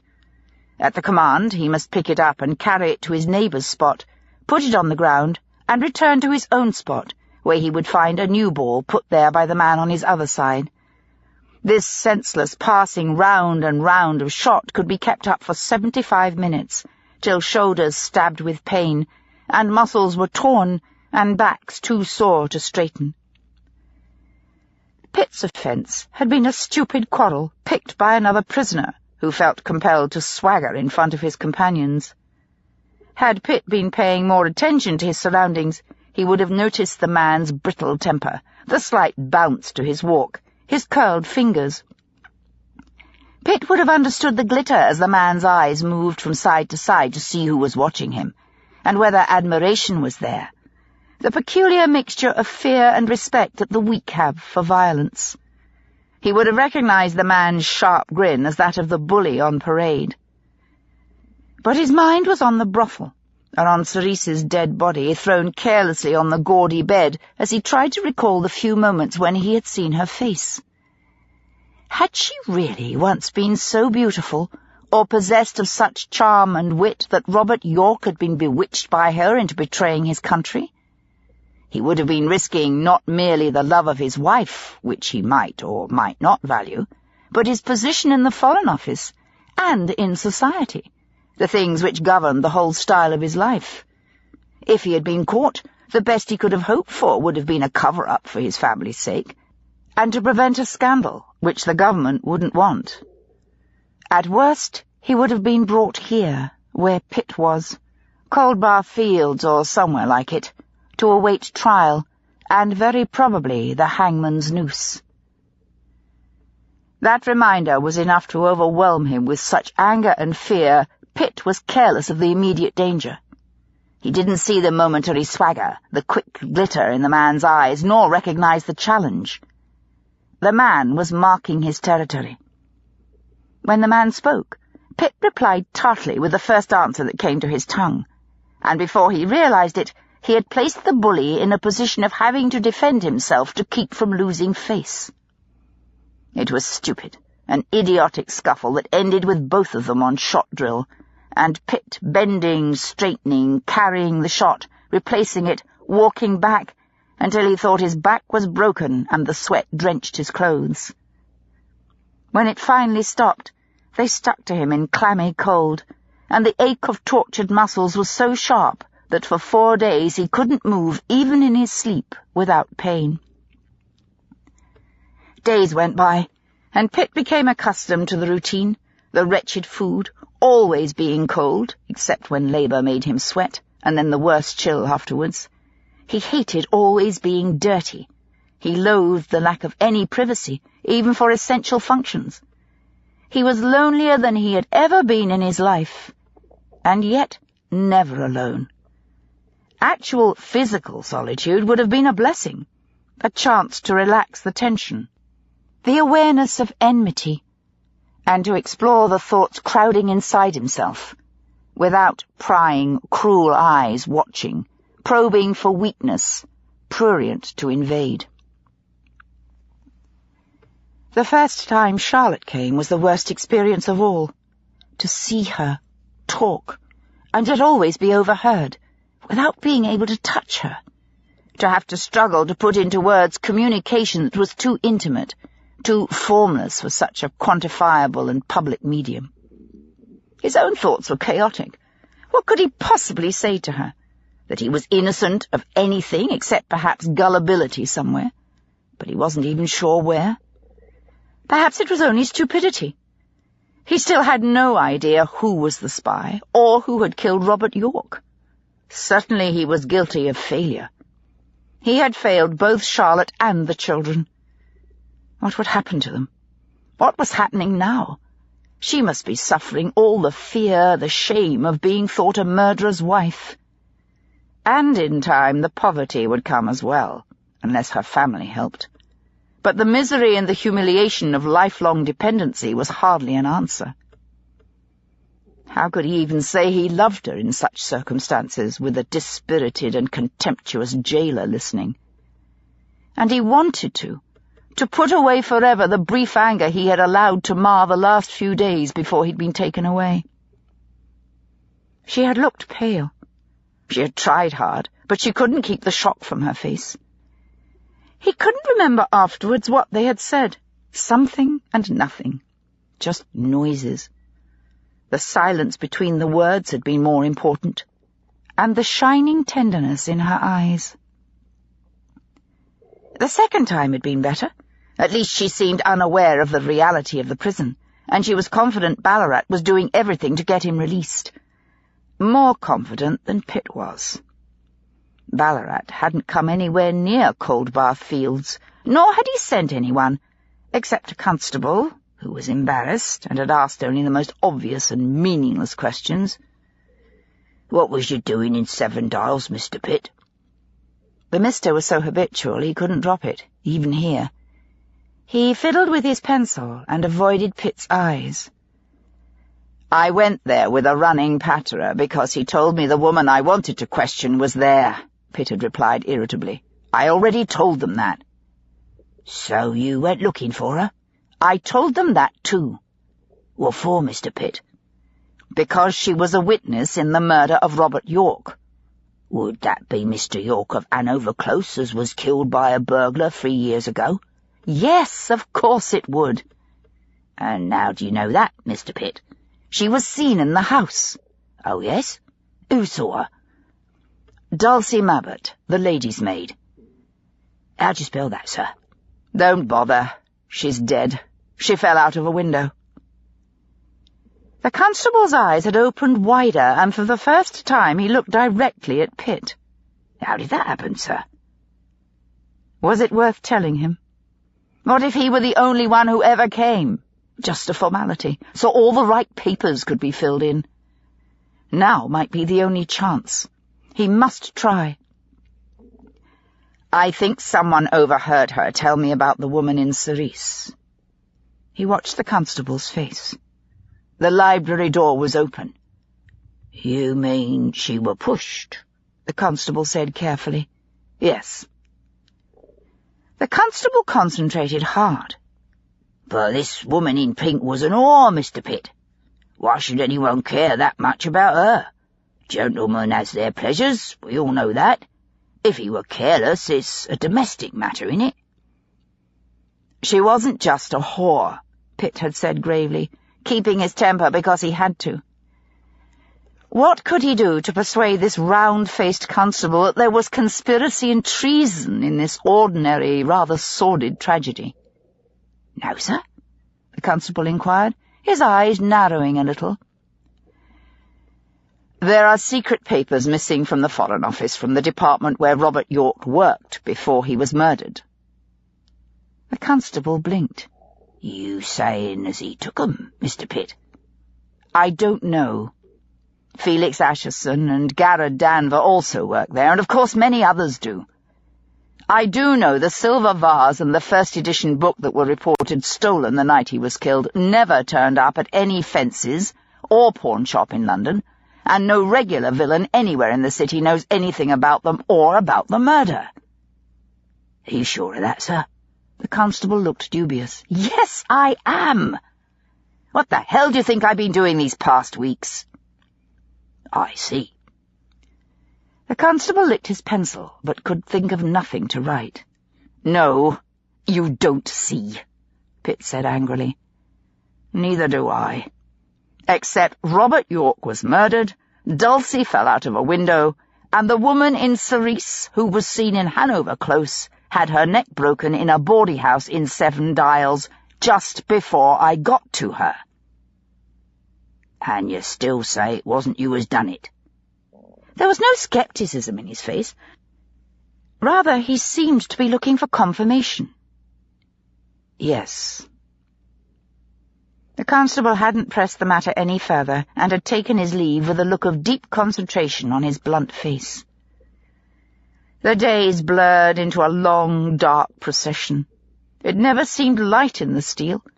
Even the exercise yard was narrow and walled so steeply the frail winter daylight was lost in it, and bent over the back-breaking shot, or huddled with other miserable, sour-smelling prisoners, Pitt felt darkness creep into his mind like mould. The outside world became remote, a story in a children's book. Then gradually, in spite of himself, he was drawn into noticing his fellows. Ironmonger, who was middle-aged and pasty-faced, accused of practicing abortion. He proclaimed his innocence with stoic resignation, not expecting to be believed. He obviously knew some medicine and exercised a certain compassion. He knew how to treat the small wounds gained at the crank. The worst punishment of all, where a man turned a spindle connected to a drum full of sand. The weight of the spoon-shaped cups lifting against the dead inertia tore the muscles even more than the shot. Ironmonger also doled out advice and peculiarly intimate sympathy for those who suffered from the treadmill harness. There was Haskins, the bully who had fought with Pitt, a sad, shallow man who had won the few victories in his life through violence. He was respected to his face, but mocked behind his back. There was Ross, a handsome, genial man who lived off the earnings of prostitutes and was in for some stupid theft. Ross saw nothing wrong in either occupation. One fulfilled a need, the other was merely making the best of an opportunity. When he was released, he would do precisely the same again. The concept of right and wrong in anything except personal loyalties was unknown to him. In spite of himself, Pitt couldn't dislike him. Pitt also noticed Goodman, who was small, overwhelmingly greedy, but an excellent raconteur, even if it was probably all lies. He was in for embezzlement from his father-in-law, and, like most of the others, proclaimed his innocence, if not of the fact, than of any moral fault in the matter. His weasel-like face was full of indignation. On the other hand, his fertile imagination and some education made his company, on the few occasions they were permitted to speak, a relief from the corroding boredom.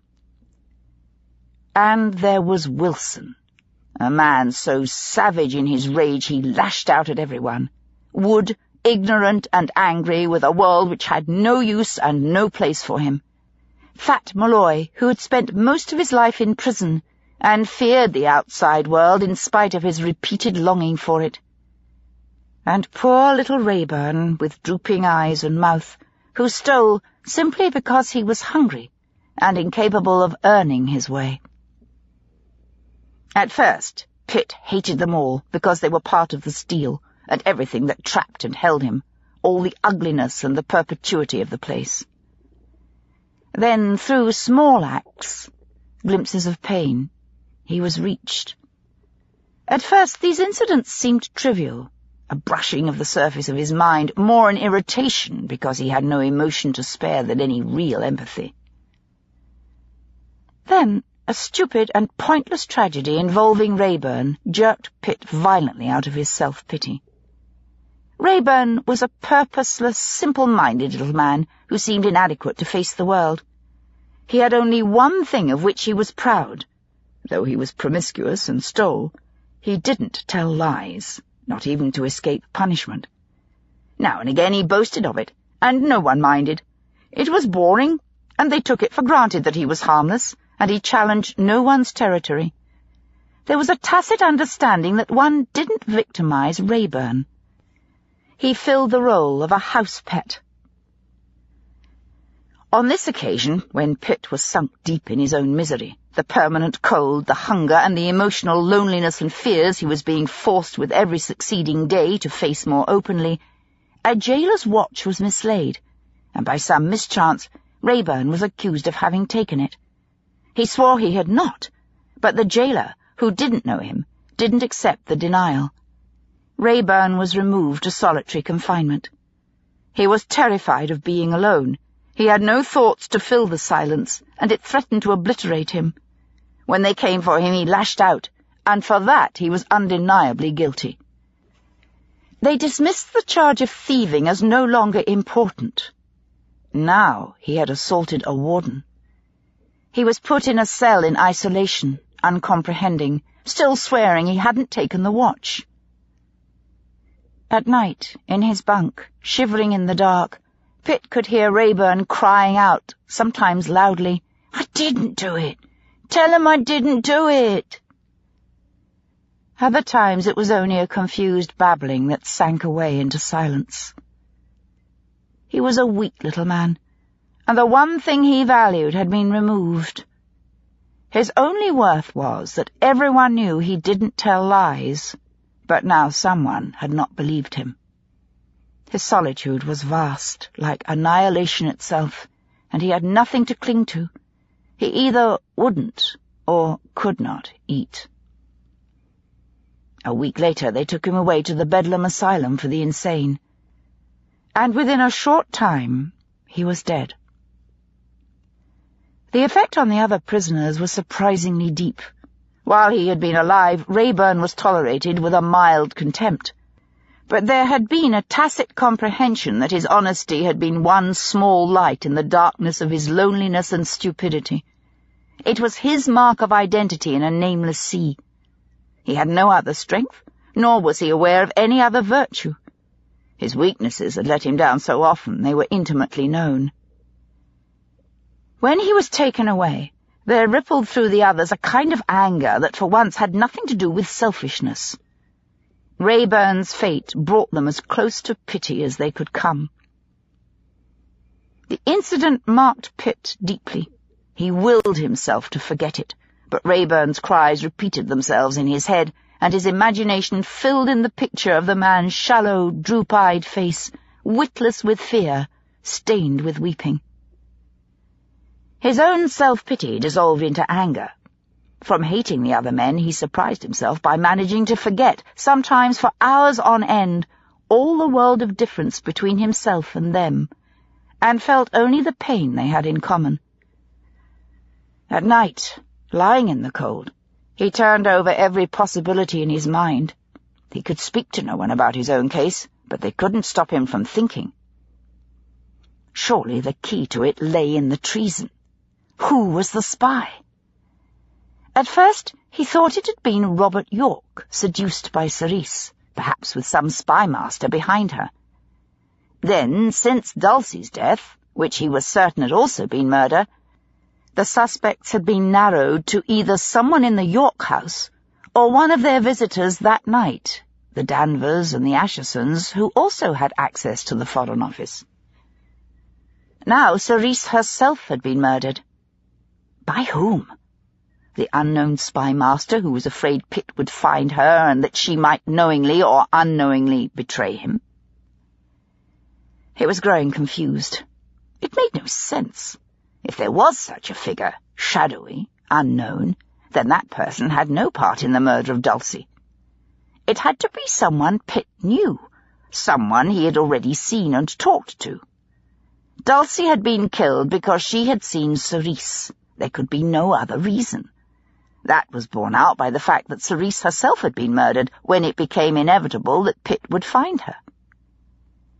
But why had Robert York been killed? Was there something he knew, something he had seen or heard? Was it what he had done, and thus could reveal? Perhaps there had been a real thief, someone Robert York would have recognized when he interrupted and caught him. Perhaps Sice hadn't succeeded in her attempts to seduce him, and had sent a thief instead. Then who was the thief?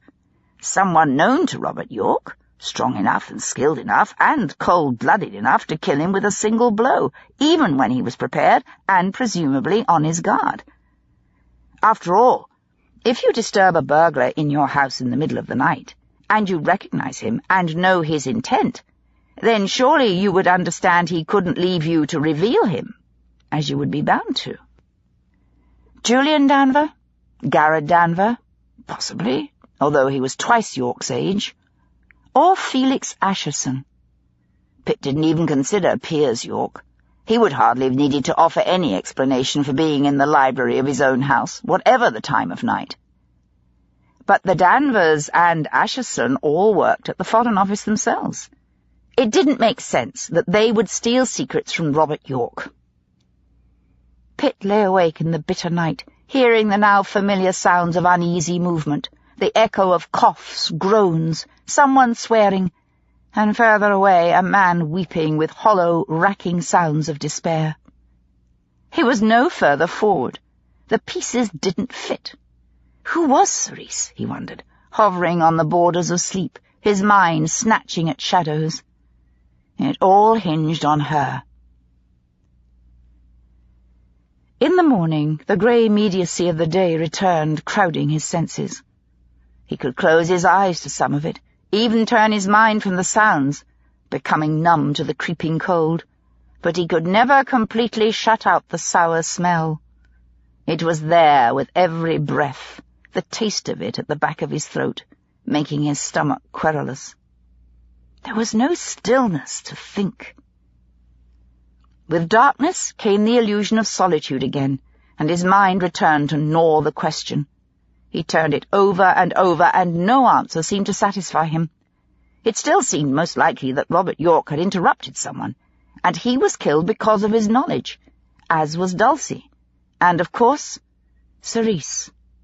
But knowledge of what?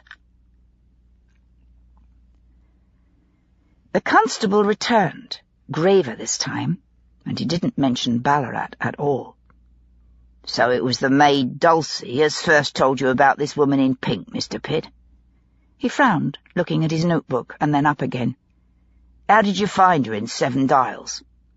"With a lot of work," Pitt replied flatly. "I walked the streets, asking costers, flower girls, sandwich sellers, theatre doormen, prostitutes." The constable shook his head slowly. "Must have taken a fair while, sir. Weren't there no better way? Nobody as knew nothing?" "Nobody who would speak, except Miss Adeline Danver, and she only saw the woman for a moment on the landing in the gaslight." That'd be Mr. Julian Danvers' aunt. Yes. But naturally Miss Danver didn't know where to find her. The constable screwed up his face. I could check that with her, Mr. Pitt. Well, if you do, for God's sake, be careful. The last person to speak to the police about seeing Sice fell out of a window to her death immediately after. The constable sat silently for several moments, then slowly began chewing his pencil. Who do you reckon she was, this woman you call Sice, Mr. Pitt? Pitt leaned a little more heavily on his wooden chair. I don't know, but she was beautiful. Everyone who saw her said she had style, glamour, a face that one remembered. Felix Asherson admitted there was information missing from his department of the Foreign Office, which is also where Robert York worked. The constable took the end of his pencil out of his mouth. There were teeth marks where he had bitten into it. Mr. Ballarat didn't believe that, Mr. Pitt. He made some inquiries, very discreet-like, in several places, and there's been no use made of anything that could have come from there. And he asked them as would know. They don't have to use it straight away. But Pitt felt he was fighting on sinking ground. Ballarat didn't want to believe there was treason. He was afraid of facing his superiors and telling them something they would be so loath to believe, something that was frightening and innately a criticism of not only their competence, but their honor. He was frightened of their anger, of having to muster arguments to persuade them of such a thing, showing them that the blame would be laid at their door. He wanted to be approved of. He had social ambitions that were far deeper than his professional or financial dreams. He liked good living. He liked petty authority. But he hadn't the courage for real power. The hazards, the envy, and the unpleasantness that it carried were prices he had no stomach to pay. He had been entrusted to prove there was no treason, or if there had been, that it had been safely covered up, and to discover it now would signal the utmost failure. The constable was staring at him, chewing his pencil again viciously. I don't know much about that, sir, but it all seems a bit unlikely to me. I expect what men likes in a lady is as different as what they likes for their dinner, but she didn't seem anything but ordinary to me. Dark hair, darkish sort of skin, bit sallow-like. Prefer a bit of colour myself. Not a bad face, but nothing special, and not much shape to her. Not what you'd call handsome at all. She had grace, Pitt said, trying to find words to explain the subtlety Sice had had in life to this simple, straightforward man. Spirit. Probably wit. Begging your pardon, Mr. Pitt, but she looked more like a maid who lost her character and taken to the streets to me. She was a courtesan. He looked at the constable's earnest, confused face. A very high-class prostitute, one who selected her own customers, just a few, for a very high price. The constable shrugged. If you say so, Mr. Pitt. But I'll tell you this. She'd scrubbed a few floors in her time. A look at her hands and her knees would tell you that. I've seen too many women with them calluses not to know. They didn't come from praying, that's for certain. Pitt stared at him. You must be wrong. No, Mr. Pitt. I looked at her proper. Very careful, poor soul. It's me job, and I knows how to do it. See, we had no name for her. A flash of pity crossed his face. We still haven't come to that. A staggering and dreadful new thought was beginning to take shape in Pitt's mind. What if it were not the real Sice he had found, but someone else, a helpless victim left there to fool him? Suppose the whole thing had been contrived to get rid of him, to land him precisely where he was now, in the steel, helpless, entombed alive. Someone had murdered that wretched woman in order to cripple Pitt. Someone had been watching him, planning for him to arrive and be caught exactly where he was, while the real Sice was still alive. Did Ballarat know that? Was he deliberately protecting her by turning away from the case, pretending he believed the obvious, and that Pitt was guilty? Then how high did it go, this corruption, this treason? No, he couldn't believe Ballarat had done it knowingly.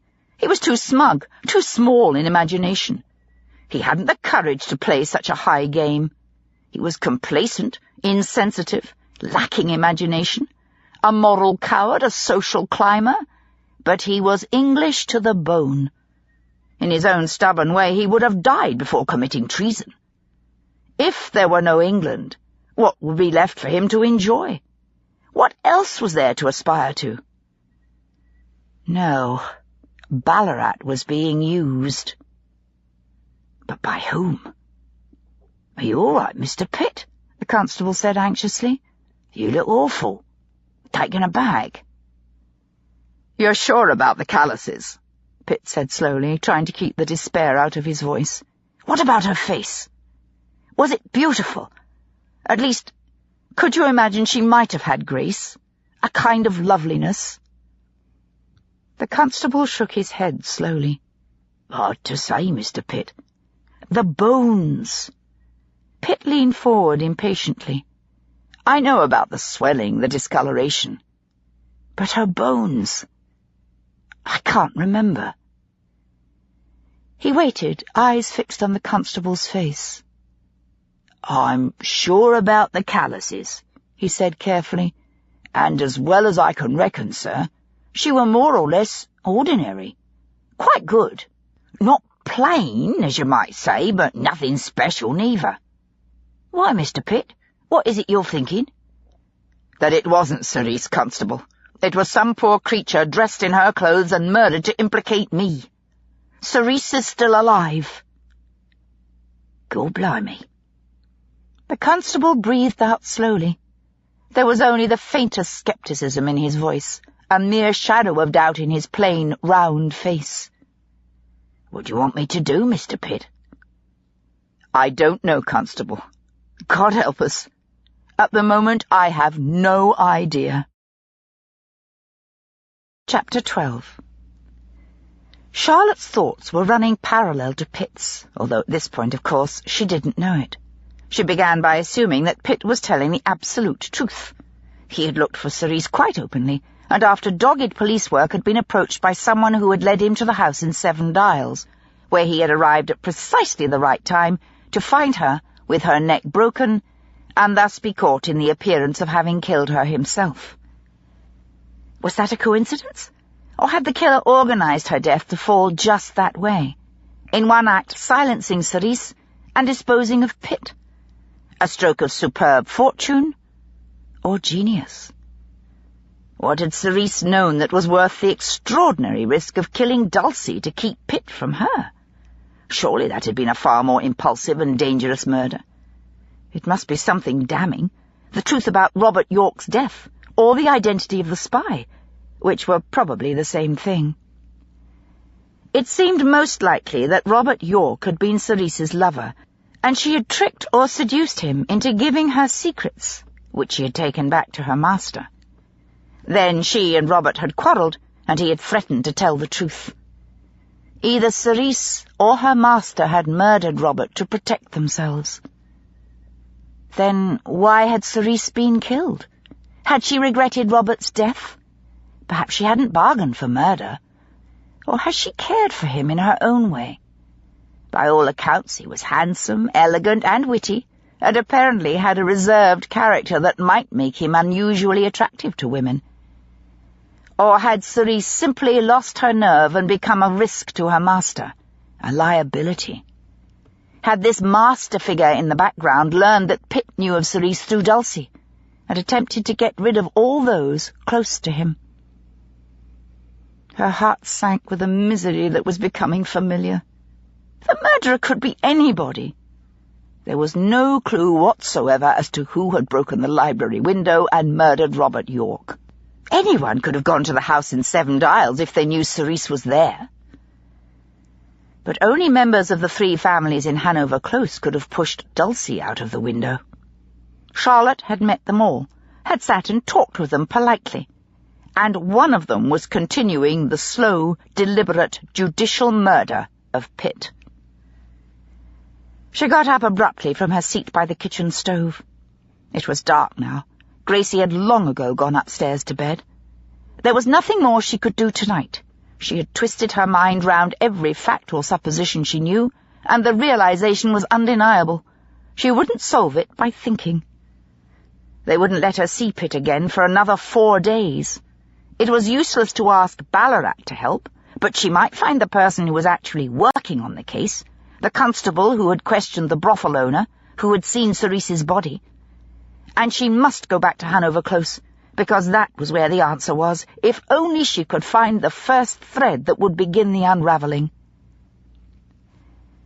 Even though she was weary with anxiety and exhausted from doing all the heavy housework herself, still she slept badly and was awake long before the cold dawn.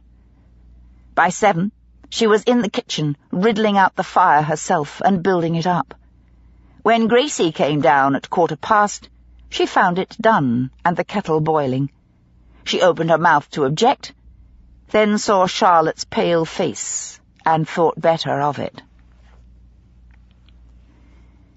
By late morning, Charlotte was walking briskly in the icy sunlight under the bare trees on the edge of Green Park, looking for Constable Maybury.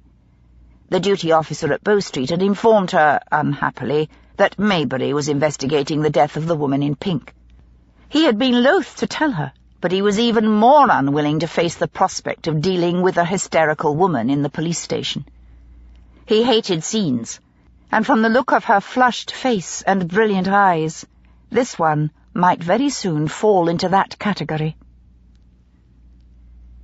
Charlotte saw the blue figure in his tall hat and cape just as he emerged from Half Moon Street into Piccadilly. She dashed across the road, heedless of oncoming carriages, infuriating the drivers, and caught up with him in a most unseemly run. "Constable?" He stopped. "Yes, Mum. You all right, Mum?" "Yes." "Are you Constable Maybury?" He looked puzzled, his round face wrinkled in apprehension. "Yes, Mum." "I'm Mrs. Pitt.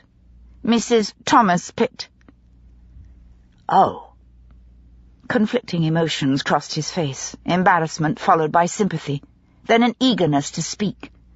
"I went and saw Mr. Pitt yesterday, Mum. He didn't look too bad, considering." His eyes flickered doubtfully for a moment. There was no guilt in his expression, however. Charlotte's courage returned. It was just possible he didn't believe Pitt was guilty. Perhaps that relief in his face was a sign that they were on the same side. "Constable, you're investigating the death of the woman in pink. What do you know about her? What was her name? Where was she before she came to Seven Dials?"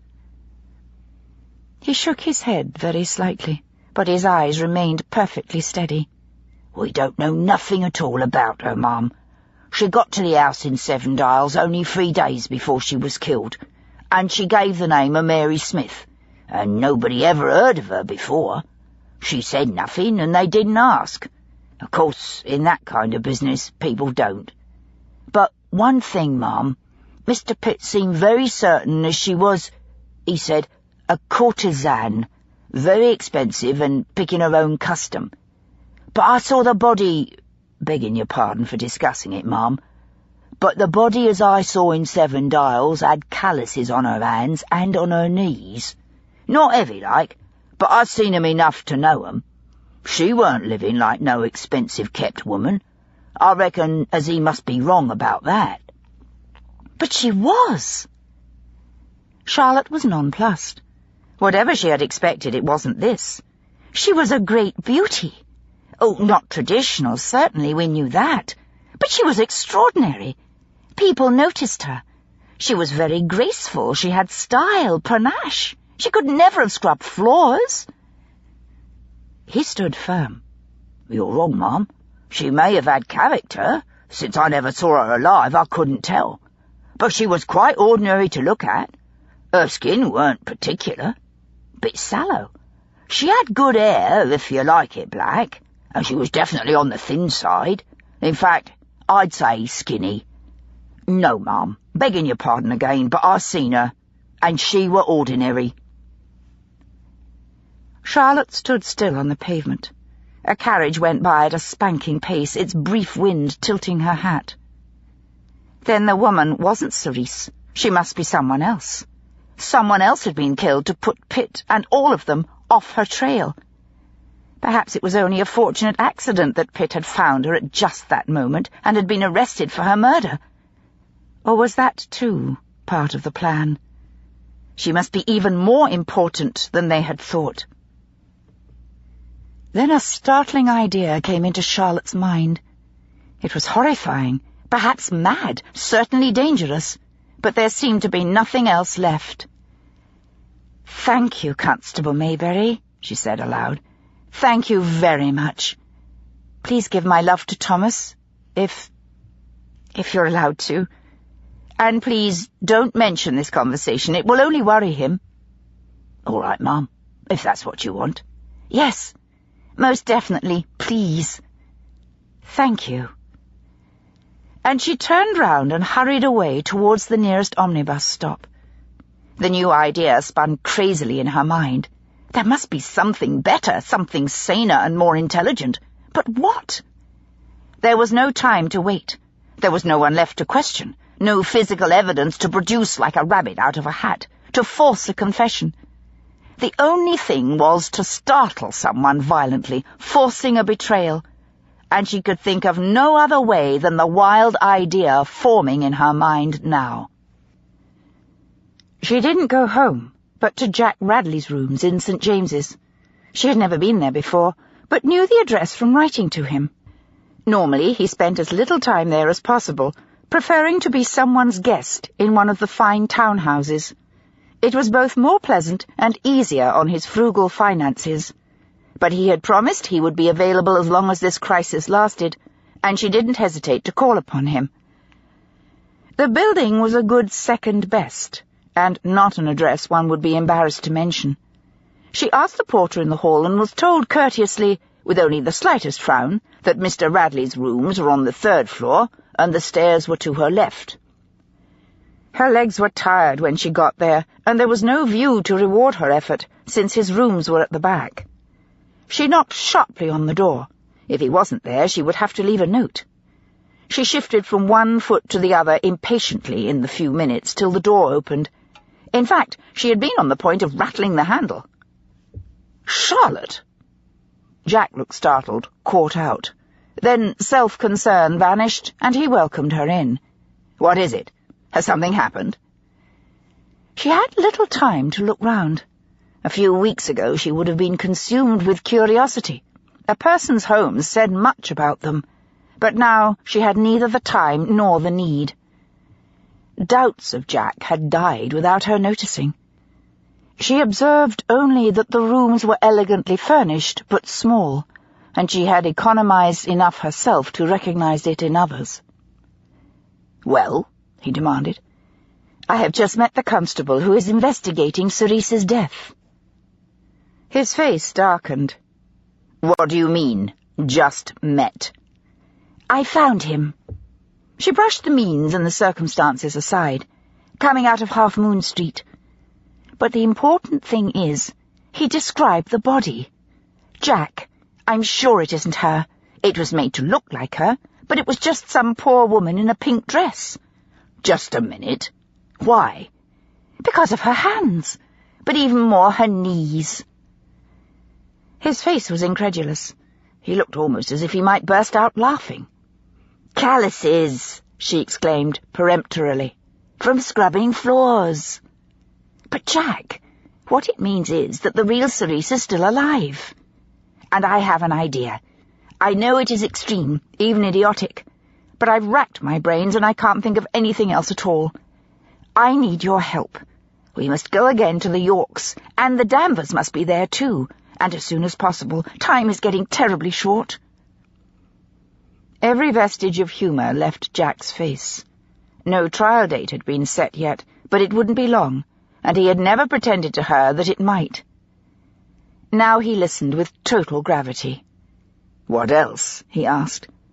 I must know at least 2 days in advance, so I can make arrangements." "What arrangements?" She hesitated, uncertain whether to tell him. He was likely to disapprove. "Don't be stupid," he said abruptly. "How can I help you if I don't know what you're doing? You aren't the only one with brains, nor the only one who cares." She felt for an instant as if he had slapped her. She was about to retort, when the truth of it overwhelmed her. It was surprisingly painless, in fact. All at once, she felt less alone than she had since Pitt's arrest. "The Danvers come to dinner regularly. Next time, I'm going to dress up as Sice and make an assignation with each of the men it might have been," she said frankly. "Only Piers York, the Danvers, and Felix Acheson were there the night Dulcie was killed. I'll start with the Danvers, because Aunt Adeline saw Sice at their house." Jack was startled. He hesitated for a long, tense moment, struggling for a better idea himself. When nothing came, he conceded doubtfully. "You don't look much like her. That is, like the descriptions of her," he said at last. "I'll meet them in the conservatory," she reasoned. "The light's very poor in there, and I'll have the right coloured dress and a black wig. If I can pass for long enough to get a reaction, it might be enough." The plan sounded desperate as she described it, a very slim chance, and she felt her hopes, thin as wraiths, drain from her grasp. "If he even knows me, it will prove something." He felt her panic and put his hand on her arm gently. "It might be dangerous," he warned. Danger would be marvellous. It had the kick and the fire of hot wine, and seemed very close to outright victory. No one would turn up unless he knew Sice, and if anyone threatened her with violence, it could only be because she was too close to the truth. "I know," she said, with a surge of excitement. "But you'll be there, and Emily. I need Emily's help. I've worked it all out. I'll take the dress and wig in a bag and give them to Emily beforehand. Then, when we are there, after dinner, I shall pretend to be faint and excuse myself. Emily will look after me, so I can slip up to her room and change. Then she'll watch and tell me when to go down to the conservatory. She said the Yorks have a large one, to keep my trysts." "You're leaving a lot to chance," he said anxiously. "Can you think of anything better?" He hesitated for a moment. "No," he admitted. "I'll do everything I can to keep all the others occupied in the withdrawing room. I'll make some riveting conversation." He smiled bleakly.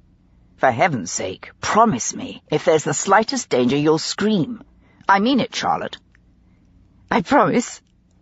She giggled a little wildly, although it would be awfully difficult to explain, wouldn't it? What on earth should I say I was doing in their conservatory, dressed in a hideous gown and a black wig, screaming my head off, when I was supposed to be upstairs with the vapours? "I should have to say you'd taken leave of your wits," he agreed, with a very twisted grin. "But better that than dead. And whoever it is has already killed 3 times. Her laughter suddenly stopped, becoming tight in her throat. Bitter tears sprang to her eyes. "It will be 4, with Thomas," she said. She made her assignations by letter, using as few words as possible and leaving them unsigned. She had no idea what Sice's handwriting looked like, nor what her real name was. She used expensive notepaper, wrote only the time and place, and instead of sealing the letters in an envelope, she tied each one with a broad piece of ribbon in a vivid, almost painful magenta. It was the best she could do. Emily had written to her banker and provided money so Charlotte could purchase the dress and the wig, and Jack had taken them to Hanover Close, posing as a coalman this time, and carrying coke inside to the kitchen for them. How he arranged it, Charlotte never knew, and she was too preoccupied with her own preparations to ask. That evening she dressed in a very simple smoke-grey and white gown of Emily's, judiciously let out by Emily's maid. It wasn't nearly as flattering on Charlotte, with her darker complexion and mahogany hair, as it had been on Emily's apple-blossom fairness, but it had the one merit Charlotte was looking for now. It was very easy to get in and out of. She dressed her hair with a minimum of fuss, so it could be squashed flat under a wig without removing 100 pins first. The result didn't make her look her most attractive, but it couldn't be helped. Jack was tactful enough to refrain from commenting, although his face registered slight surprise, quickly replaced by a smile and a wink. They arrived at Hanover Close a few minutes late, as was the acceptable thing to do, and were handed down from the carriage onto the icy pavement. Charlotte took Jack's arm up the steps and into the lighted hall. As the door was closed behind them, she felt a moment's panic, then forced herself to think of Pitt, and said, rather too effusively, "Good evening, Mrs. York. How kind of you to invite us." "Good evening, Miss Barnaby," Loretta replied with far less enthusiasm. "I hope you are well. Our city winter is not disagreeing with you?" Only just in time Charlotte remembered that she was going to be taken ill after dinner. She chose her words carefully. "I do find it a trifle different.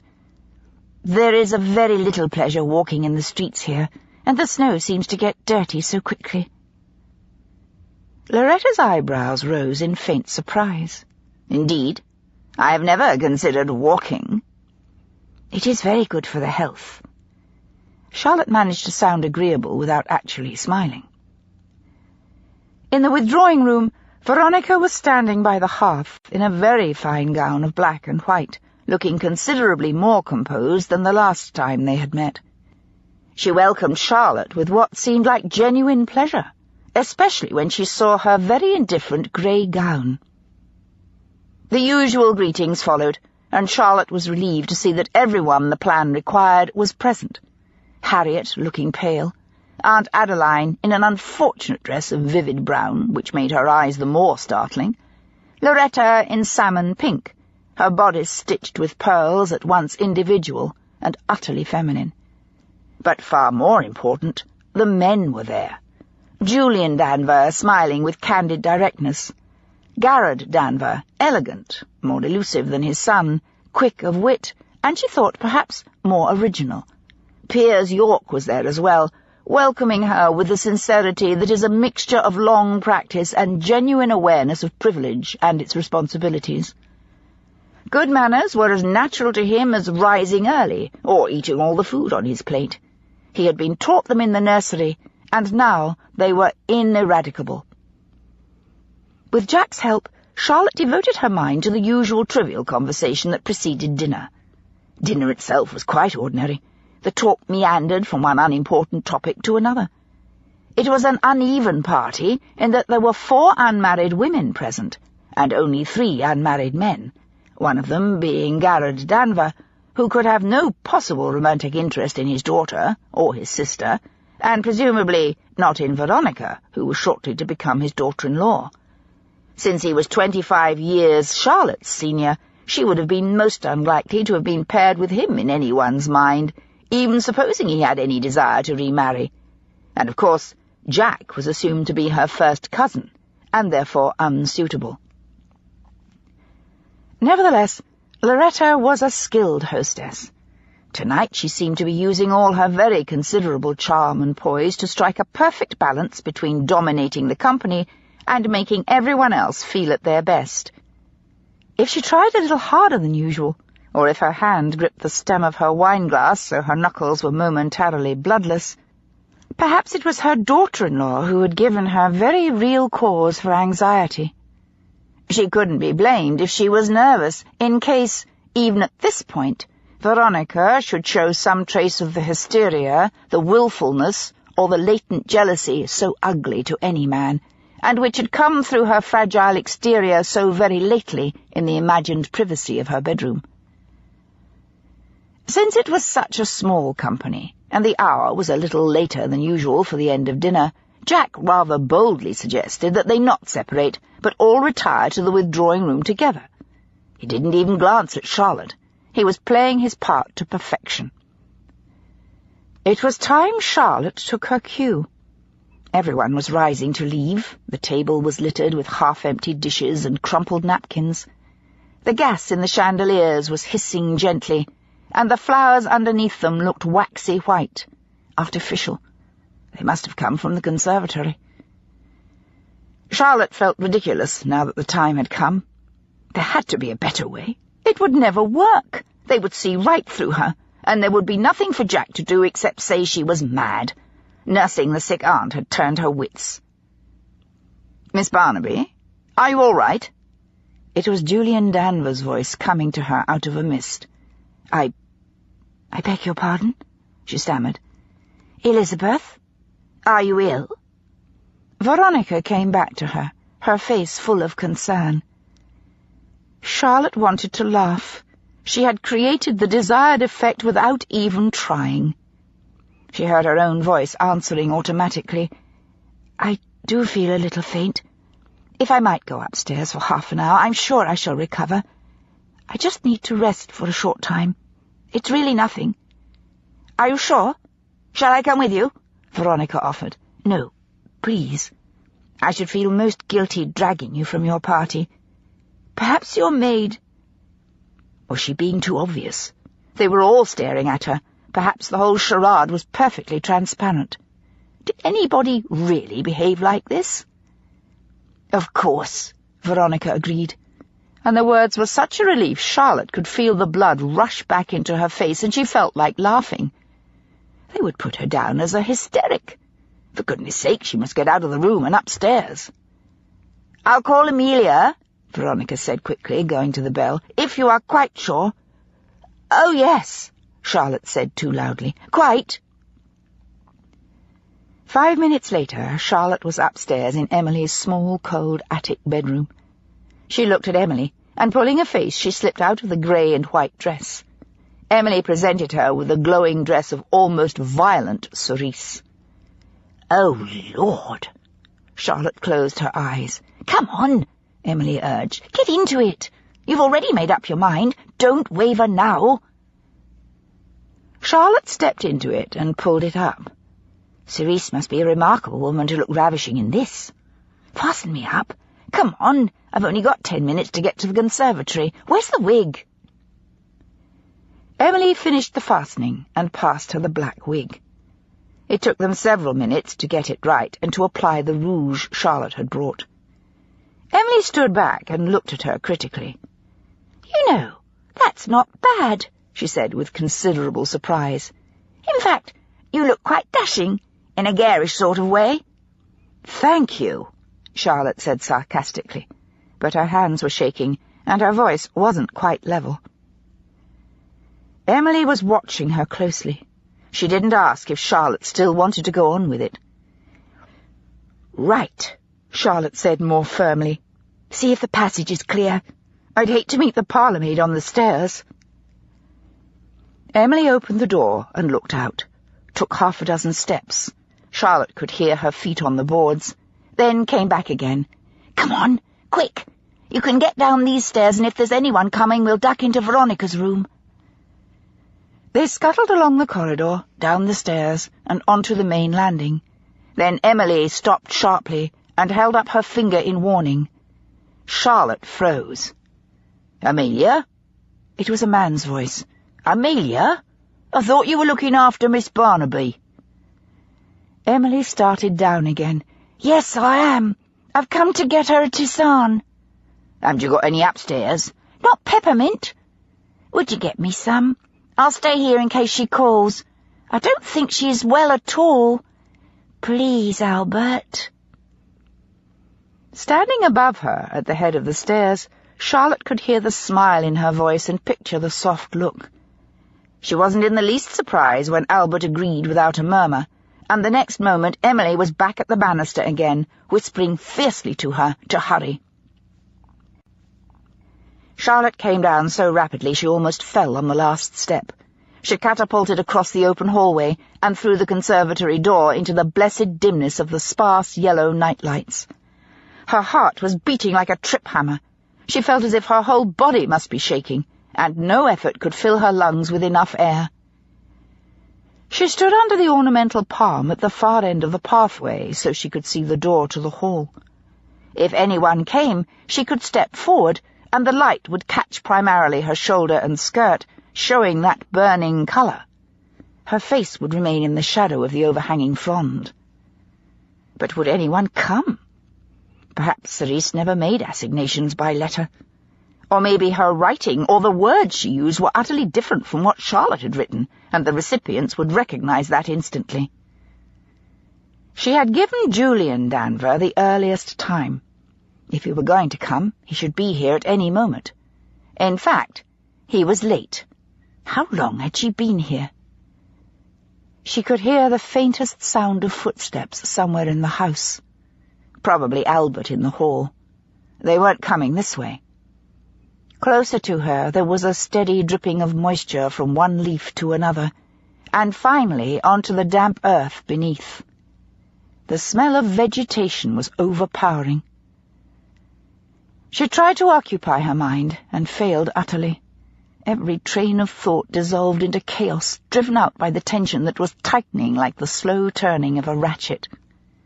Her hands were sticky and felt like pins and needles. Was she going to stand here in the dark under a potted palm half the night? The whisper startled her so violently it could have been at her shoulder.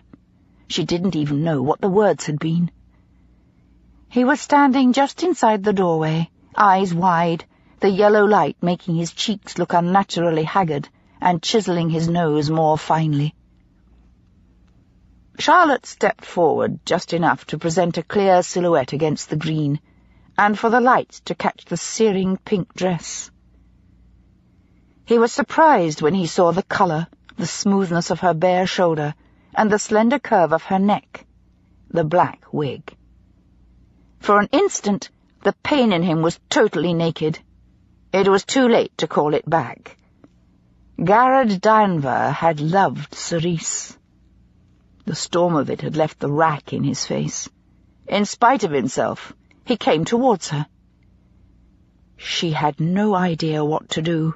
Conspiracy, infatuation she had been half prepared for, but not such pain. Unconsciously she backed towards the palm, and the light above her fell on her bosom. Garrod stopped. His eyes were hollow. He was like a caricature, ugly and beautiful. Even in his despair there was a self-knowledge, a shaft of irony. Then she understood.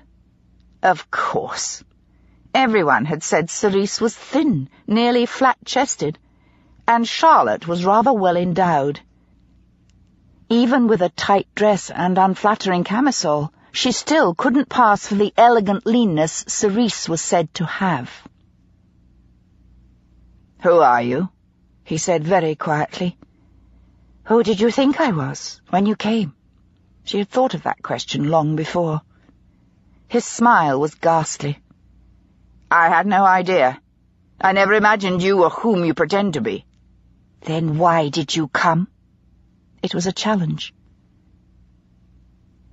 "To see why you wanted me, of course. If you've blackmail in mind, you're a fool. You're risking your life for a few pounds." "I don't want money," she said sharply. "I want—" She stopped. He was close to her now, so close she could have lifted her hand and touched his cheek. But she was still in so deep a shadow that he hadn't recognized her.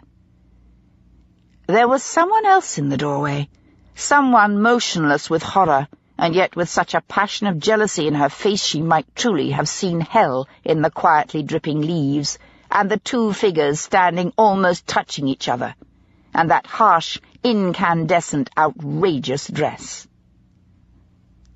Loretta York. Garrod turned very slowly and saw her.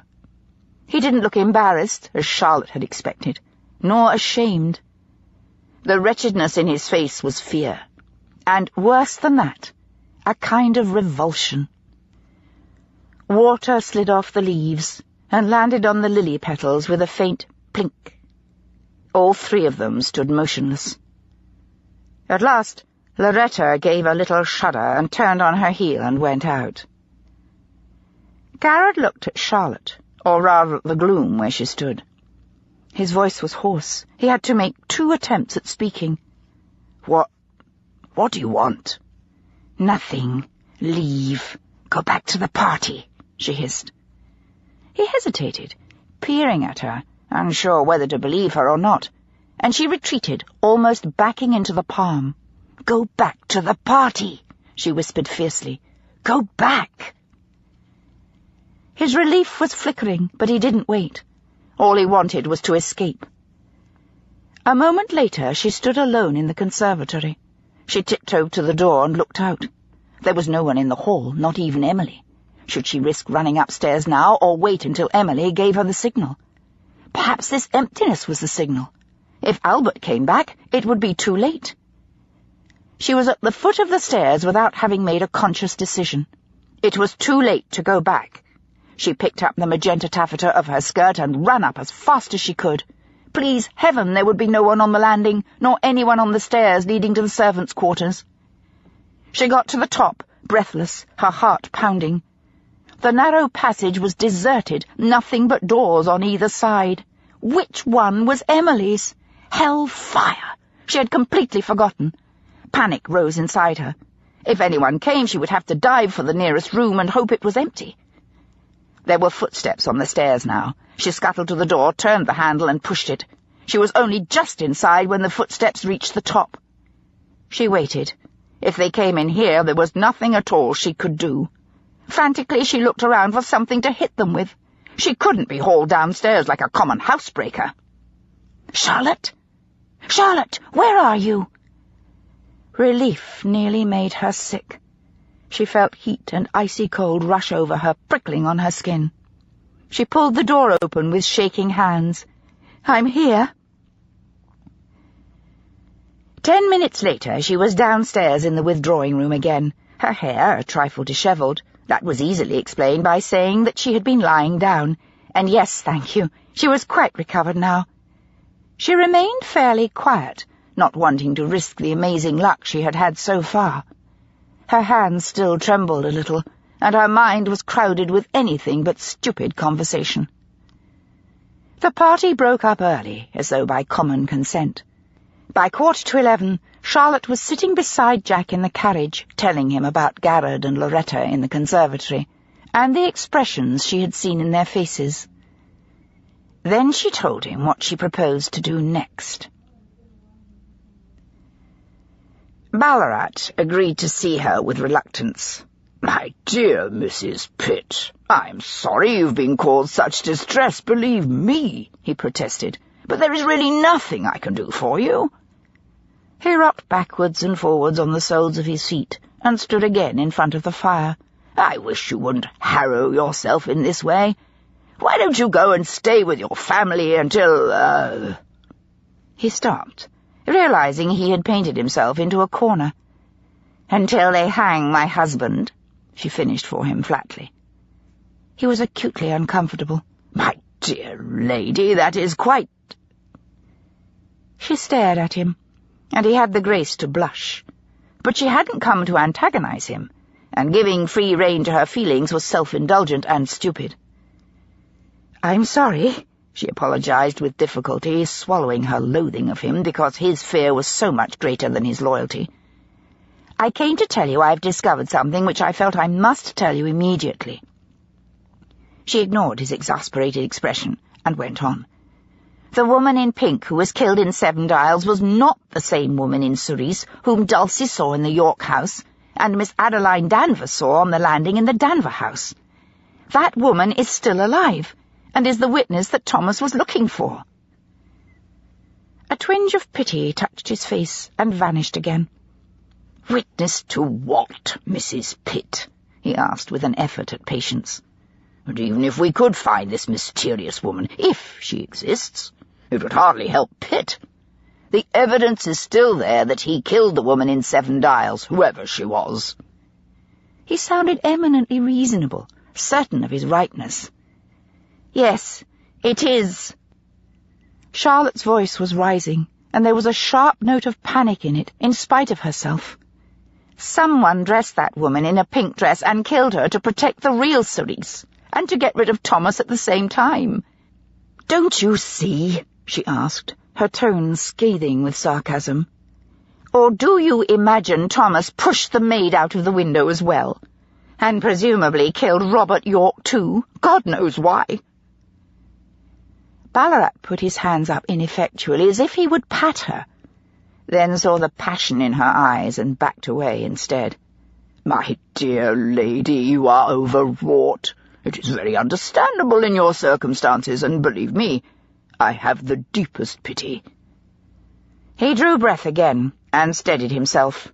Reason must be paramount.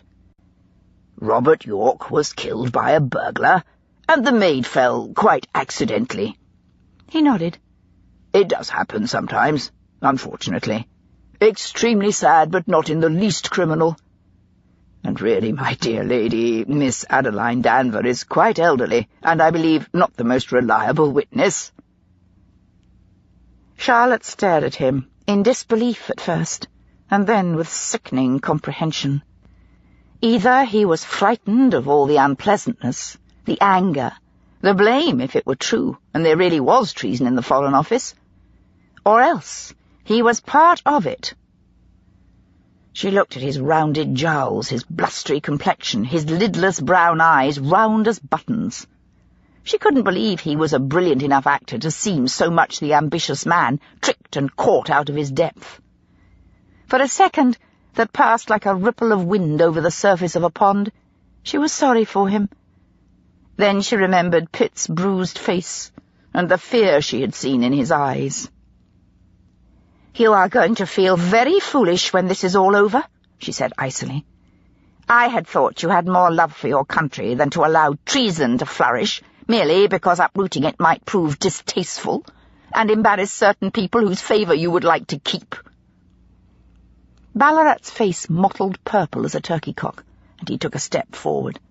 "You insult me, madam," he said furiously. "I'm glad."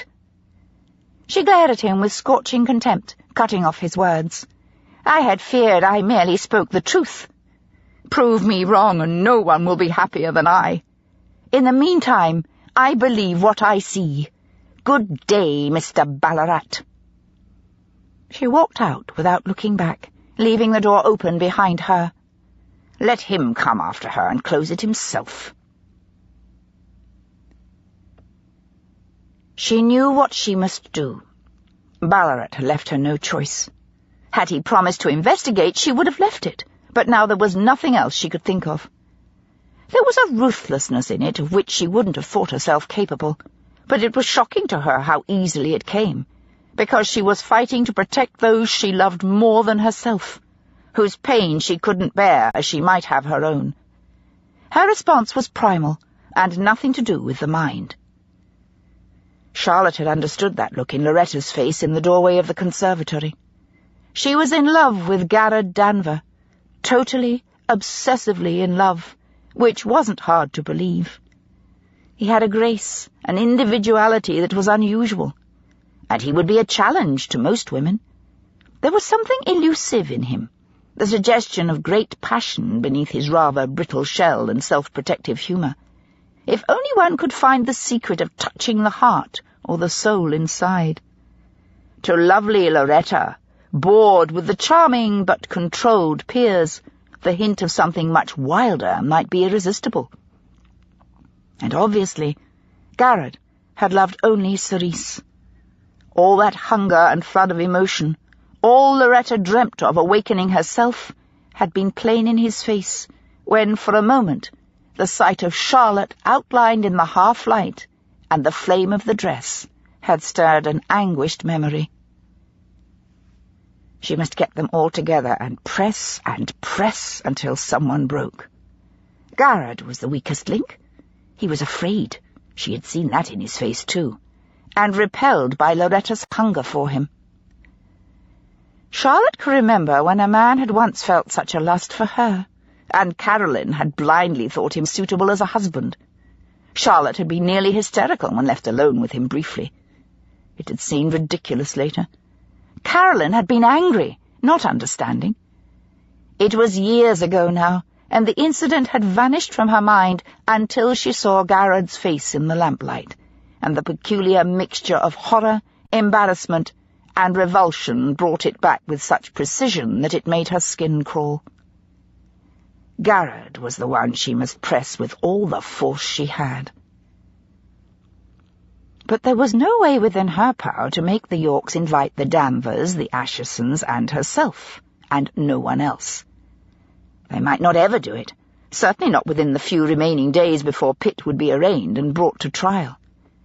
To have such a gathering in Emily's house would be inexplicable, and Jack had no facilities either, although Emily would willingly have financed the event. No, the answer lay with Aunt Vespasia, and surely she would be willing. Accordingly, Charlotte abandoned the public omnibus and recklessly took a hansom cab to Aunt Vespasia's house. Having paid the cabby and released him, she climbed the shallow steps up to the front door and rang the bell. She'd been here many times before, and the maid showed not the slightest surprise at seeing her. Vespasia received her in the boudoir, which was full of light and space, sparsely furnished in cream and gold, with touches of deep green. A great green fern in a jardinière stood against one wall. Only the steeply banked fire saved it from chill. Vespasia herself looked more fragile, but she still had the perfect bones of the amazing beauty she had been 40, even 30 years ago. She had aquiline features, heavy-lidded eyes under arched brows, and coiled hair like old silver. She was dressed in dark lavender, with a high fichu of Brussels lace at her throat. "How are you?" Charlotte asked immediately, and it wasn't merely good manners, or the need for help. There was no one outside her family, and few within it she cared for as much as she did for Aunt Vespasia. Vespasia smiled. "Quite recovered, and probably far better than you, my dear," she said frankly. "You look pale and considerably fatigued. Sit down and tell me how you are progressing. What may I do to help?" She looked beyond Charlotte to the maid who hovered in the doorway. "Tea, please, Janet, and cucumber sandwiches and some cakes. Something with whipped cream and sugar icing, if you please." "Yes, milady." And Janet disappeared, closing the door softly. "Well?" Vespasia demanded. When Charlotte left, her plans were perfected down to the finest detail. She felt immensely better for the food, and realized she hadn't been eating as she should. Either she'd forgotten, or she had no heart for it. Aunt Vespasia's determination eased a great deal of the despair tightening inside her. She had very gently encouraged Charlotte to let go of the self-control which had kept her dry-eyed and rigid for so many days. Charlotte wept fiercely, with abandon. Naming all her fears, rather than forcing them down inside her like black devils, had robbed them of some of their horror. Now that she had spoken them aloud and shared them, they no longer seemed unconquerable. When Aunt Vespasia sent a handwritten letter 2 days later to say that the dinner was arranged and the invitations accepted, it was time to prepare Jack for the last and best gamble of all. Emily knew of it also, in as much detail as Charlotte dared tell her in a rather oddly coded letter, delivered by Gracie, by omnibus. Jack was far more nervous than Charlotte had expected when he collected her at 7:15 on the evening of the dinner. But as soon as she was settled in the carriage and had a chance to weigh her thoughts, she realized that this was her own blindness. Just because he had done all he could right from the beginning, never questioning Pitt's innocence or Emily's harebrained plan to go to the Yorks, didn't mean he had no emotion under his rather casual exterior. After all, he was born and bred in a society where manner was all. One very quickly became out of fashion if one either loved or offended, and real emotions were apt to embarrass, which was even worse. They could disturb the peace of mind, unsettle, spoil the pleasure, and that was inexcusable. If Jack were worth anything, then of course he was nervous. He probably had a sick fluttering in his stomach just as she did, and a racing heart, and hands that were clammy no matter how often he wiped them. They didn't speak on the journey. They had made all the plans they could, and there was no time for trivia. It was bitterly cold, a rare winter night when the ice was crackling hard on the road and in the frozen gutters.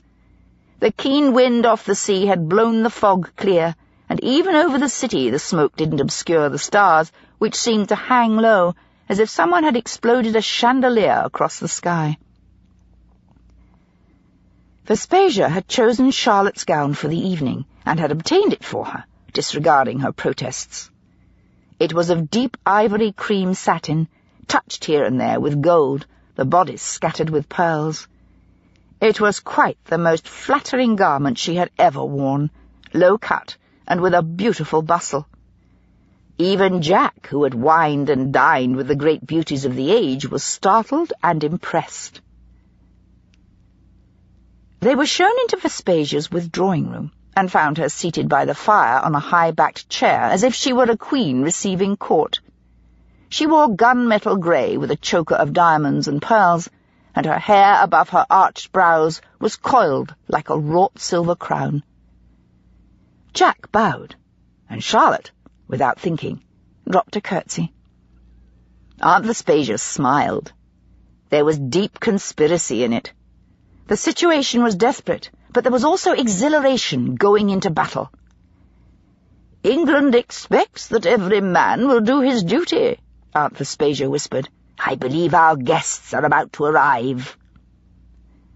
The first to come were Felix and Sonia Ascherson, looking agreeably surprised to be there.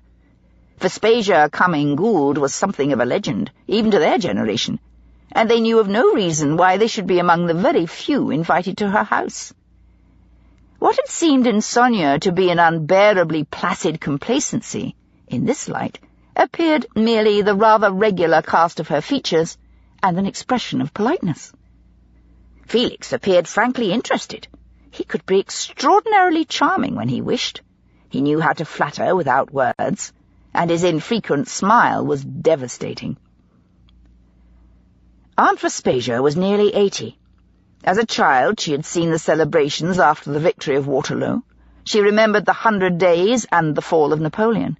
She had danced with the Duke of Wellington when he was Prime Minister. She had known the heroes, the victims, and the fools of the Crimea, the empire builders, statesmen, charlatans, artists, and wits of the greatest century in the history of England. She was happy to play with Felix Ascherson, and kept the smile on her own lips flawlessly unreadable. The Danvers were shown in 10 minutes later. Julian seemed perfectly at ease. He felt no compulsion to show off or to push himself into the conversation.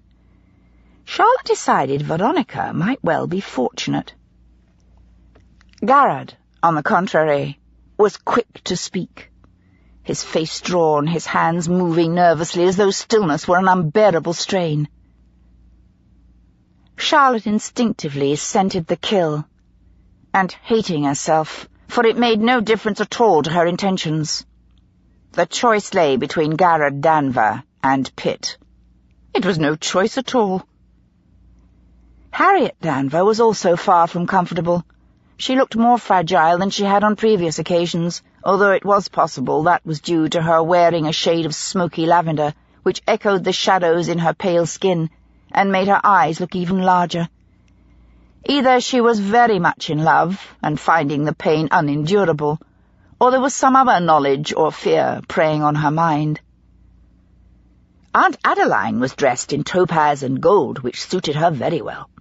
There was a slight flush on her cheeks, which robbed them of their usual sallowness.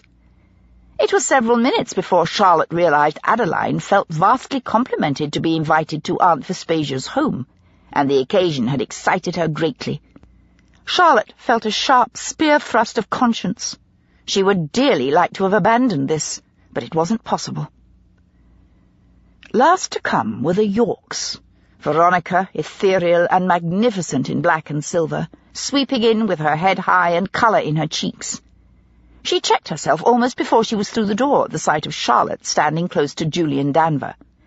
His admiration for her was extremely obvious, and it was equally obvious, just for an instant, that Veronica had never before appreciated what a potential rival Charlotte might be. Little Miss Barnaby from the country was a considerable beauty when she chose. Veronica's greeting had lost several degrees of warmth by the time they met in the centre of the floor. For once, Loretta also looked less sure of herself. Her aplomb was a shadow of her old certainty. As always, she was meticulously groomed, exquisitely feminine in golden peach, but the fluidity had gone. The wound Charlotte had seen in the conservatory was still raw. She didn't look at Garrod Danver. Piers York was grave, as if aware of tragedy without knowing its nature or direction. Either that, or he chose to ignore it. His face lit when he saw Vespasia, and Charlotte realized with surprise that they had known each other for years. All the customary greetings were made, petty courtesies exchanged, but already the undercurrents had begun to pull, to tear, and distort. For half an hour they talked of the weather, the theatre, figures of fashion, and politics. They all seemed to be enjoying themselves, except Garrod and Loretta. If Piers had any reservations, he was too practised to reveal them. Charlotte found her attention wandering. She mustn't begin yet. She would wait until dinner. Begin too early, and she could dissipate the very tension she was seeking to build.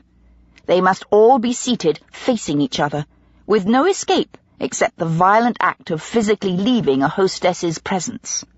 Only illness could excuse that.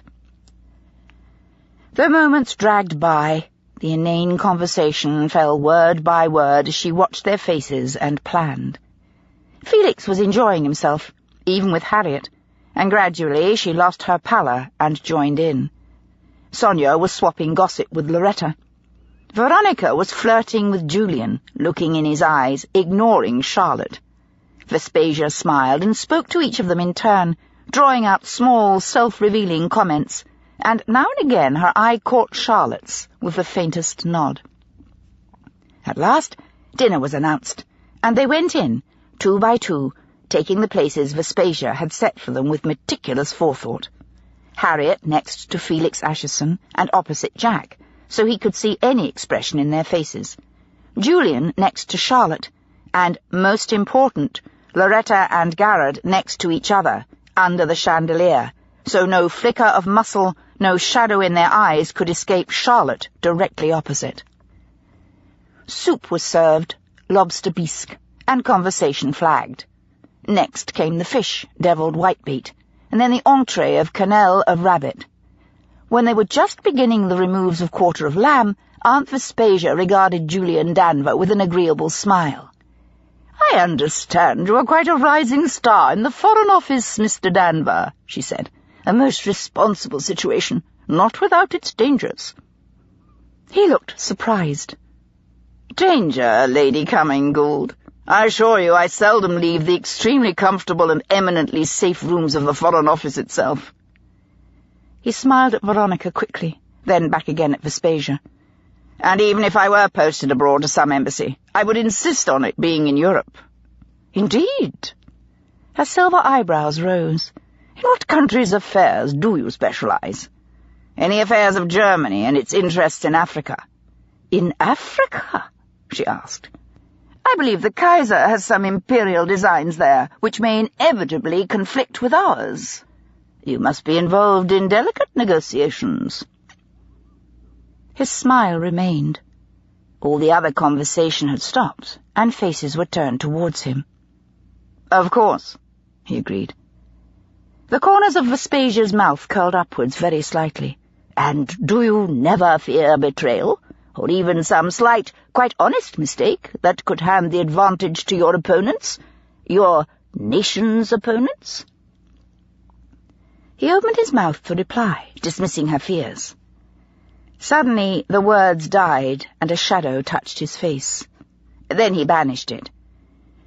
"One has to be careful, of course, but one doesn't speak of state matters outside the Foreign Office itself." "And, of course, you know exactly whom to trust." Charlotte made it more of a statement than a question. "I imagine treason begins little by little. First, a small confidence, elicited perhaps by someone in love." She glanced at Harriet, and then back at Felix. "Personal loyalties can make such a mess of morality," she said quietly, aware of what she herself was doing even at this moment, aware of friendship, the unwritten laws of hospitality, and of love that overrode them all. It wasn't that she thought she was right, or that love excused it, simply that it was elemental, as an animal protects its own. There were spots of colour in Felix's pale cheeks. Sonia had stopped eating, and she clutched her fork in a white hand whose knuckles shone. Perhaps she wasn't as complacent as she seemed, after all.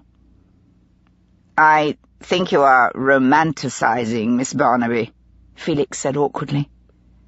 Charlotte looked at him innocently. "Do you not believe in the strength of love to overcome judgment, Mr. Acheson, even for a moment?" He was caught. He smiled to cover his dilemma. "You press me to be ungallant, Miss Barnaby.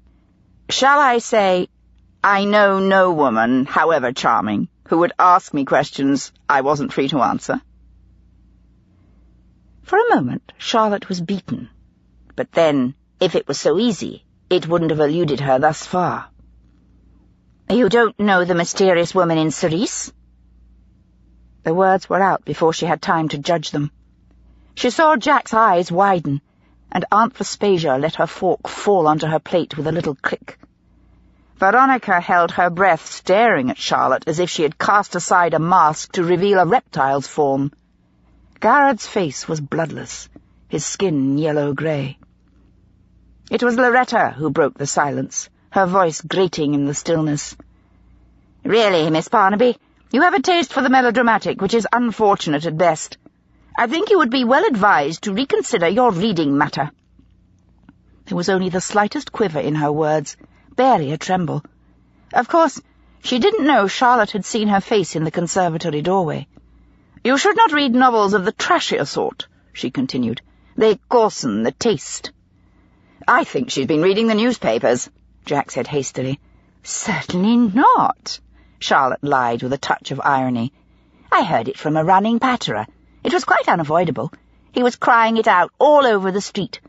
Apparently this marvellously beautiful woman led some poor diplomat into revealing secrets, and then betrayed him. She was a spy." "Rubbish," Felix said loudly. He stared straight at Charlotte, avoiding even the slightest glance at Harriet or her father. He might have wavered had he looked at Garrett. His face was so ghastly he seemed to be suffering some physical pain. "Rubbish," Felix said again. "My dear Miss Barnaby, running patterers make their living by entertaining the masses. They invent half of it, you know." For a moment, the tension eased. Charlotte could feel it slipping away. She mustn't lose it. The murderer was here at this shining dinner table with its silver and crystal and white flowers. "But not out of nothing," she argued. "People do fall passionately in love. So deeply they would forfeit everything, betray all the old loyalties." She looked round at their faces as if she were appealing to them.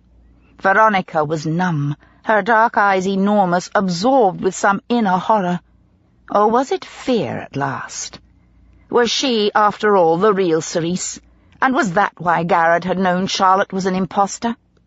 He had just left Veronica in the withdrawing room. He said he came only because he feared blackmail. But if that was so, why did he not marry her himself? Or had she tired of him and chosen his son instead? Perhaps Julian was her mistake, her weakness. She had loved in return. Or was Julian simply a way into a more powerful position? He was destined for higher things than his father, perhaps even a cabinet position. Did Loretta know that, or had she guessed?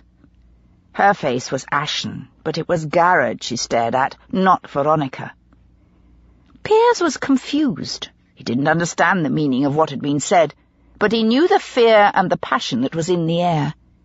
He looked like a soldier readying himself to face enemy fire. Harriet looked wretched, embarrassed, and Sonia was pale with defeat. Aunt Adeline spoke. "Miss Barnaby," she said quietly, "I am sure such things do happen from time to time. If we are capable of great feeling of any sort, there is always the chance it may lead to tragedy. But does it serve any good end that we should delve into it? Have we a right to know other people's griefs?" Charlotte felt the blood hot in her cheeks. She liked Adeline, and she doubted she would ever be forgiven this total hypocrisy and deceit. "Not tragedy," she agreed, a little less steadily. "Not if it concerns no one else. But treason concerns us all. It is our country, our people who are betrayed." Harriet put her hands up to her face, white with horror. "There was no treason," Felix shouted. "Good God, any man can fall in love unwisely." Harriet drew her breath in a gasp of anguish so sharp it was audible to all of them. Felix swung round. "Harriet, that's all, I swear. I never betrayed anything." Garrett looked as if he'd been struck. Veronica gaped at Felix, her mouth open, her eyes like sockets in her head. "Felix, you? And Sice?" Loretta started to laugh, at first a gurgle in her throat, then it rose higher till it was out of control on the brink of hysteria. "You and Sice? Do you hear that, Garrett? Do you?" Garrett shot to his feet, upsetting wine and water over the cloth. "No," he cried desperately. "It's not true. For God's sake, stop! Stop!" Felix looked at him, appalled. "I'm sorry," he whispered, staring past his wife to Harriet. "I'm sorry, Harriet. God knows I tried." "What?" Julian demanded. "What the hell are you all talking about? Felix, did you have an affair with this woman, this Sice?" Felix tried to laugh, and it died in his throat. No, I didn't. Of course I didn't." There was such bitter humour in his voice that he could only be speaking the truth. "No, I was trying to protect Garrett for Harriet's sake. Isn't that obvious? Sonia, I'm sorry." No one bothered to ask why. The answer was only too obvious in Harriet's face, and indeed in his own. That domestic tragedy was laid bare. There was no mystery left to uncover. "Father?" Julian turned to Garrett. Now realization was coming to him, and a dawning of pain. "If you did have an affair with this woman, what does it matter? Unless you killed her." "No!" The cry came from Garrett like the howl of a mortally wounded animal. "I loved—" His voice dropped. "Sice." He glanced at Loretta with a hatred stripped of all its veneer of irony, weariness, disillusion. "God damn you!" The words were choked from him. There were no tears on his face. He was past weeping, but his pain pulsated through the brilliant lights and the glittering reflections. There was thick silence. For a long, hot moment no one understood. Then at last Julian grasped the sword. "You betrayed the department," he said very slowly. "You told Sice about the Anglo-German partition of Africa. That's what Felix was covering up for you. Because of Harriet." Garrett sat down very slowly, suddenly stiff. No. His voice had lost its fire of hate. Everything had gone out of him. "Felix didn't know I took the papers, only that I loved Sice. But the secrets had nothing to do with Sice." He looked up again at Loretta, and all the passion of hate flooded back. "I took them for her," he cried, his voice shaking. "She blackmailed me into it." "That's ridiculous," Piers said quietly. "For pity's sake, man, don't make it worse than it has to be.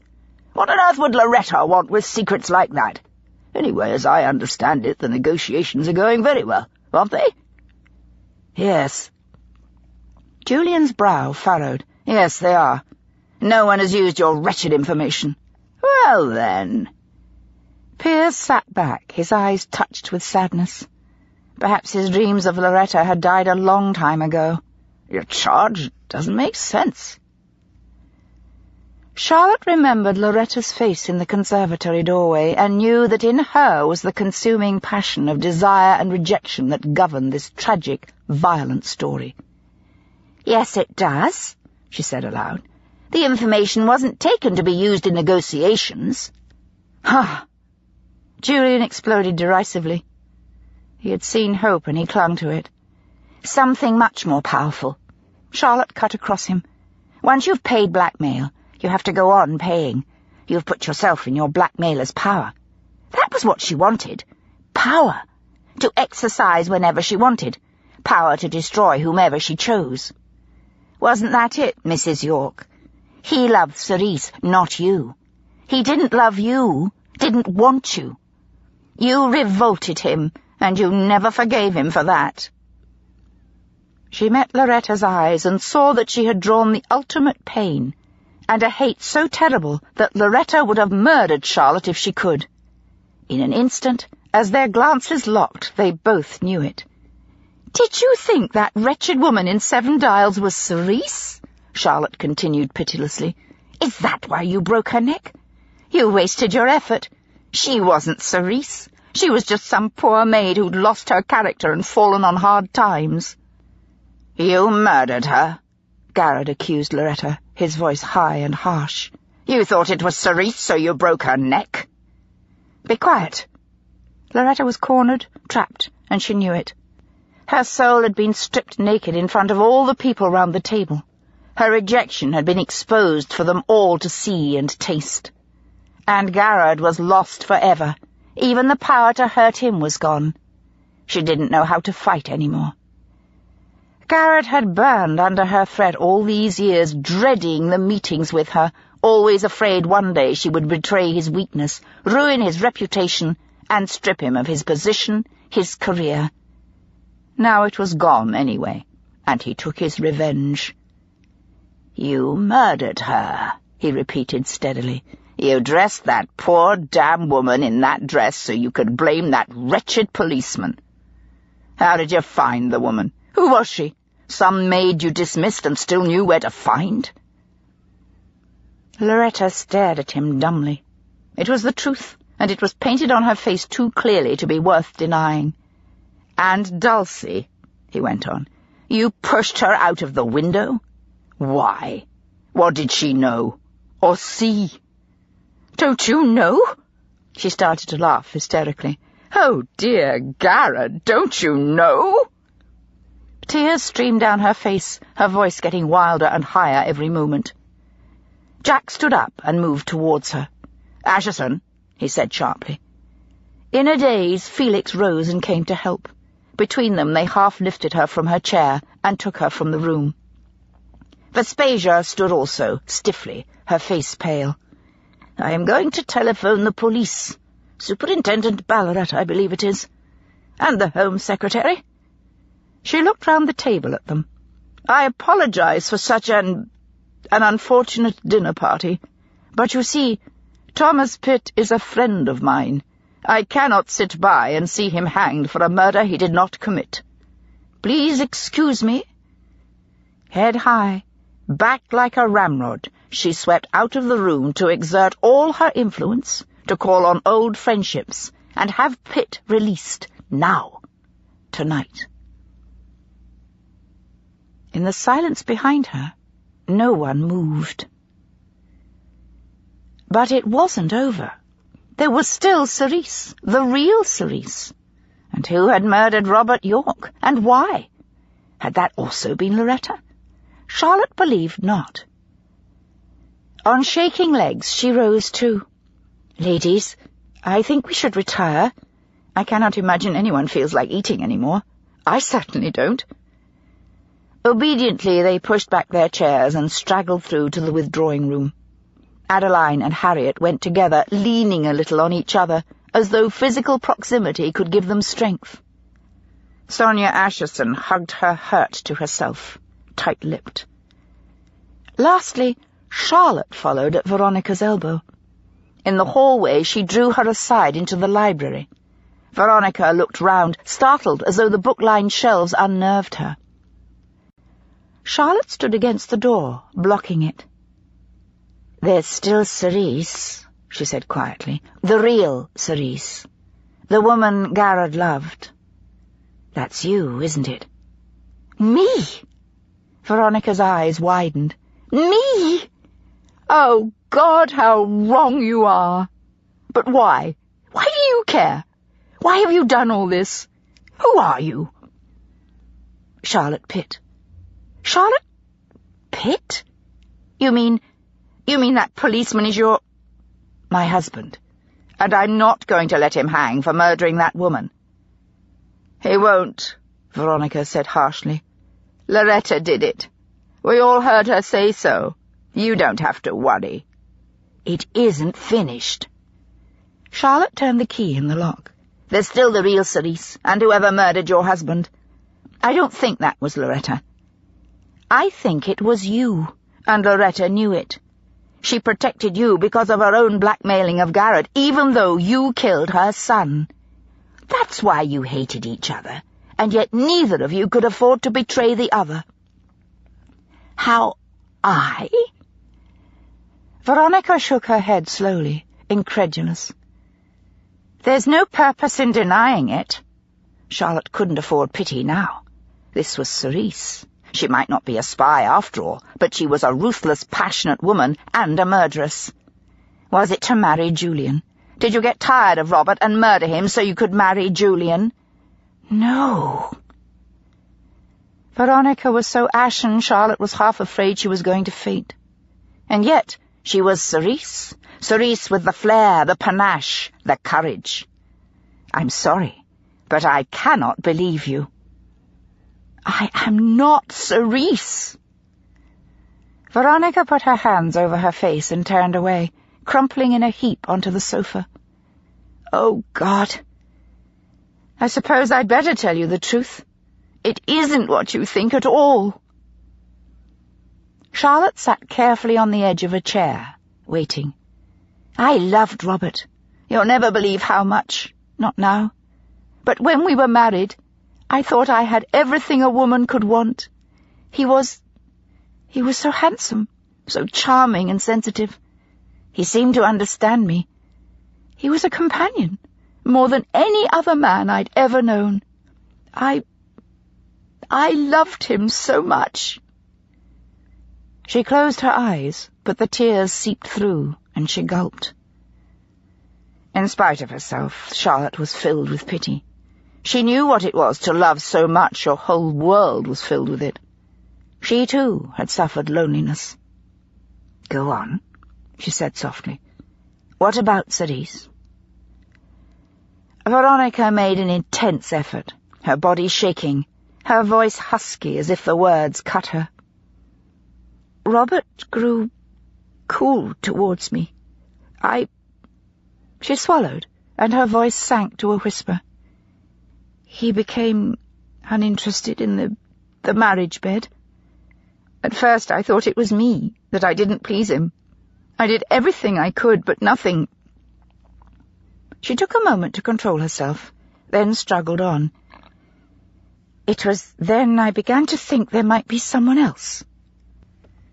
She stopped, the pain of memory too strong for her. Charlotte waited. Instinct made her want to rush forward, put her arms round Veronica and hold her, enfold the pain and ease it, touch her so she wasn't alone. But she knew she mustn't. Not yet. At last, Veronica mastered herself. "I thought there must be another woman. I found a kerchief in the library. It was a bright cerise colour, vivid, vibrant. I knew it wasn't mine, or Loretta's. Then a week later, I found a ribbon, then a silk rose, all that dreadful colour. Robert spent a lot of time away from home. I thought it had to do with his career. I could accept that. We all have to. Women, I mean." "You found her," Charlotte said very quietly. Veronica drew a deep breath and let it out with a shuddering sigh. "Yes, I saw her, very briefly, right here in my own home. Just the back of her as she left through the front door. She was so graceful. I saw her a second time, at a theatre I shouldn't have been at. I only saw her at a distance, across the balcony. When I got there, she was gone." She stopped again. Charlotte believed the story in spite of herself. The wound was too real to be painted. The memory still hurt Veronica with a raw and twisting pain. "Go on," Charlotte prompted, this time more gently. "Did you find her?" "I found one of her stockings." Veronica's voice was thick with the agony of reliving it. "In Robert's bedroom. It was so... I wept all that night. I thought I should never feel worse in my life." She gave a little choking sound, half laugh, half sob. "That's what I thought then, until the night I knew Sice was in the house. Something woke me. It was after midnight, and I heard a footstep on the landing. I got up and saw her come out of Robert's bedroom and go downstairs. I followed her. She must have heard me and slipped into the library. She stopped again. Her voice died away, thick with tears. "I went in too. I faced her," she managed after a time. "She was beautiful. I swear she was." She turned and looked up at Charlotte, her face smudged, blurred with misery and defeat. She was so elegant. "I faced her, accused her of having an affair with Robert. She started to laugh. She stood there in the library in the middle of the night and laughed at me as if she would never stop. I was so furious I picked up the bronze horse from the desk and threw it at her. It hit her on the side of the head and she fell. I stood still for a moment, then I went over to her, but she didn't move. I waited a moment and still she lay there. I felt for her pulse, listened for her breath. Nothing. She was dead. Then I looked at her more closely. Her face was ashen. Charlotte had never seen anyone look so exhausted. Her voice was so low it was barely audible. I touched her hair, and it came away in my hand. It was a wig. It wasn't till that moment that I realized who it was. It was Robert himself, dressed as a woman. Robert was Sice.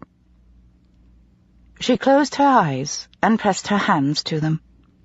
That was why Loretta blackmailed Garrett. He was in love with Robert, and he knew all the time who he was. That's why she protected me. She hated me for it, but she couldn't bear to have the world know her beloved son was a transvestite. After I knew he was dead, I went upstairs. I think I was too shocked then even to weep. That came later. I went to Loretta and told her, and she came down with me. I didn't even think of lying then. We stood there in the study, she and I, and stared at Robert, lying on the floor in that terrible dress and the wig beside him. There was rouge on his face and powder. He was beautiful. That was the most obscene thing about it. Weeping overtook her, and without thinking this time, Charlotte knelt beside her and put her arms round the thin, aching shoulders. And you and Loretta changed his clothes, dressed him in his own nightshirt and robe, and destroyed the cerise dress and wig, and then broke the library window, she concluded. She knew this was what must have taken place. Where are the things that were supposed to be stolen? But Veronica was sobbing too deeply to tell her. 3 years of fear and pain had broken at last, and she needed to weep till she had no strength left, no emotion. Charlotte held her and waited. It hardly mattered where those few objects were, probably in the attics. They hadn't been sold. That much Pitt had made sure of. The rest of the house must be busy with private tragedies. Piers with Loretta, and the police. Poor man. Whatever disillusion he had suffered in the years since the first bloom of his marriage, no loneliness of closed doors of the heart could have prepared him for this. Felix would be smarting from the newly opened wound of his love for Harriet. It was quite hopeless. Divorce would ruin all of them, and no happiness could lie that way. And now that Sonia had been forced to see it, understand it, and know that others saw it also, She could no longer hide her pain behind pretended blindness. Or perhaps it had been real. Maybe she had known nothing. And Aunt Adeline would grieve for them all. Julian would be far too busy with his own family's despair to disturb Charlotte and Veronica now. He would be only too grateful to leave Miss Barnaby to comfort his fiancée in what he supposed was no more than shock. Minutes went by, stretching in the silent room. Charlotte had no idea how long it was until Veronica finally exhausted herself and sat up, her face a travesty of its former loveliness. Charlotte had only a meagre handkerchief to offer. "I suppose they will hang me," Veronica said very quietly, her voice quite steady now. "I hope it is quick." To her amazement, Charlotte answered immediately and without a quiver. "I don't see why they should. I can't think of any reason why they need to know about it. You only meant to hurt him. It was a hideous mischance that the blow hit his temple and killed him." Veronica stared. "Won't you tell them?" "No. No. I don't think there's any point. I used to think I was a very civilized person, but since Thomas has been in prison and might have been hanged, I discover that I have a savagery in me that doesn't think first when I must fight for those I love. Love more than I can understand or control. I don't know if it's right, but I think I know how you might have felt." "What about Julian? Won't he hate me anyway, because he thinks I'm Sice and that I drove Garrod to—" "Then tell him the truth." Veronica looked down. She was too exhausted to weep any more. "He'll leave me anyway. I killed Robert and lied for 3 years to hide it. I didn't know about Loretta and Garrod, but I don't suppose he would believe all of that." Charlotte took her hands.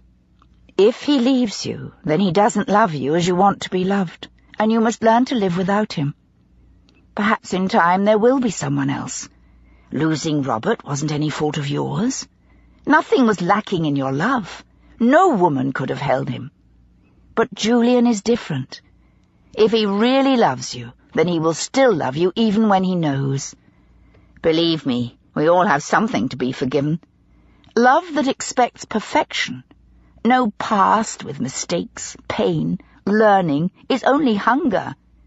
No one grows to maturity without acts to be ashamed of. In accepting that, we love not only the strengths but also the weaknesses, and real bonds grow between us. Tell him. If he's worth it, he'll accept your past. If not immediately, then in a little while." For the first time, Veronica lifted her chin. Her eyes widened, and there was a stillness in her. The violence inside calmed, and her fear slipped away. "I will," she said very softly. "I will tell him." There was a knock on the door, gentle, requesting permission. Charlotte stood up and went to turn the key. "Come in." The door swung wide, and Aunt Vespasian stood there with a tiny smile on her face. She stood aside. Behind her stood Emily, still in her maid's dress, but without the apron, and Jack with his arms round her. Beside them was Pitt, filthy, his face hollow, shadowed round the eyes and marked with bruises, but it was radiant, with a smile of joy so intense he looked positively beautiful. The End.